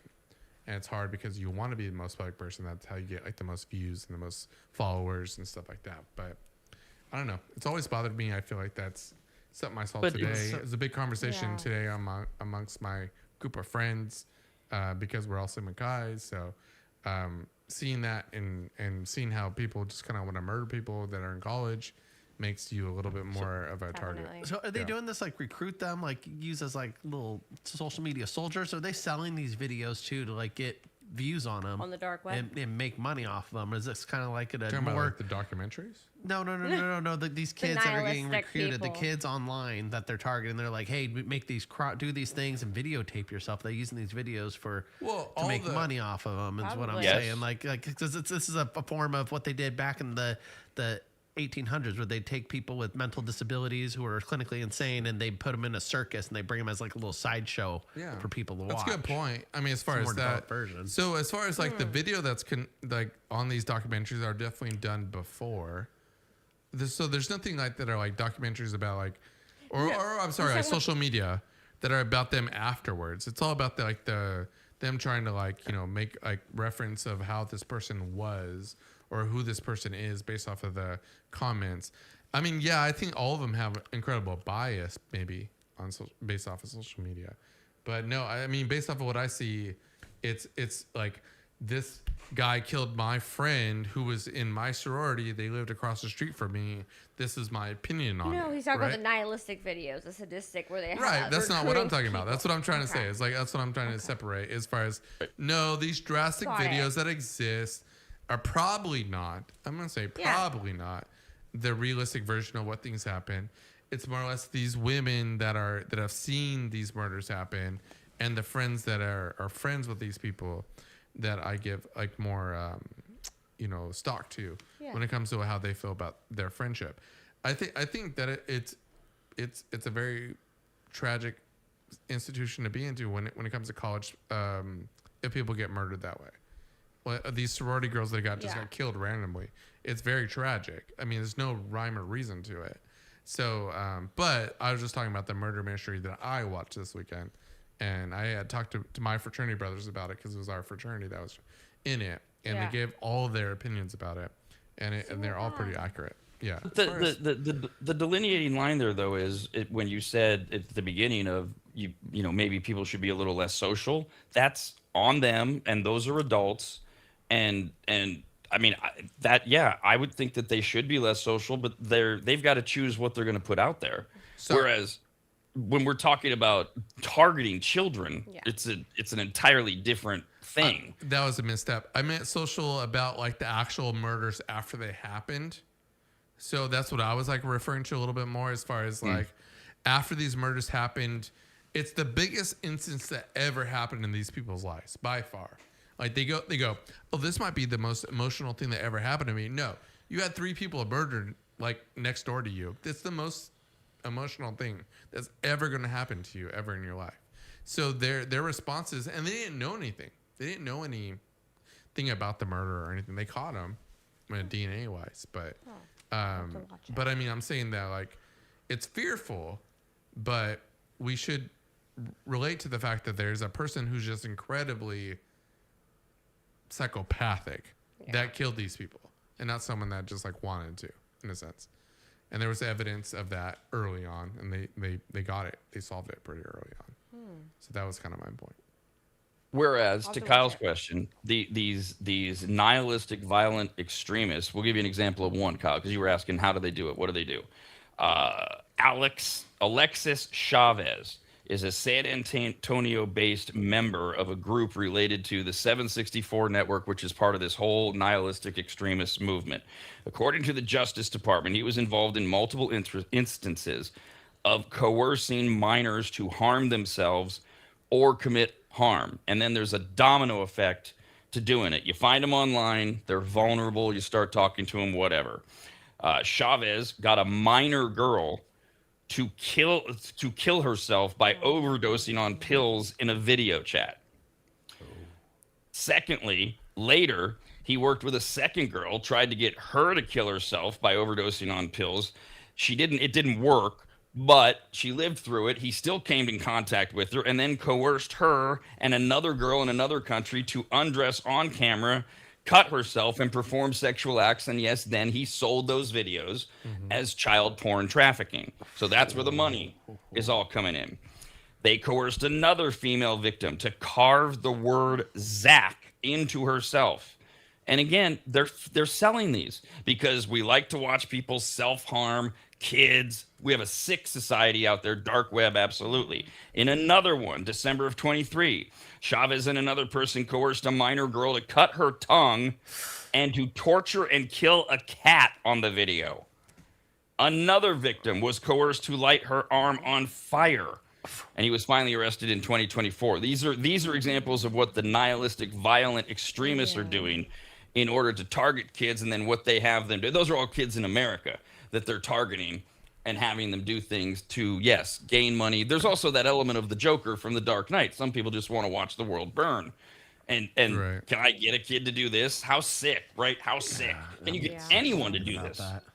Let alone a child. I mean, we have to think of that way in a sense when we're coming to how people make their decisions. And I've gotten to see it through, 5+ years of college, of undergrads or people, sorority girls that are making these decisions, having the time of their life. We're having the time of our lives, and it's fun. It's super fun. No one judges anyone. It's just all fun until like criminal aspect comes into it, where people actually claim to be raped or something like that. Then it all changes. Everything changes because the rules change. The behavior that all the guys have to deal with change. The girls have to change as well. Like, I mean, it all changes at that point. And so I think that it's drastic and it happens, unfortunately. I think that some of the stuff that I watch, I think it's more deeper than just like a claim from a party on a one night between a fraternity and a sorority girl. But it does happen. And I think that's what we deal with a lot of these like kind of like, incidents that we deal with when it comes to like college campuses and stuff. Yeah, but it's night and day more. for me. It's night and day. Like to me, you and I are at the same forum, but you're at a different table because I don't care nearly as much. I know you've gone through a very personal thing and stuff, and I care. But in terms of the conversation, college kids are over here. I'm talking about children that are being targeted, that Very parents need to be paying minds. attention to. And the idea that parents know what you just said is true, and yet they're not paying attention to these nihilistic extremists that are targeting the little kid. It sucks. Look, I know it's still your girl. I know she's still your baby when she's 18, but there is a point at which she has to be smarter or take the risk that we all did. Right. And realize, oops, that was a bad risk. Right. I think that's where the barrier is right now. Right. It's like we're preparing you as much as you can, but then you're not doing it. I think that barrier is expanded over the last 20 years a lot. Definitely. Where people are like, I don't think my parents really know what they're talking about. I know what I'm talking about because I'm 20. And look at this fraternity just invited me to a party. So obviously I'm cute. So I'm going to go to this party. I'm going to have as much fun as I can because why wouldn't every 20-year-old do that? We did that as 20-year-olds. Males and females don't really have any difference when you're 20 as far as how much fun you want to have. So it's like, it's really just like very a different scenario at the end of the night, especially like 2 a.m. So I think that fraternities, they need to always watch. We always did that. Sigma Chi's always watched our backs. We never try to take like extra like steps to say, hey, this girl is like obsessed with me. Oh, this is my girlfriend, blah, blah. No, she's not. She doesn't like you. She thinks you're a stalker. Like we'll tell our brothers that. And it helps because it eliminates that stalker mentality that happens in college, because I think that's the worst thing is these guys are like, oh, this girl said like 2 nice things to me, and now she wants to be my girlfriend. And they go above and beyond, and they're not in a fraternity. They're going above and beyond. They hate fraternity guys because they think that they're like super, concessional, like very, very brotherhoody. Like, we don't let outsiders in. So they try to go their different ways, and that's what really hurts us a lot of times. Well, and this is a different version of how we found out about the whole Uber Lyft thing, and where we started this whole policy of names and giving names. And remember, prior to what, we had 3 of them in the course of a month, mainly centralized, I want to say, in South Carolina, but there was another one on the West Coast where it was just people, mainly women, who are just getting into cars thinking it's their Uber because they happen to have called one. There's no cross-checking. There's no, oh, whoop, dead. Oh, raped. And then we go, oh, maybe we should put in another level of security, another level of thinking, another level of watching out for each other. Maybe we should walk our sorority brother or sister to their Uber and make sure it's an Uber. Yeah. And that first policy was like when they just like when you walk into your Uber and they just go, "Are you Jeff?" I'm like, "Yep, thank you." Yeah.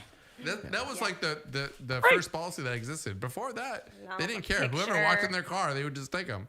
And now it's like, oh wait, you have this is your name, and you have only 3 people.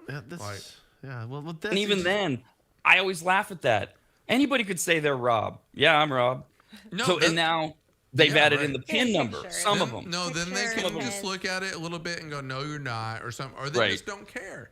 Right. They don't care. They're there for the money. They're there as long as you're not like creating any problems, or like, there's not a guy throwing up outside of the door, like trying to get in or something like that. Yeah. Like, no, you're not Rob. That's what I would say. Hey, you're not Rob. You don't look anything like him. But yeah, it's. I went through that a little bit this weekend. So yeah, well, with the parent pile, like this is just another level of talking to your kids with stranger danger topics. This is another level of stranger danger. That's what I had when I was a kid. Like, don't get into somebody's car, even though they tell you, hey, I'm only looking for a puppy. You still don't do it. That was a lesson I had to learn at 4 years old. This is just another version of that, just on the internet. Make sure you're checking your kids' phones, and make sure if anybody weird is talking, tell them to go get a cat and kill it. Maybe bring that over with your mom first. If your kid's coming up to you going, Mom, is there a cat I can get somewhere? Maybe say, let me see your phone. Good call.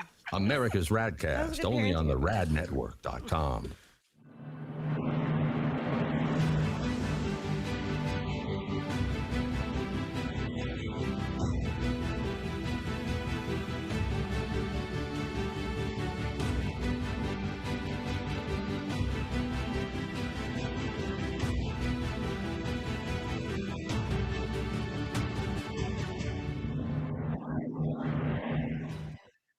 The first time Corey walked into my home, I came around the corner, extended my right hand to shake it, and said to him, "Wow, you're big." And that would be Corey from quickdumpsters.com. Quick is spelled wrong intentionally. Quick, Q-U-I-K dumpsters.com. That's quickdumpsters.com. Corey's yet another maggot launching his own locally owned and operated business, and boy, did I need him, and really we all do. Things pile up, you get frustrated, you keep saying, we need to make a dump run. Pretty soon it's more than a dump run, and now you need to rent a truck or have one of those ugly upside down box cars parked in front of your house that you fill up yourself. Or you do like I did, you call Corey at quickdumpsters.com. In my case, my house had fallen into complete disarray as my late wife Christina had lost her 2-year battle with congestive heart failure, and amongst the many things left were gathering her things and finding what to donate, what had to just go in that pile of stuff where we were both going, why did we ever buy this? And it all could have been so overwhelming had Corey not just walked in, taken charge, and removed dozens of boxes of total junk, unusable dog kennels, desks that were falling apart, a worthless old smoker that couldn't be fixed, bag after bag of crap, and I can't remember what else. He was quick, spelled wrong, Q-U-I-K, quiet and clean. Well, he wasn't clean. I mean, he was. But I'm not commenting on his hygiene. I meant that his work was clean. He swept everything when he was done, and the house looked like he'd never even been there. Corey's the real deal, and I couldn't be more proud and happy to call him a brand new advertiser. His story's incredible, his dedication unmatched, and his motivation to succeed larger than he is, and that's saying something. Quotes are free. You don't even have to have them over to your house. Just send him some pics or videos. and you'll get your price, schedule your day and time, and watch someone else get that junk out of your house. Go to quickdumpsters.com. Quick, Q-U-I-K, dumpsters.com. Quick, Q-U-I-K, dumpsters.com.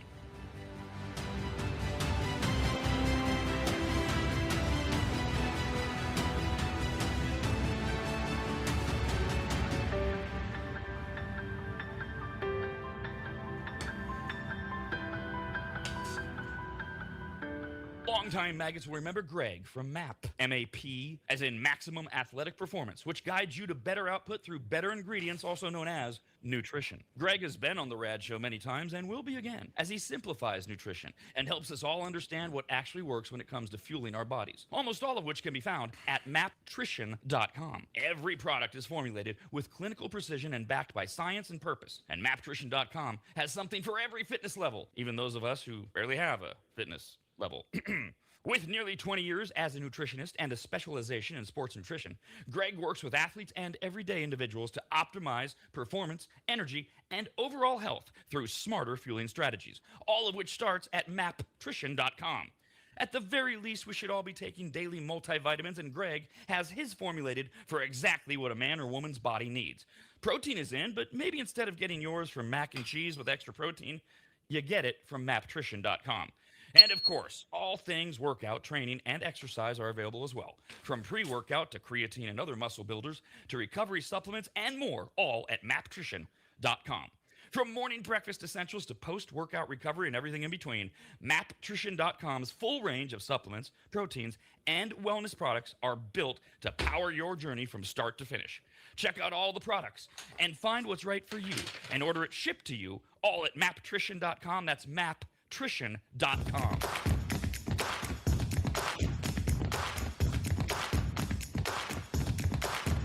Remember, you get what you pay for, and you can access America's RADcast anytime, anywhere for free by going to the radnetwork.com. Don't say I didn't warn you. We got this email, radcast at the radnetwork.com. It's from Allison. Hi, Allison. We were doing the parent pile. We're talking about a variety of different things, starting with how many, getting ready to go back to school. How many miles a day is the average parent driving their kid around, and then over the course of the year? And Allison says, we live 20 miles from our kid's school. Oh. So it's a 40-mile round trip just for the school. Plus there's extras like dance, cheer, football practice. I think I average more like 200 miles per day, 5 days a week. It's like living in our car. It's exhausting, but I'm pretty sure I'll miss this one day. Yes, you will. I'll do a little. I experienced it a lot. So I went to Marilama. I lived in Jomis. So that's about 15, 20 miles both ways. And we weren't good at sports. So to be honest with you, I played a lot of sports. So my parents had to pick us up a lot, and we weren't like the best. So that was a lot on them. We did. So I recommend carpools. Get carpools. Get your kid to have friends. Find people who live in your area. Yeah. And get them like 3-4 days a week to take the kids to school and back, or practice and back. There's like a whole routine that my parents' friends established in Atomis that were like, you pick them up in this day. That's a good plan. Yeah, right. For sure. So it definitely helps out. Yeah. Allison, who wrote in, she's like, I am the carpool. Everybody. I know. That's what I heard too. I was like, get more friends. Right. and tell him to get more friends. Yeah. Say no a little more often. Right. Things like that. Yeah. When you're that far away, it's a little different. Even in the modern time. Ride your bike 20 miles to school. Find out who's close to you, and then establish a carpool. Make friends with them. One other thing that we were talking about for the we didn't get to this, but with technology, AI, all this. If your kid isn't having nightmares about robots yet, how about this idea? The Salamanca City Central School District, which is in Western New York, has voted to deploy a humanoid robot teacher this fall. Oh. The robot will not replace the real teacher. It will provide support. Now, this is the kind of thing that actually is, if you're not terrified of AI, this is a very good thing at young ages, right? Start exposing them to things like robots. Robot teachers.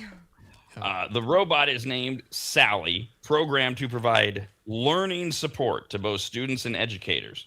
Sally will have a lifelike appearance, with silicone skin, and long brown hair. She'll be stationary, so she won't move around the classroom. She'll be in a seated position with a wide range of upper body movements and facial expressions. I think your robot should look like a robot. It should just like come out like people know what robots look like. So it's one of those creepy animatronics like at Chuck E. Cheese. I mean, unless it's like Westworld, where they like look like legitimate humans. That's it might fine. be, but yeah. I don't And you could be like, this is an anatomic robot. Yeah, until Sally kills a kid. Yeah. Yeah, and then the program goes downhill. Error. It all goes to Megan. We're always doing the Megan Netflix thing. So yeah, what do these facial expressions look like? And yes, she'll be seated there. She will not use the student's name for privacy concerns. The kids will have to address themselves with a number. So for example, that's great. Cattle. That's creepy, yeah. They'll be able to. They'll be able to say, you guys all had a number.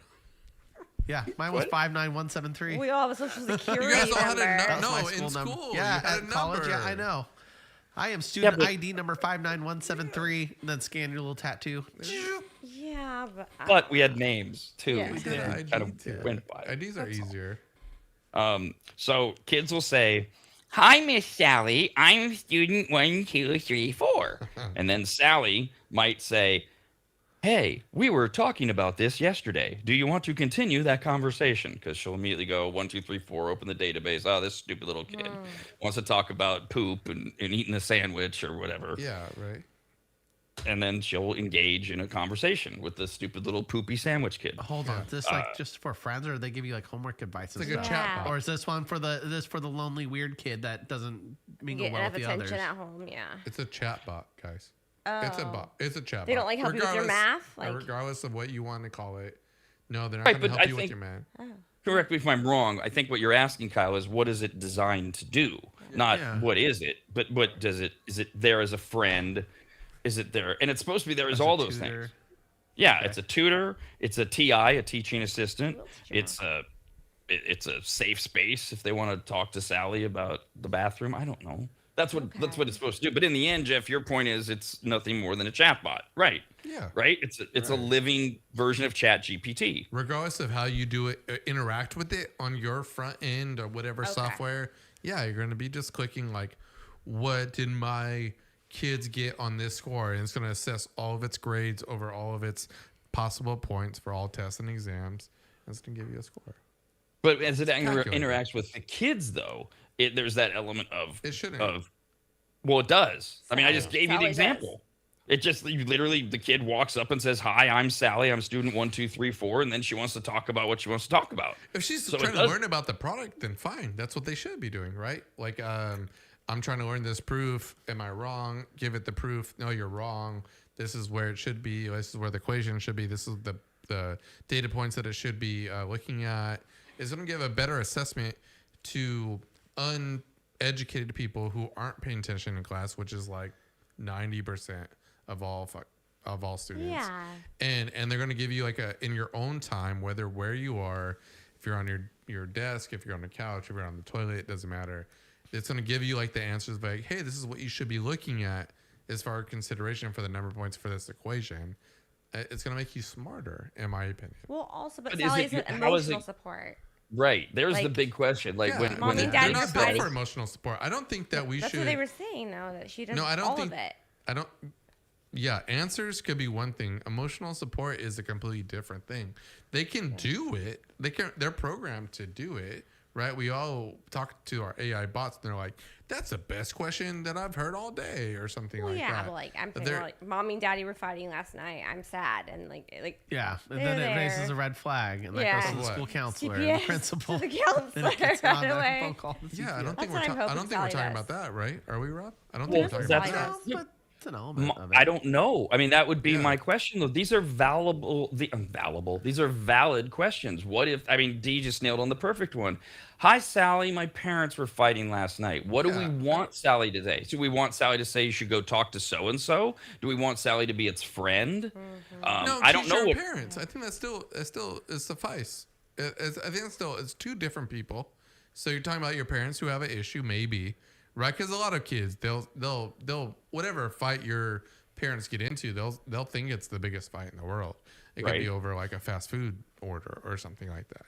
So that's very unrealistic to be like, this is a proportional protocol response that she can go through to, but that's why teachers exist. They have a zero tolerance for reporting. So if they go to a human person and they said, my parents are arguing all the time, they're supposed to report it. Like they're mandatory with a little reporters. more detail. I mean, a little more detail than just the Yeah, fighting. probably. Yes, I didn't want to get into more. She can help you with your math. She can. But so what do you want Sally to say though? What how is Sally supposed to be programmed to deal with that? Is to say something that's happening within home, right? That's all they have to say. So it could be something with their issue, with their one parent, both parents are arguing. My parent hits me. My parent stops me from eating. They don't let me eat certain things. These are all mandatory reported items that have to be done with teachers. Right. So what does Sally do? Wait, which one's Sally? Is that the student? No, that's the bot. Sally's the robot. And I'm not talking about the robot at this point. But I am. Yeah. I want to know what you want done to the robot because the robot. No, robot's not an efficient source for this. I guess that's the point. So sorry. And you're answering the question because other people say it is. No. So that's what I'm asking. It's not. In the scenario that a little girl says, Sally, my parents were fighting last night. Yes. You want not a good Sally the robot to do what? No, not report to the it's not a. Right. It's talk not to it. A person in a place to be able to make a logical decision to be Should able to she like. talk to it? Yeah, she Talk should to the talk to child. it, but they should not have reporting tools in hands. Well, no, I'm saying to like get to the next person. And like what about like teacher. red flag tools where they just flag it and then they send There's it red to flag tools built administrative into assistant. every single software that it's ever existed. Okay. So we all get like different levels of we call it scams. We can call it sexual abusement too, right? If you want to talk about on a bigger scale. But yeah, no, they all have to go through a real person. So they have to get reported to the parent. They have to get reported to the police. Yeah. What does? What does? The children's complaint, right? So if a child goes to an adult and says, my teacher was mean to me, they're going to be like, your teacher is supposed to be mean to you. If they go, my teacher said, I need to take off my pants. Yeah. That's the parent's point to be like, I need to report this. And I need that to go to the proper What do you channel. want Sally to do? Sally to do? No, it shouldn't be a Sally report item. That's what I'm saying. She should just do math. Like she should Well, just be a yeah, tutor. you can't have a robot report items to the police. No, she should grade homework. It has to go to her. I mean, it's the same thing. This Where's- already hold on. exists. This Where's the already middle exists. ground? 10 years ago, you can go and report to Siri. You can go and there's instances of this happening where these artificial intelligence places will report to the police and they don't do anything about it. Because there's not the proper protocol in place for chain of custody, all the stuff that exists for them to actually put a case together.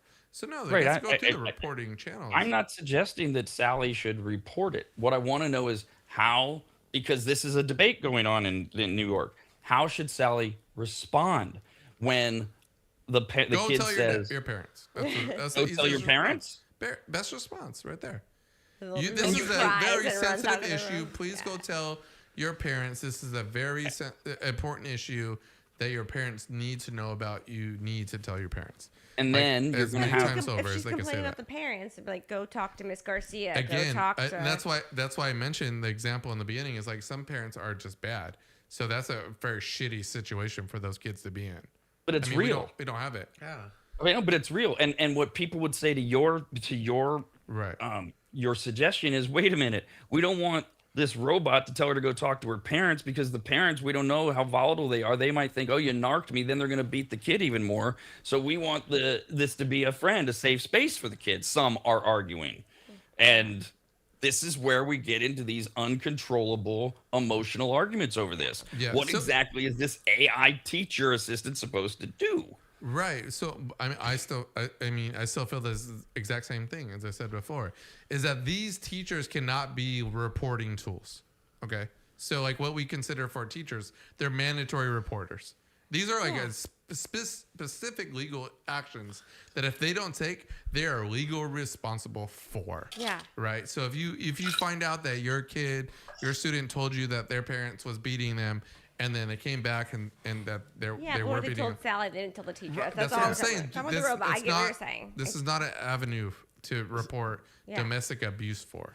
Right? Why wouldn't you just do that in Facebook? Why don't you just go, my parents are beating me. I'm the worst kid ever. Because if you're a kid, you don't have a cell phone. Like if you are a kid's getting abused, That you're probably on a doesn't help short with this leash, probably no situation either. phone, and then we go to school and you get this new robot. And then, like the parents think, oh, it just helps with the homework, but the kid goes up to it as a therapy tool and says, oh, like it develops a relationship with the robot because it's probably not getting along with friends either, you know. So you're saying they like have a robot in the classroom. Yes, that's what we've been talking about. No, but I'm saying that it won't get there, guys. You don't think like a kid's gonna talk to Sally and be like, "You're my only friend, Sally. I can only tell you this." Just to let you know, again, this technology is not AI related. This technology has been around for fucking ever, guys. Yeah. So I'm sorry that a diary that people write in does not go to the teacher, right? Their parents can read it if they want to. This isn't a mechanism in place. I had a diary in school. We had to write down what we did on the weekends, and it got brought up, and parent-teacher conferences were had because I wrote a story about my dad taking me to a bar and leaving me in the back of his truck for 2 hours. Right. So and then all of a sudden, there was teacher and parents involved. So if they say something to the robot's got to flag it and let like the teacher or the principal know. So that's a good example. So the reason why kids are their diaries are vulnerable to legal action, right? Anything you write down, adults do. Okay. So this is normal. So it don't matter if you had a robot in your class or you did not have a robot in your class. If you wrote a diary and said, my mom treats me bad, and they pull that into a deposition or into a court, that's in the court records. It's super legal. Same thing with a robot. So if you go and say, robot, you're my best friend. You're the only thing I ever like in my life. I need to tell you all my problems. It's the same exact thing. So they can use their recordings for whatever you tell them and to whatever. It's not a like super sensitive, this is my diary that I put in front of my bed. That's a legal action in court. So don't write down in your diary. This is a mechanism that existed when I was like 15, I think. They told me, don't write a diary. Don't create a journal. It's going to be used against you if they find it in any court. Hashtag Fauci. So don't do it. I don't think Fauci relies on fucking diaries. I think they rely on people like Kyle I know, we're talking to about write kids diaries. in school. Like, who knows if they have a writing assignment and they have to read it to the AI and the AI gives it a grade or something. Like That's a good mechanism to give to the bot that they're like they're laying in their beds and sleeping with them at night. So they should be telling them, don't write a diary because that could be used against you. These things aren't like you're jumping like 30 years in advance of a robot sitting in like a 12-year-old's bedroom going, how can I help you? How can I get you your night? It's in the classroom now. It's in the classroom. No, it's not in the classroom. They're saying like something that it might exist.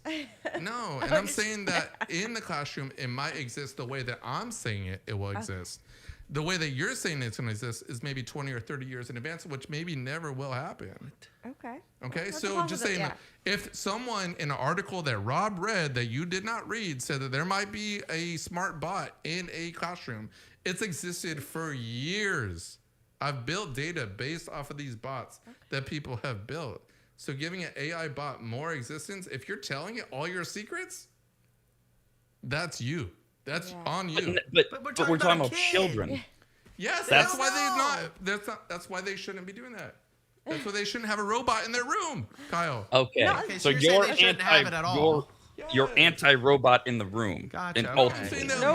No room bot. Just like know what you're doing. Yeah. That's what bothers me But the most. kids don't know. They're kids. Yes, Right, the kids don't know. No, if you dumb as tell them, hell. all you gotta do is tell them. They don't have to know by themselves.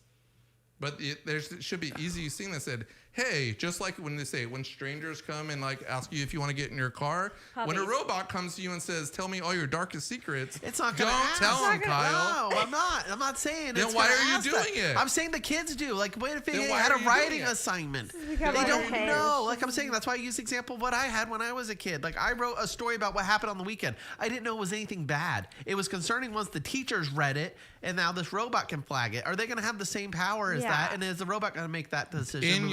In your writings, did you talk about the abusive nature of your family and your parents? And in a sense, I told a story that was considered alarming for them to be like, "Hey, and you we just need to want see what's going on." it to be ignored. So you don't want the teacher doesn't want to read it, right? You're okay with the teacher reading it, I'm but not the okay bot. with the robot and the teacher. I'm okay with the robot reading it, flagging it, saying, "Hey, teacher, there's something to look here. This kid got a red flag on his little talking report with the robot." So the teacher gets ultimate power. So the robot flags it. Teacher looks at it and goes, "Do we need to make a call to the authorities? Bring us to the principal. Do we need to call a parent-teacher conference?" Yes, I think that it's a good spot, especially. And you're talking about when there's like murders and like things that you're about to kill yourself about and stuff like that. Yeah, maybe right? if they tell the robot so good. that, then it's all they in should be place. It all notified. exists already. Nothing has to change. They all exist. Okay. Emails by every note that you wrote, and every time you talk to a teacher, they're mandatory reporters. So they're going to report everything you say to the principal, the vice principal. We're talking about the robot. Yeah, so the robot's going to do Yes. So why would you want to put a different thing in place to then interpret? There's a lot more to this story as we've developed, and the arguments being made by Kyle and D are the arguments being made. I want to tell a robot because that's going to make me feel better. That's going to make me feel better about me being molested. It's a kid. No, go and tell your parents if you need to, or tell your teacher. Can I try again? Can Sure. I try again here? Okay, thanks. There's a lot more to the story, and what Kyle and D are arguing is what's being said at school board meetings, and Jeff is presenting the frustrated answers of some people. Realistically, what happens? Whereas others are saying Jeff's wrong, and we'll go down the road as we try to figure out what is Sally going to do in a week or two when she's in this room. She is already programmed to interject if the teacher forgets where they're at in the lesson plan or skips over something, and she's costing the district $60,000. So we'll review what's going on and see if we could revisit this tomorrow. Have a great day. Remember, it's the Major League Baseball Trade Deadline Sports Show is live from 11 to 3 today at the radnetwork.com. Screw you guys and get home. Talking poo is where I draw the line. Go on and go home, you fat chicken. Bye, diddly eye. So long. God bless you. See ya. Goodbye. Bye-bye, Homer. Take care. Adios. So long. Very well. Yar. Bon voyage. Toodle-oo. So long. Bye-bye. Ta-ta. Bye, everybody. Bye-bye. Sayonara, dude. So long. Bye-bye. Bye-bye now. Bye. See ya. Bye. Bye-bye. So long, Stink Town. Well, goodbye. And don't think it hasn't been a little slice of heaven, because it hasn't. God bless the United